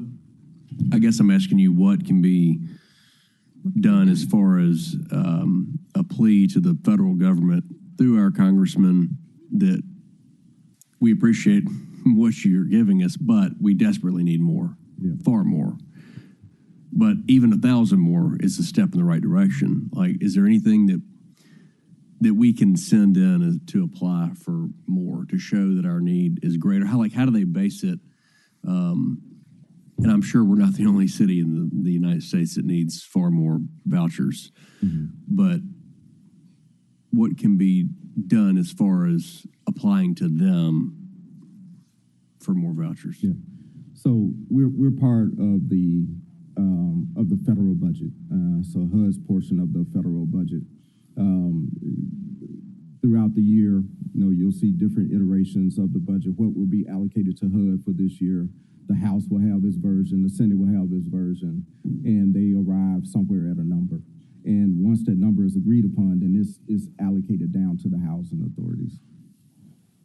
Point of information. Now there are opportunities for additional funding through specialized programs, like all those programs that we talked about. Like, we could apply for more mainstream vouchers when they have availability. We could apply for to increase our VASH program allocation, but typically for your tenant-based vouchers is determined on the funding that's made available to the program across the United States. Okay, got you. Thank you, Madam Chair. Point of information. I was under the impression this is one of the things Councilman Carlisle looked into, and other cities, when this first was done, this was done under a formula based on the number of public housing that was available at the time. And we are underrepresented based on our need compared to some other cities across the country. And the issue is those states and cities don't want to give up anything, and that's why we can't get it. Is that correct? Is that speaking for the voucher program? The voucher program, and also for all programs that are giving public housing funds from the federal government. I would say that for the public housing program, the allocation, the funding for that program is constantly shrinking. I believe that the number that passed federal government this year was 11% lower than the number for last year. I was wanting to compare this to, say, Detroit, to compare it to Chicago, compare it to other more urbanized areas that had a higher density at one point. They have a better ratio or more money per personal need than we do. Is that correct, or am I confused on that? No, I think that would be correct, because the other thing that goes into consideration are the housing costs in those cities. A 3-bedroom HAP in the city of Memphis, housing assistance payment in the city of Memphis may be $1,400, but in Los Angeles it may be $3,500. So they're going to get allocated more funding. Okay, thank you. All right, thank you. For Councilwoman, well, you go ahead. Okay, thank you, Chairman. And you and I kind of talked through all of this that they've already asking you, but the concern that really sticks out to me is that was the first time that I think we had you come was the customer service part. You only have 4 staff members, am I right, that's taking these phone calls. And then you have a voicemail that is sometimes where people can't even leave messages because they're overwhelmed. And what I found out dealing with this, and this was in my prior life, is you can get people to call and they leave a voicemail and they lose their spot in a waiting list. Am I correct? Because they missed the call, but they did what the process says do, and because of short staff. And that was the thing that we talked about. The customer service was very poor. I think you told me there's a new system. Am I correct? There's a new system that has been put in place since the last time we talked. And so it's like a recycle thing that happens to our constituents and to the citizens here in Memphis, because they may qualify for the voucher and they may have out of the 900 and something. But if they don't get that return call, then it pushes somebody else in their place. Am I right? No, we have other means to communicate with our waitlist applicants. What are your other means? We send out snail mail, so we actually do mail out letters. We do emails. That's why when we do the wait list now, we stress the importance of the email address that you apply with, treat it like gold. Because one of the things we can't help you with is like if you lose your password to your email. That's we don't have a solution for that. But as long as you have your email address, you can log into your portal. Then you can watch your place in the wait list. You know, you can check your emails and know when we've sent you the letter saying that you're up for housing. So aside from the phone calls, we do have those meetings. What's your percentage with your 48-hour turnaround and getting back with them when you ask them, because you only have 4 customer service reps? And what is your percentage of a return turnaround call, getting back to all these customers? Your telephone inquiries is 6,500. You got 10,000 that don't make it on the list. You got 900 and something that do. So what's your turnaround and what's your percentage of getting back to the 6,500? I don't know that off the top. So we are gonna, those are great points, and those are some of the types of things that we wanted to discuss because we're getting the calls and the complaints, but we need to be educated on what's actually happening. So I do appreciate that question, Councilwoman. When you come back, we do kind of want to talk about that and what the plan is moving forward. I just heard that you got a new system. What other things are on the horizon to ease the wait times, the better communication through email or whatever other technology there is. So if you could come back with that. And also I wanted to have you come back to let us know where we are.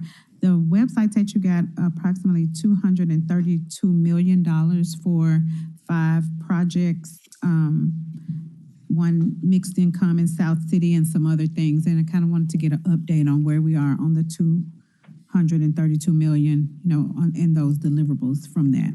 Okay. So are there any other questions? We appreciate the update. It was very informative, and we'll continue this conversation. If there's nothing else before this committee, we are adjourned. Thank you. Thank you.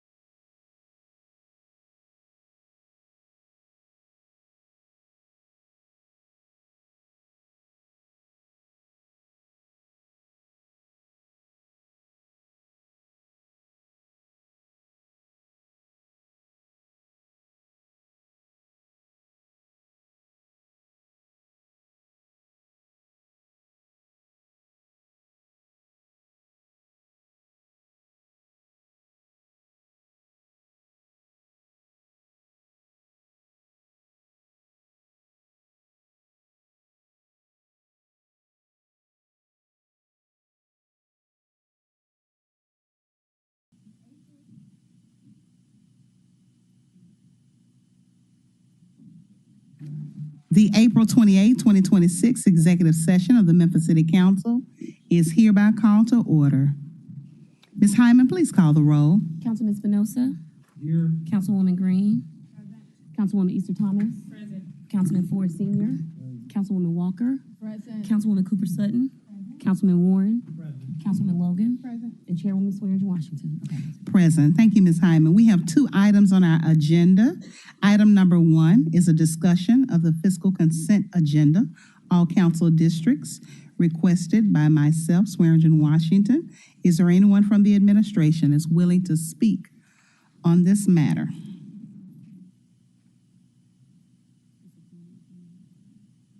They got a slide.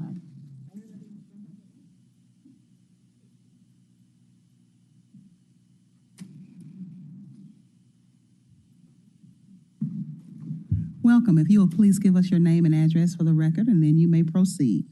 Jeffrey Penzis, Division of Plan Development. And I'm Margot Payne, Division of Planning Development. Okay.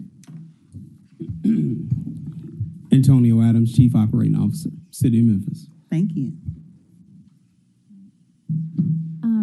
I'm also the Preservation and Outreach Grant Coordinator for the Memphis Landmarks Commission. We were recently awarded a grant from the Federal Historic Preservation Fund to support a series of educational programs over the next year in partnership with Memphis Heritage. This will be a couple of hands-on workshops for the public, like window restoration and plaster restoration, but we're also partnering with the National Alliance of Preservation Commissions to host a camp training. That's their mentoring program for commissioners. And we'll be hosting that this weekend. All of our commissioners, staff, neighborhood representatives, and the Memphis Heritage Board will be participating in that training. And we've worked closely with the trainers to customize the program so it really reflects Memphis's specific needs and priorities. We're respectfully requesting same night minutes today since the training is this Friday. And this is a matching grant with 60% of the costs reimbursed through the Historic Preservation Fund. And overall, these programs will help strengthen the decision-making for our historic neighborhoods and improve general understanding of historic preservation in Memphis. So thank you for your time, and I'm happy to answer any questions. Councilwoman Logan, you're in the queue. Who is this open to, this training? The specific training this week is for the Memphis Landmarks Commissioners, as well as the Memphis Heritage Board, and we work with specific neighborhood representatives. We have 19 historic districts in Memphis, so we've invited a representative from each neighborhood to come and learn from these trainers that are flying in from Cincinnati, DC, and Nashville. So will they also, there are other historic neighborhoods and communities that don't have the designation yet.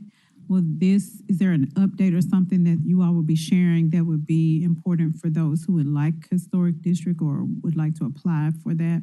Absolutely. This will really help staff as well figure out what's available to us and how to support neighborhoods that are not landmark designated yet. We have a lot of national registered districts that don't have the protection overlay yet, and a lot of neighborhoods that would like to be listed on the National Register. So this will help strengthen our ability to inform residents of what they can do. Thank you. And it's always exciting to receive some grants. All right, let's take it to a vote. Those in favor? Hold on it. It's on the consent agenda. Oh, we don't? No, it's on the consent. Okay, we don't have to vote. Well, it's an aye anyway. All right. Item number 2 is a resolution requesting inclusion of funding for budget management software in the fiscal year 2026 operating budget. All council districts. This is sponsored by Councilman Spinoza. Councilman Spinoza, you have the floor. Thank you, Madam Chair. I appreciate you. We have a gentleman who arrived here today. He actually was here probably 2 months ago, and I think maybe a majority of the council was here and actually saw this presentation. I want to thank you before you introduce yourself and everything, and I also don't want to talk a whole bunch because I know we're limited on time. We moved budget committee. You flew in today. You also canceled a flight last time. The mayor and I have spoken about it. He asked me to hold it. We were able to speak about this item again. I met with Walter about this as well. He's been supportive of it. I do not see. Oh, there he is. There he is. Walter. So I think Walter appreciates what we're trying to do with this. One other thing, if you read the resolution, I've got in there funding for 2026. I put that in there in the event that, as you know, we see money sometimes move around here as the year winds down. If we could find it in this year's budget, we'll do it this year. If not, we'll try to find it in the 2027 budget. So I didn't assign a dollar amount or anything, but I would like, with your permission, to give him the floor and have him present, in theory, what we're considering. And I guess the last thing I'll say is, I don't know, but again, for those of you that weren't here, It was very positive feedback when they presented last time, and so I've asked, or I guess I'm asking him today to please give a condensed presentation of what it is that y'all do. Since we had to move you to this afternoon, we've really got like 15 minutes max. And then questions are always great too. All right, I'll be quiet. Thank you, Madam Chair. I was here for the presentation, and it is some software that will help us zero in on all of our expenditures and be able to know where funds are being allocated, where there's extra money that we can put towards areas that we feel are important. So anytime that we can have something that will help us save money and make sure that we are monitoring the way we need to, that's always an exciting thing. But we'll give you the floor. Give us your name and address, and you may proceed. Awesome. Thank you so much. I'm not sure if I can share the presentation or not. You can just give us an overview. Most of us have seen it. Yep. So Mark Welch with Tyler Technologies. I'm actually from Milwaukee, Wisconsin. So I came down here. Love coming down to Memphis. So thanks for having me again. I just wanted to, like you say, really briefly go over what is priority-based budgeting. How can it help the city of Memphis? And so we all know government finance, government operation is super complex. There's lots of moving pieces. There's lots of different funding sources. I just listened to a presentation today. You have a lot of different services you're providing, a lot of different funding sources. It's hard to get that all into what is the city operations. And so that's where we can come in play, because what we want to do is we want to take your general ledger, your current chart of accounts, which we all know was built probably 20, 25 years ago. It's more geared towards financial management, budget adherence, as well as financial disclosure management. It's not really geared towards what are we doing today? What are those services? What are our priorities? How are we funding those? And how do we get more efficient? We work with a lot of cities and counties across the country. Just to name a few, we work with Kansas City, Missouri. We work with the city of Dallas, Los Angeles County, the state of Arizona, Alabama Department of Corrections, Collier County, to just name a few. What we normally see is when we take the budget and break it down into a very different lens. So taking the chart of accounts, figure out those services we provide, figure out, where do we compare to others? What's our comparison? What are our options? Where do we have overlap in providing those services across the organization? We break down. We don't really look at the hierarchy of your organization. We say we want to look at the services you're delivering. How much are those costing? How do we get more efficient? How do we find those opportunities? We've seen a lot of results recently. They kind of shock me all the time that I see them. But what we're seeing is tens of millions of dollars in opportunities to reduce the budget, reallocate those funds to other priorities. Collier County, which is where City of Naples is, in the first 2 months of leveraging priority-based budgeting, so taking their chart of accounts, they uncovered a lot of hidden costs that they didn't know were there. They reduced their budget $40 million, no service level cuts, no personnel cuts. They were able to find this in efficiency improvements. What we see it looking like with the city of Memphis is we're going to really help you operationalize the budget into those services. We're going to align the budget to the priority-driven framework. We're going to look at all the services you provide. How do those align to your strategic plan, your goals and objectives? What are you trying to accomplish for your residents? We want to know how much are we funding of those budget initiatives, all those services. We're going to use this data and really improve the analytical capabilities that you have at your disposal. I know we met with Walter a while back. He was excited about this too, because what we're going to do is we give the tools that a budget analyst might be using today, or the analysts in your departments. Now they have those at their disposal. They don't have to do months of research, analysis. They're able to quickly ask our AI agent that we provide the question. It'll come up with those answers for you. We want to make sure we're aligning our resources to the strategic priorities of the community. We want to uncover savings. We want to look at, do we have areas that we could invest more? Do we have areas that we can reallocate from? Do we have opportunities to share services with the county, with nonprofits? Really focus on the data behind the efficiency of all of our operations. What we end up with is a breakdown of the budget into all those services, which gives us those opportunities to do the analysis, ask those questions that you really want to know the answers to. Quickly break through two parts of our product. One is data creation. So we're going to take your general ledger data, your transactional level details, your personnel details, not personal information, but just the position information. We're going to break that into all the services that you provide with corresponding revenue. If they are there, we're going to know the personnel. We're going to know the non-personnel cost allocation for all those services. That becomes a price tag. We call it a program inventory, a price tag of everything that you're doing with the city of Memphis today. What gets really fun is the analytical side. Once we have this breakdown, that's where we can go out and say, let's go compare ourselves to our peer group. Let's go compare ourselves to other cities, in our size, our demographic makeup. How are we comparing? How do our services compare on a cost perspective to others in the nation or regionally? We want to make sure we're building for a very sustainable future. We know there's uncertainty in the revenue of all governments today. We want to make sure that we have a lean operations. We're providing those services. We can continue to provide those into the future. Just really quickly, some of the things that we'll be able to provide, we'll have a breakdown of all the services on a cost comparison basis. So we'll know where are we high, low, where are we within the typical mean. We also go out and say for all those services, we know there's going to be opportunities to improve our efficiency. What do those look like? We break the budget and set of departments into what we call priority-based budgeting categories.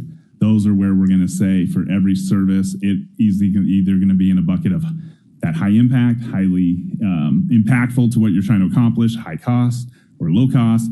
That's going to create those categories.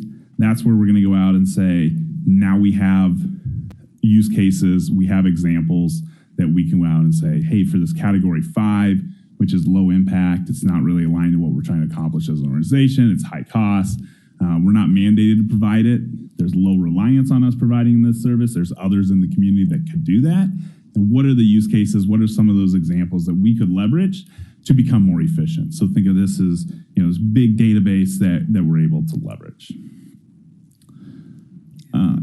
I can stop there. Yeah. We those in favor? Let's just take it to a vote. Yep. All those in favor, say aye. Aye. Any opposed?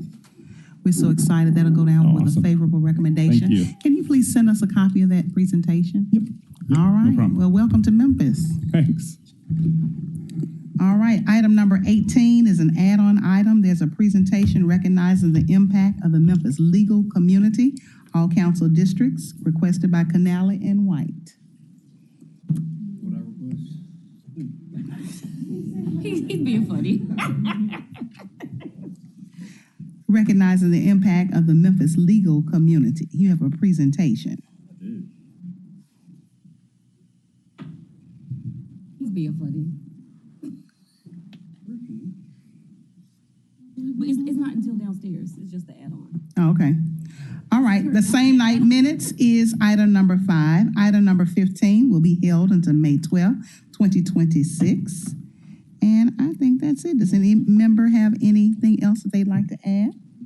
All right. Let's do what we need to do so we can start on time at 4 o'clock. We've been late for the past 2 meetings.